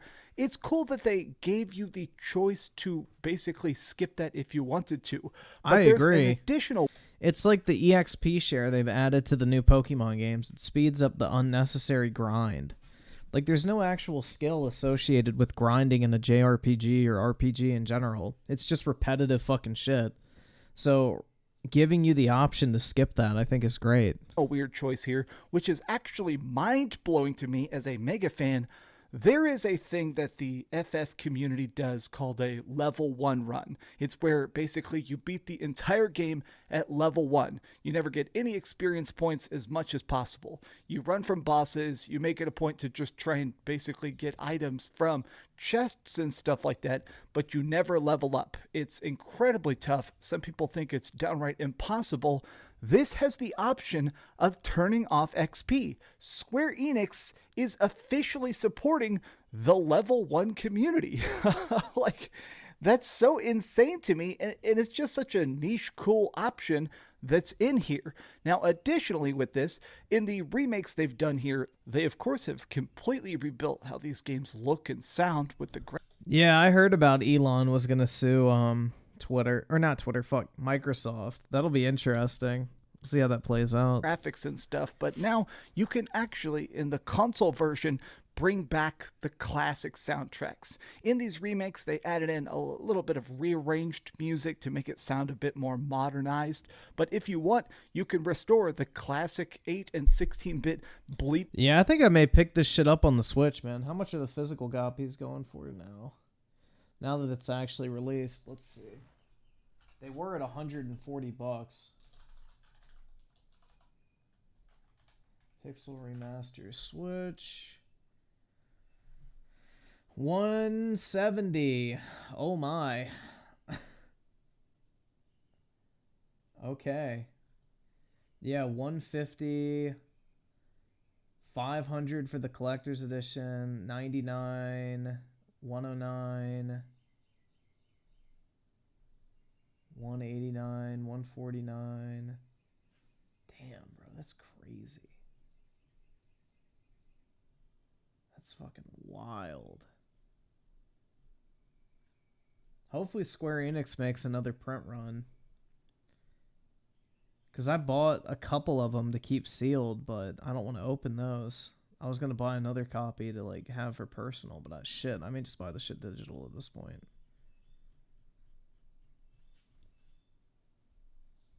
Unfortunate. And bloops, which to me, I think that's freaking great. Yeah, I just didn't want to have like 6 individual. All right, this is really OCD of me, but I just didn't want to have like 6 video games installed on my Switch at the same time. I wanted it to be like on one cartridge, so then you like open it up and then pick which game you want to play. Because I imagine if you buy it digital, it installs each one of them separately. But if you bought it on like the cartridge, it would open up a menu that would let you like pick, I want to play 1, 2, 3, 4, 5, 6 or whatever. That's how I would imagine it, just from what we saw on Dreamcast Guy's PlayStation dashboard. But I don't know. Maybe it does just have all 6 of them separate no matter how you play it. But I hate having cluttered UIs, and my Switch only has like 3 things installed on it right now, and I like the way that looks.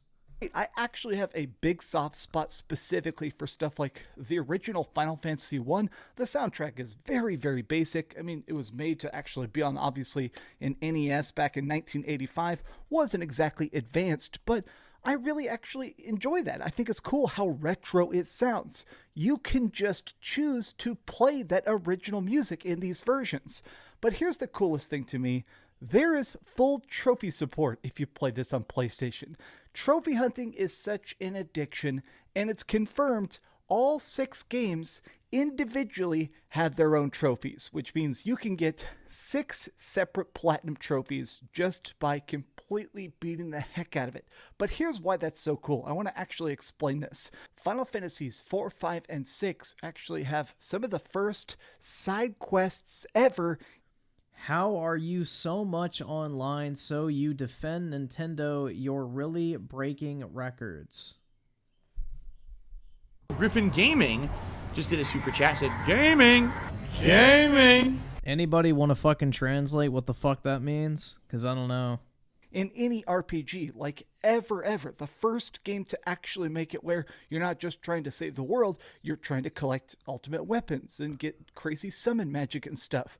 They actually put in those completionist trophies for just that subtle bragging rights to say, not only did I beat these old school games, I platinumed them. That is fantastic. I'm actually impressed that they really decided to take every criticism, every compliment, everything the community has been asking them to do, and just put it into one big, glorious package. Now, I do want to make it clear, these remakes are better in a lot of subtle ways that new fans are going to find more approachable. It means you're a delusional Nintendo fanboy that likes 30 FPS. That's right, man. I love it. It means you lick the ass of a greedy company with shitty games because you're a lil baby who can't get any girls. Oh my god, bro. How did you know? How did you know? You're right. I believe in laws because I can't get laid. Wow. I think he really just hit the nail on the head, guys. I believe that theft is wrong because I can't get laid. Because no one stole my virginity.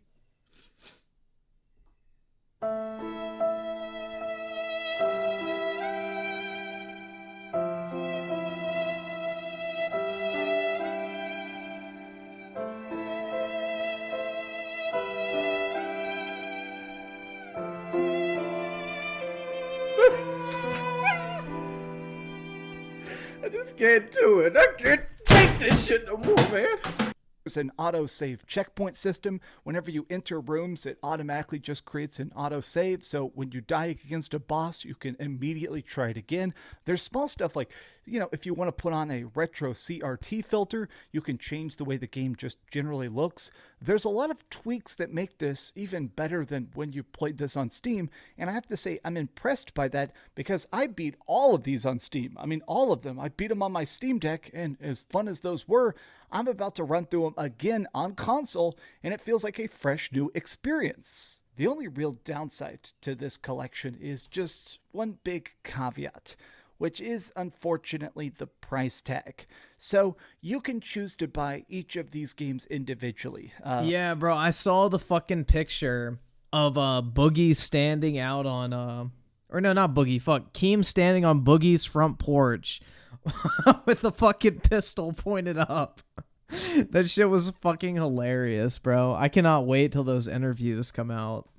They kind of range in price from $12 all the way up to $16 a pop. But if you want to get the entirety of the Final Fantasy collection here, like I did, it costs you a whopping $75. And I'm not going to sugarcoat it. That's a very, very high price. It's really not, though. $75 is a really good price. What is that, $12 a game? That's really good, man. I mean, if everything you're describing is true, that's a really fucking good price.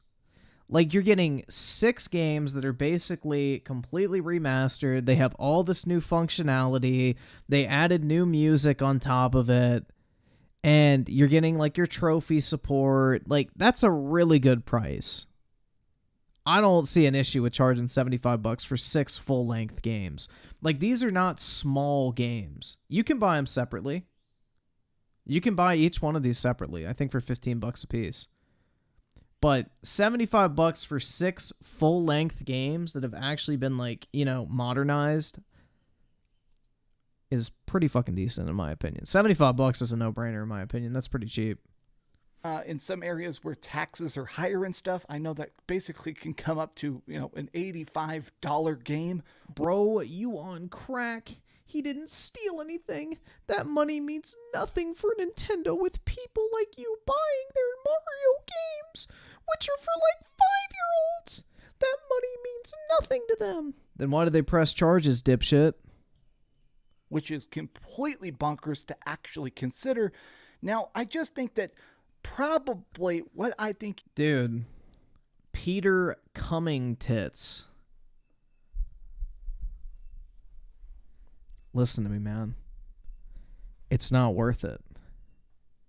You're spending all this time typing in the chat, and all you'll ever be is a sad, pathetic excuse that we'll laugh at for like maybe 5-10 minutes, and then you'll continue on with your sad, pathetic little life. And you'll realize that outside of the initial shock value and temporary laughs that you provide in a fucking YouTube live stream chat, you mean absolutely nothing. You have no purpose. You have no friends. Because instead of actually doing something you enjoy, or spending time with friends, family, doing something productive, you're here, talking shit, in a YouTube live stream chat with 300 viewers. I just want you to think about that for a second, man. You could actually be doing something with your life, but you're not. You're here. And you have to live with that fact, because none of us are actually going to fucking give a shit about you in about 5 minutes. You should do if you're a Final Fantasy fan who's coming into the series and you want to check out these early generation stuff, I would actually buy these games one at a time. Like if you beat Final Fantasy 7, 8, and 9 and you're kind of going, okay, I want to go back and see the series' roots, maybe buy just Final Fantasy 6. And if you love it, no, I don't think he should kill himself, man. It'd be a waste of a good bullet. Then buy just Final Fantasy IV or just Final Fantasy 1. Like, of course, it will end up being slightly more expensive in the long run, but I think it's better to keep playing these games bit by bit, because that $75 price tag is pretty steep. And I say that as a person who actually bought the physical disc, which ended up costing me over $100. This footage you're seeing is from a review code provided by Square Enix, but I mean, I definitely spent my cash. I'm putting my... Wait. Let me see if that thing's open. Fuck, I forget about that, man. I forget I have access to that.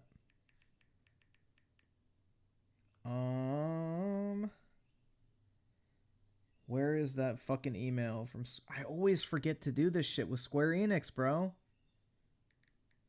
I guarantee they sent me the fucking link for that shit, too.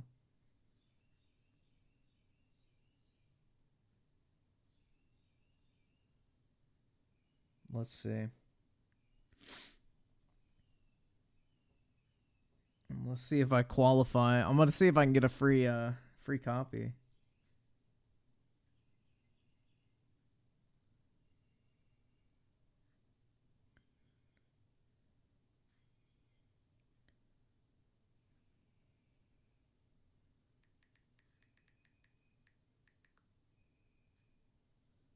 Let's see. Log in. All right. Allow. Yeah, Pixel. Oh, they only have it for PlayStation? Fuck. Damn, man. They're only doing it for PlayStation. Shit. Should I still try to get it for PlayStation? What do you guys think?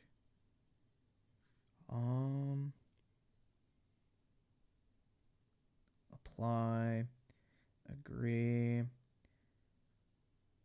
PlayStation 5 America. Why should you receive a game key?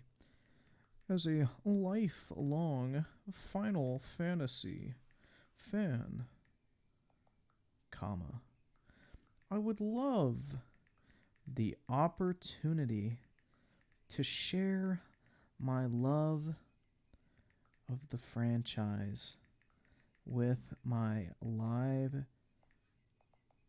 streaming audience on my YouTube channel. There we go, man. All right, we'll see if I get it. Fuck, it's free, right? Why not? I'll probably never play it on PlayStation, but hey. My money where my mouth is. And this is a lot of hard work. There is a lot of passion to it. There is a lot of high quality fun hours of grinding and boss fights and incredibly deep story here. But I still can't help but say, man. I mean, shit, if I get it, I'll stream it. Why not? Couldn't you have got this closer to I got the PlayStation. Might as well get some games for it. $60? Is that at all possible? Or even a straight even $70? $75 for this collection does feel a bit exorbitant, even as a mega fan. But what do you guys think? Are you excited for the Final Fantasy Pixel remasters? Tell me your thoughts in the comments down below. And if you enjoyed this video, please give it a big old thumbs up. Yes, I will stream it if I get the key. I'll stream Final Fantasy VI. That's like the best one out of the original 6 from what I understand. I've never actually played like any of the originals pretty much.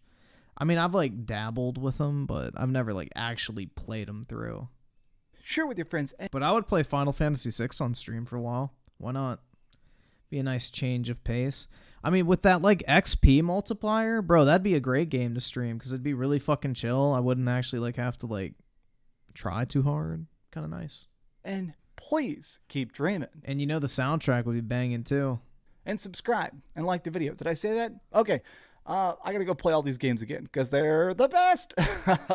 I'm gonna get the world's first platinum. I'm gonna do it. I'm gonna get the platinum trophy on all of these games, and it's gonna probably kill me. But I'm gonna do it. I'm gonna do it. Thanks so much for watching that video. If you want to see something else, you can always click this link to see what I put up last, or subscribe and see what's coming up next. Let's see.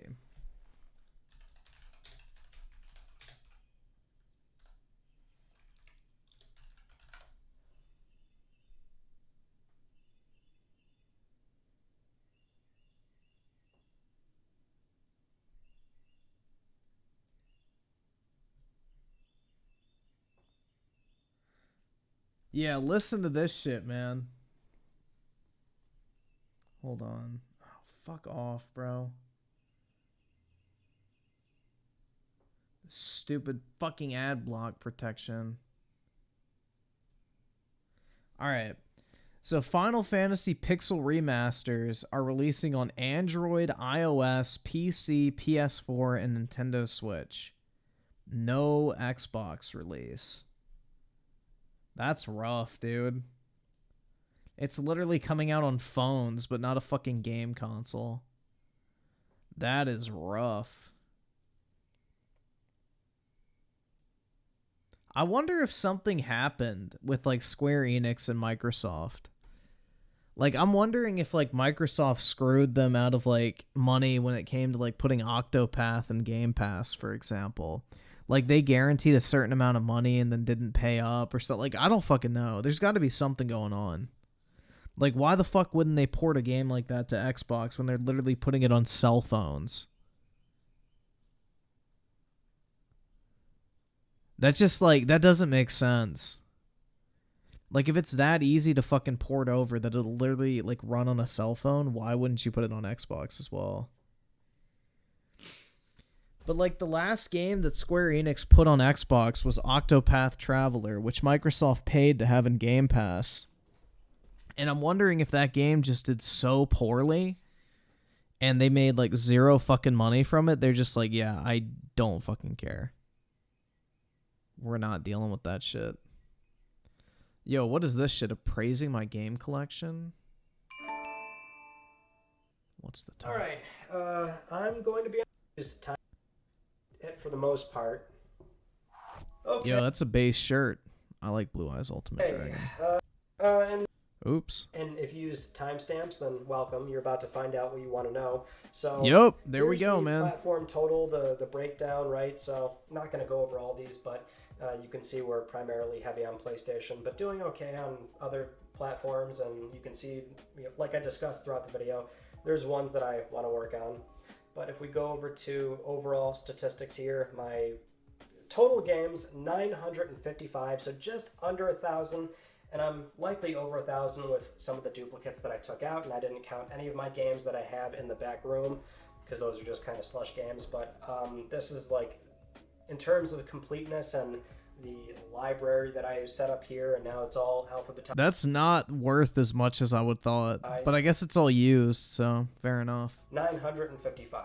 And then for total value, a little over $20,000. Now, if you used the timestamps, then you know, let me explain, that's a number that is, I mean, I could see scanning in somewhere a little bit off, and also if I wanted to get that number, I'm not going to. If I, you know, over time you have to sell these games individually, and they're all used, so he probably won't even get close to that in all honesty. So like what you have to do right off of that is like you're probably going to get about 85% of the value if you put it in auction. Maybe even like 70%. So let's just say he'll get 3/4 of that value if you put them all up for auction. So 15,000. Then eBay fees are 15%. So that would be about another 2,000 off. So 13,000. Then he would have to ship everything, which would be $3 a game. So about another 3,000. So about $9,000 would be his takeaway for all that stuff. Do y'all see why this hoarding shit is not like is not worthwhile when it comes to like just saving up all these physical fucking games? Like he's literally dedicating an entire room of his house for about a $9,000 payout. Meanwhile, this stack of 1, 2, 3, 4, 5, 6, 7, 8, 9, 10, 11, 12, 13, 14, 15, 16, 17 graded Pokemon cards I have sitting right here is worth about $7,000 that I could fit in a shoebox. Do you guys see why cards are the way? I mean, shit, man. I have a briefcase under my bed full of cards that's worth about $17,000. So it's better to buy Pokemans, bro, than hoard a bunch of used video games. There's labor, shipping, depending on where you sell all these games. You're not going to get that number. And if you try to just offload it all at once, you can't use this number. You would have to, you know, sell it at like a 55-60% wholesale price because somebody's willing to pay a large sum all in one go, right? So it's not this number, but I wouldn't even pay $10,000 for all that because realistically, your walkaway pay is about, like I said, $9,000. gives you If he was selling to a wholesaler, he'd be lucky to get about $6,000. a decent ballpark of like, you know, what you've accumulated over the years. And for me, this would be something where I stopped selling games around the PlayStation 3 cycle. That's what I'm saying, bro. Like, these guys who hoard these massive, like, walls of fucking... That's why I always call it the wall of virginity, man. Because, like, I understand how this business works with buying and selling shit. I've been doing it since fucking elementary school on eBay. Like, I understand this market very fucking well.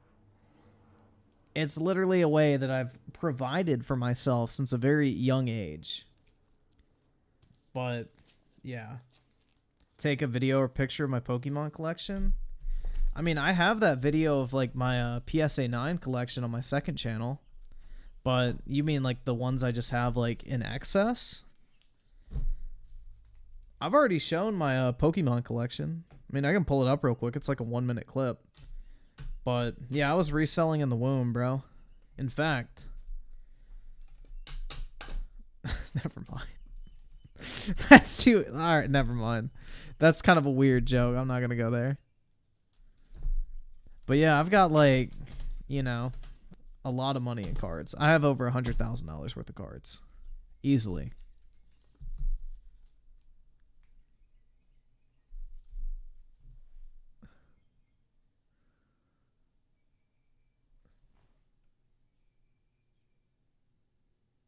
Looks like he's going to open up a store. For real, man. He could.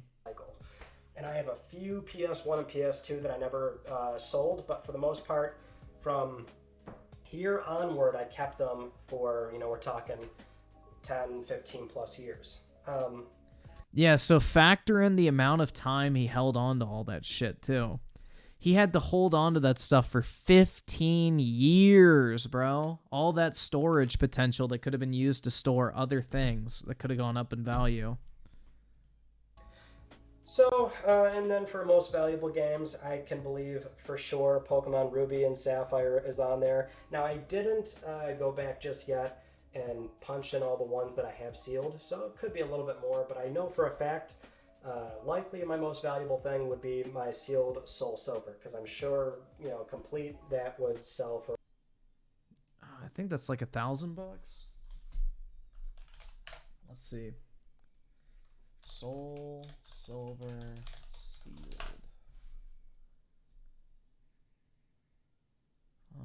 Yeah, $1,200 if he has the Pokewalker box. That's what I thought. So about 1,000, yeah. Yep. Well, I told you I know this market. Base game is sealed, but I still have it complete with the Pokewalker and everything, which is... Okay, yeah, he's got the Pokewalker, so $1,000 bucks. That, in theory, could probably go for hundreds. So that's likely my number one, but you can see most valuable games.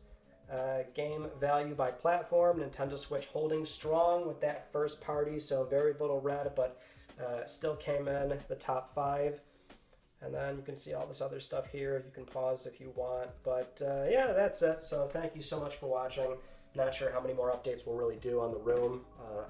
I am still waiting on the one thing I want to put on this wall, so we'll probably do that, but in the meantime, that's basically it. So thank you so much for watching. If you haven't just yet, please consider subscribing for the best PlayStation news, reviews, and updates. I mean, it's a pretty impressive collection, I guess, but I just wouldn't want all that crap. But this is my collection, guys. These are, I guess, this is like my personal collection. This isn't my inventory. This is just my personal collection. My inventory would take probably a lot longer. And plus all of it's in like storage and fucking sealed up boxes and I don't know. I couldn't like get it all together.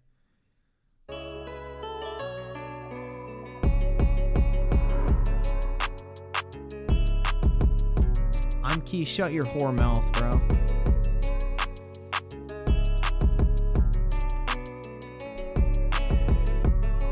But yeah, this is my personal collection.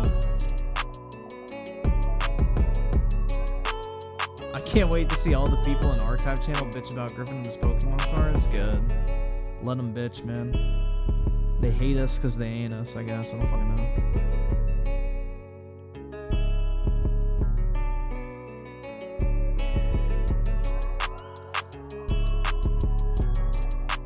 Yeah, I just picked like some random copyright-free beat. I don't even remember where I found it.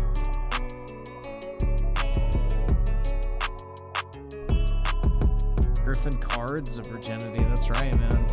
One day I'll put them all up on the wall, and then I'll have my wall of virginity, but not right now. I can't secure them. I mean, that's a pretty expensive collection. I mean, honestly, I have more money in cards here, but not for long. I'm going to send another batch of cards into my vault. My long-term holders.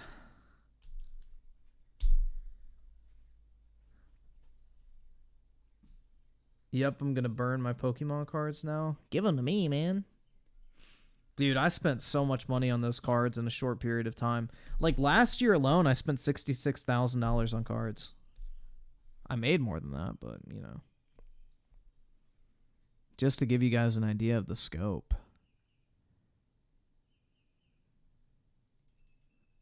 Let's see if our Xbox fan has made a video. Nope. Radio silence.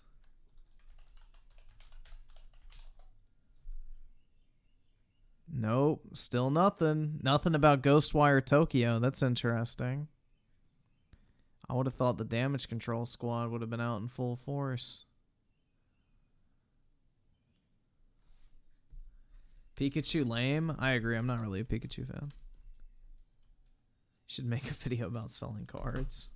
I did write it off on my taxes because it was an inventory expense. I did. Griffin can't live without his cards? I really can't. Pokemon cards guarded by armed security? At the PSA vault they are, yeah. They got like fucking armed security there. I mean, there's way more valuable shit than my stuff in there. So that's where Logan Paul keeps like his valuable cards, is in the PSA vault. So that's like a $6 million card in there. Not to mention all the fucking sports stuff. That's just like insanely valuable. Recommendation, let's go. Oh shit, yeah, let me pull that up. forgot. We'll do that real quick. I think I gotta do it in a normie tab.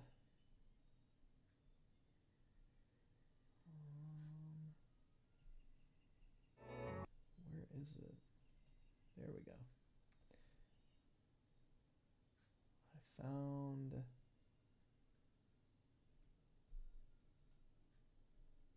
Alright.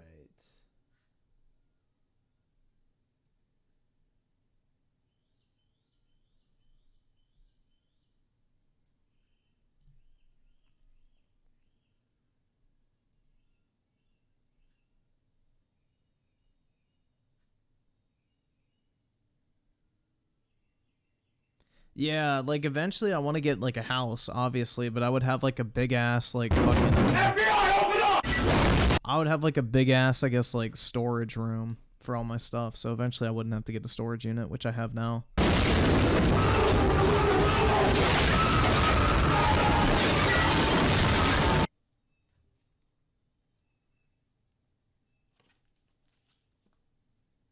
Oh look, I found someone with a mic. It's time for me to troll him. Well, you'd get banned for that immediately nowadays. Look at my new name. Oh, okay. LOL. Wait a minute. Let me make it better.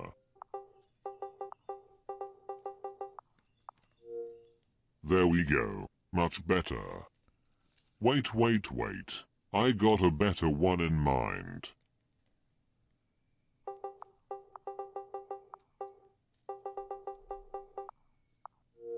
Now that is more like it. Now let me go ahead and add some flashing colors to my name to make it stand out more and pop like a pop star. You got called the N-word in COD? Now this Congrats, is absolutely man. Beautiful. Congrats. He sent me an angry message. LOL.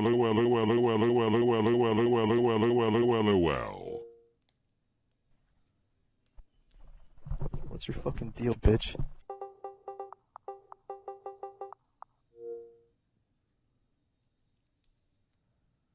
Well, fuck you too then. What are you even doing? What's your fucking pathetic life, dude? Like, this is what it's come to? Just changing your fucking gamer tag over and over again in a fucking Black Ops 2 lobby? Pathetic, dude.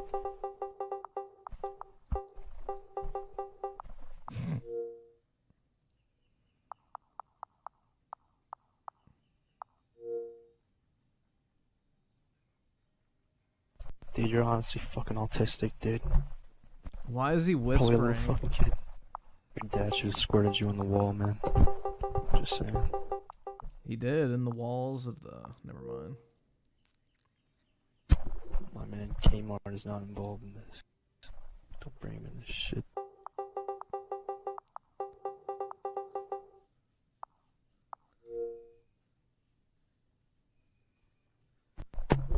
No, bitch, why don't you get a fucking mic instead of talking with your gamer tag, dude? Like, that's stupid.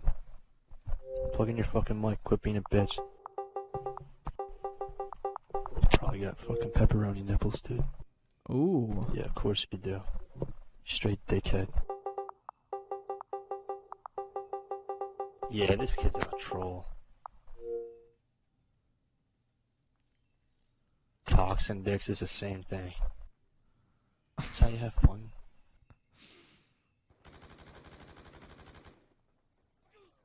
Look at him. Look at this shit. This motherfucker is modding. Is he playing like that fucking plutonium thing or whatever the fuck it's called? Is that what this shit is? Oh no. This infection user motherfucker just fucked up. Let me go ahead and change my name to his IP address.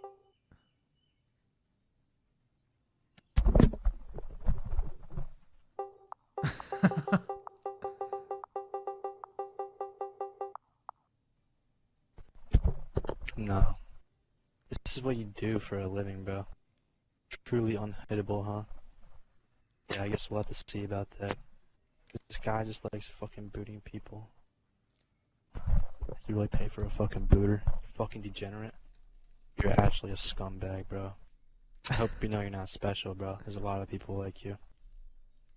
Dude, you actually have like Asperger's or something, man. You're just like flexing on a video game that you can't be hit. Like, what the fuck? Bro, what did your parents do to you, man? What did they do to you that you have to fucking whisper? Like shit. I'm not. Why the fuck you lying? Why you always lying? Oh my god. Stop fucking lying. She's so liar. You're the one who just started talking. That was a shit. good episode Bobby of South changing your Park, fucking though. name, The man. fucking Asperger's one. In all honesty, that was a pretty good one. When Cartman had like the fucking KFC fart flavored hamburgers. Hey, faggots do what you're doing, bro. You probably have a fucking J tag. Get A a life, J dude. tag. That's a throwback. Ain't that a shit? Dude, this is getting ridiculous, man. Like, what the fuck? You're literally just having fun right now, bro. He's the head of Microsoft, guys. If you didn't know that. You should let your parents Look know. at this shit. This little infection user bitch has no idea who he is fucking with. He is about to have a very bad day. Just one moment as I get on my secret modding program on my computer so I can force end all of his games, that way he can't play a match. Everyone get ready for this shit. I'm about to force end all of his games while he is host and has host access to his mod menu. Bet you didn't see that coming, you little bitch.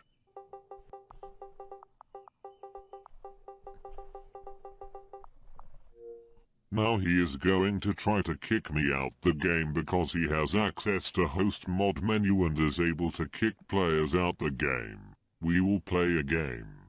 We will play a game of who is faster. Let's see if he is fast enough to kick me before I end the game again.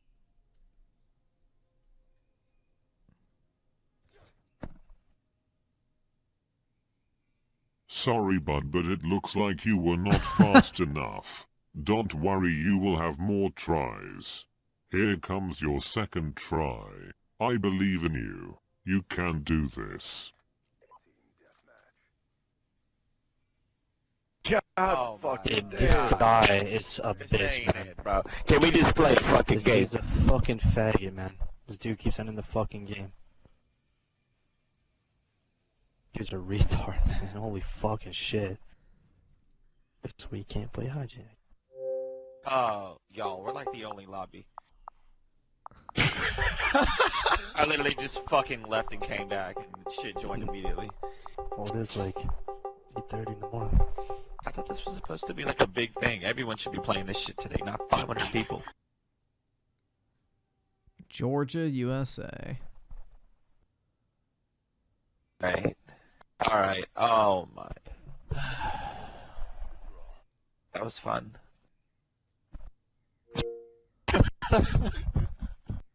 That shit was it, man. You mod, I end the game.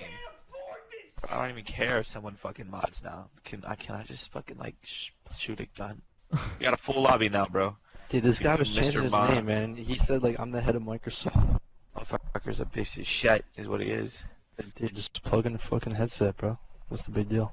Yo, take off your fucking mod menu, please. Hi, Siler with the 5. Dog, this is hilarious. I know this channel. It's a Cod Troll channel. So good. Yeah, this is a pretty good video so far. We have to go to private match and set up a bot lobby. Okay. That's genuinely funny. Oh my god. Post into the game. Oh, Game fucking ended. cocksucker. See his name? Wait, what did his name say? It said Sly Mara in the game. Oh my god. I'm starting the game. Oh my god, dude. What the fuck? Dude, honestly, this is shit, man. I'm loving this. Maybe we're gonna get nuked down, dude. No, maybe all of us could just create a private match without this piece of shit. Fuck this, I'm gonna hop on I zombies. mod? I didn't even get a chance to mod, even if I was mod. No, it's I not. want to know how he can change his name like that, dude. I bet you do, you little infections user. Just gotta get some Microsoft points, bro. You'll be good. Bro, I miss the days of fucking Microsoft points. This shit was great. Fuck Bill Gates, dude. It was the OG V-Bucks. Why would even, dude? Did you see him jumping? That is because he is clicking on different options in his mod menu trying to quickly get to his player options so he can kick me before I end the game. Look, he was able to kick me, but he kicked me after I ended the game. After I end the game, he still has access to his mod menu until the game goes back to the lobby, which is why he was able to kick me. But it doesn't matter because I already ended the game. Ha ha ha ha ha ha ha ha. Oh my god, I'm in. The motherfucker's back in the game. Oh god damn.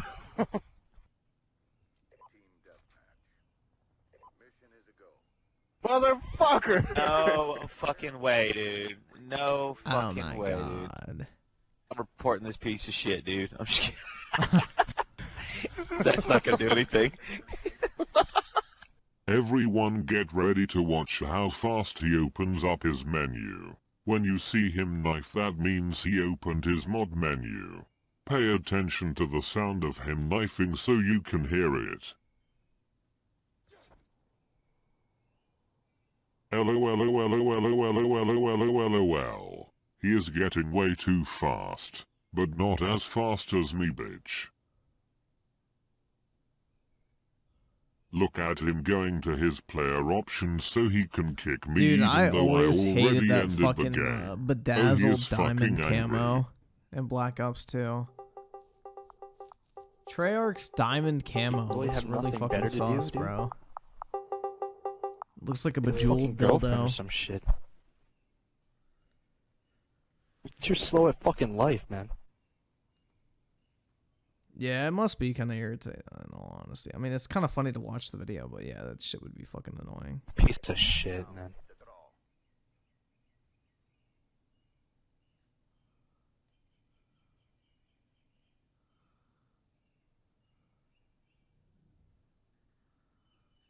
Shit. Good old Black Ops 2 games. Don't mod. This guy just keeps ending the game. Damn, these maps are nostalgic, bro. The fuck? Bro, you're a fucking pussy, dude. You're a fucking pussy. That's pretty wild. I can remember the layout of this map just by looking at it briefly. What the fuck? Fucking dead. I've tried to join so many fucking lobbies. That's pretty crazy, honestly. I literally tried zombies. I tried fucking search and destroy, free for all. This guy's ended the game like 6 times in a fucking row, bro. He's not gonna end it now, bro. It's Nuketown. He's a 40-year-old fucking virgin, man. This guy is mod in game, but he's fucking modding, bro. Black Ops 2. Makes no sense. That's right, bitch. I am the #1 biggest hypocrite, bitch. Only I am allowed to mod and no one else, bitch. Anyone else who mods will get destroyed by me, bitch. Fucking annoying as all hell. Uh-oh, the Brit. You better not fucking end it again, I swear to fucking God.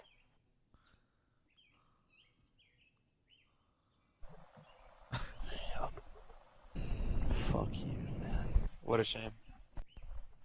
Can't even fucking play Nuketown with this dude. Just play the fucking game, bro. You got it.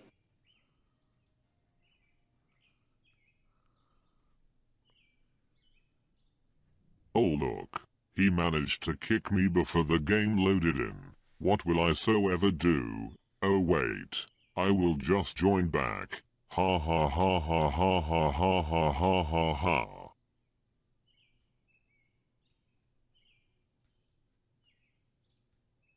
Fucking hell, dude. How? He like really removed the player out of the game. Dude, he's like a rash, bro, that just keeps coming back.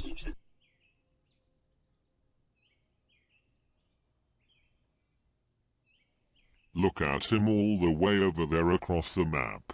He looks so cute jumping going to his player options. What the fuck is he trying to do now? Can you just leave, dude? What is the point of this?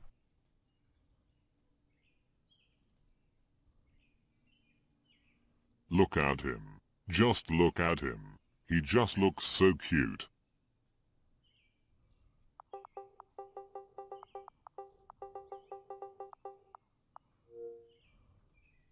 You're literally a modder.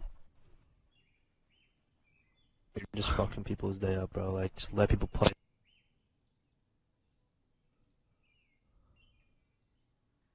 Actually fucking kidding me. Bro, these birds are I'll loud as report this fuck guy. right now. Wait a minute. Did a modder just say he was going to report me? Let me hear that again. I want to report this guy. Do y'all hear the birds or nah?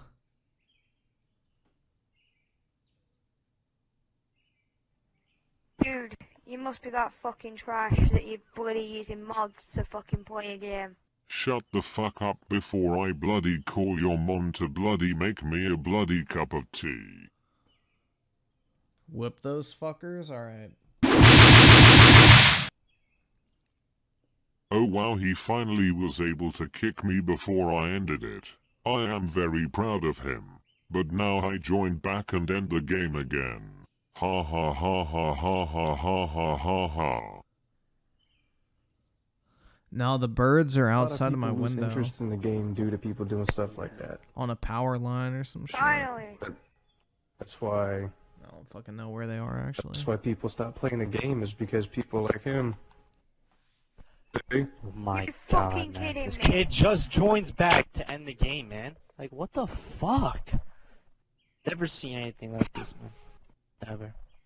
Because he doesn't want anyone to have fun. And his point of fun is just pissing everybody off and modding the game. Probably fucking play if nobody's cheating. We only played like one game. I saw with the No five one dog. was This channel cheating. has a dude camping with 3 Yeah, PS5s someone's connected probably and sitting joining with in fucking the cheats, spawn bro. in Apparently ranked today's matches. the That's pretty day. funny. Or it Shit. should be. Today's the day where today's going Pro to strats. be like good old Black Ops 2 days where there's no mods. And this motherfucker's trying to make sure no one's modding. Fucking So You they got don't people like fucking Sly. ruin the game. Sly, are you cheating? it's gone to fucking shit. Nah. Yeah, Sly mods. Nah, dude. I don't even have aimbot or anything, bro. Why the fuck you lying? Why you always lying? Oh my god. Stop you fucking lying. She's so liar. Playing legit, dude. She's so liar. Who the fuck's Sly's Sly? the fag. Oh shit. Oh my fucking god. Oh And that's my why fucking god. How does this guy keep...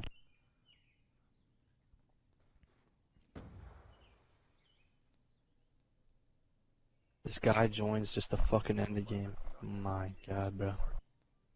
Get a fucking life. There's something wrong with you, man.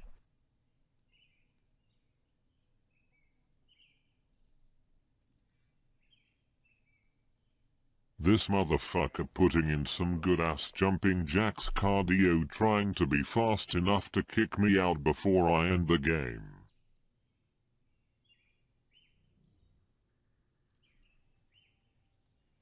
Fuck this guy, man. Fuck you. Hey, yo, boys, who's ready for some mods? Hey.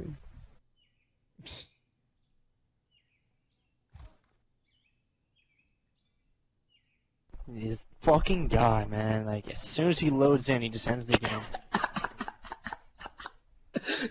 He actually ended the game. But he is a man of his word. If you say you got the mod, he will end the game. So I kind of respect that. I'm kind of glad he did that. Or, not really glad about it, but I mean, surprised he did that.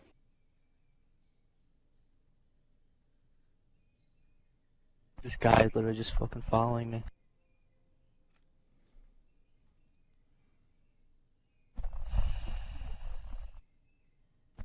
Get AIDS. You're fucking pathetic, dude. Get AIDS. This is what your existence is, huh? Connor's gonna get you. Fucking nigger. Oh my god.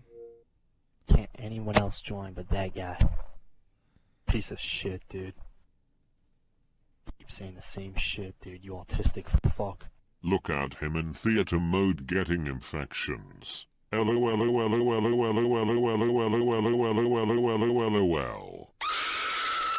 I'm so fresh you can suck my nuts. Alright. Well, I'm gonna go ahead and hop off, guys. It's fucking 3:43. Oh shit, dude. Hell yeah. What a great time of day. Just like my favorite first-person shooter developer. So on that note, have a wonderful 420, everybody. Appreciate y'all hanging out with me until 3:43. But anyway, have a great Thursday, everybody. Appreciate y'all stopping by, and I will talk to y'all later. Peace out, everyone.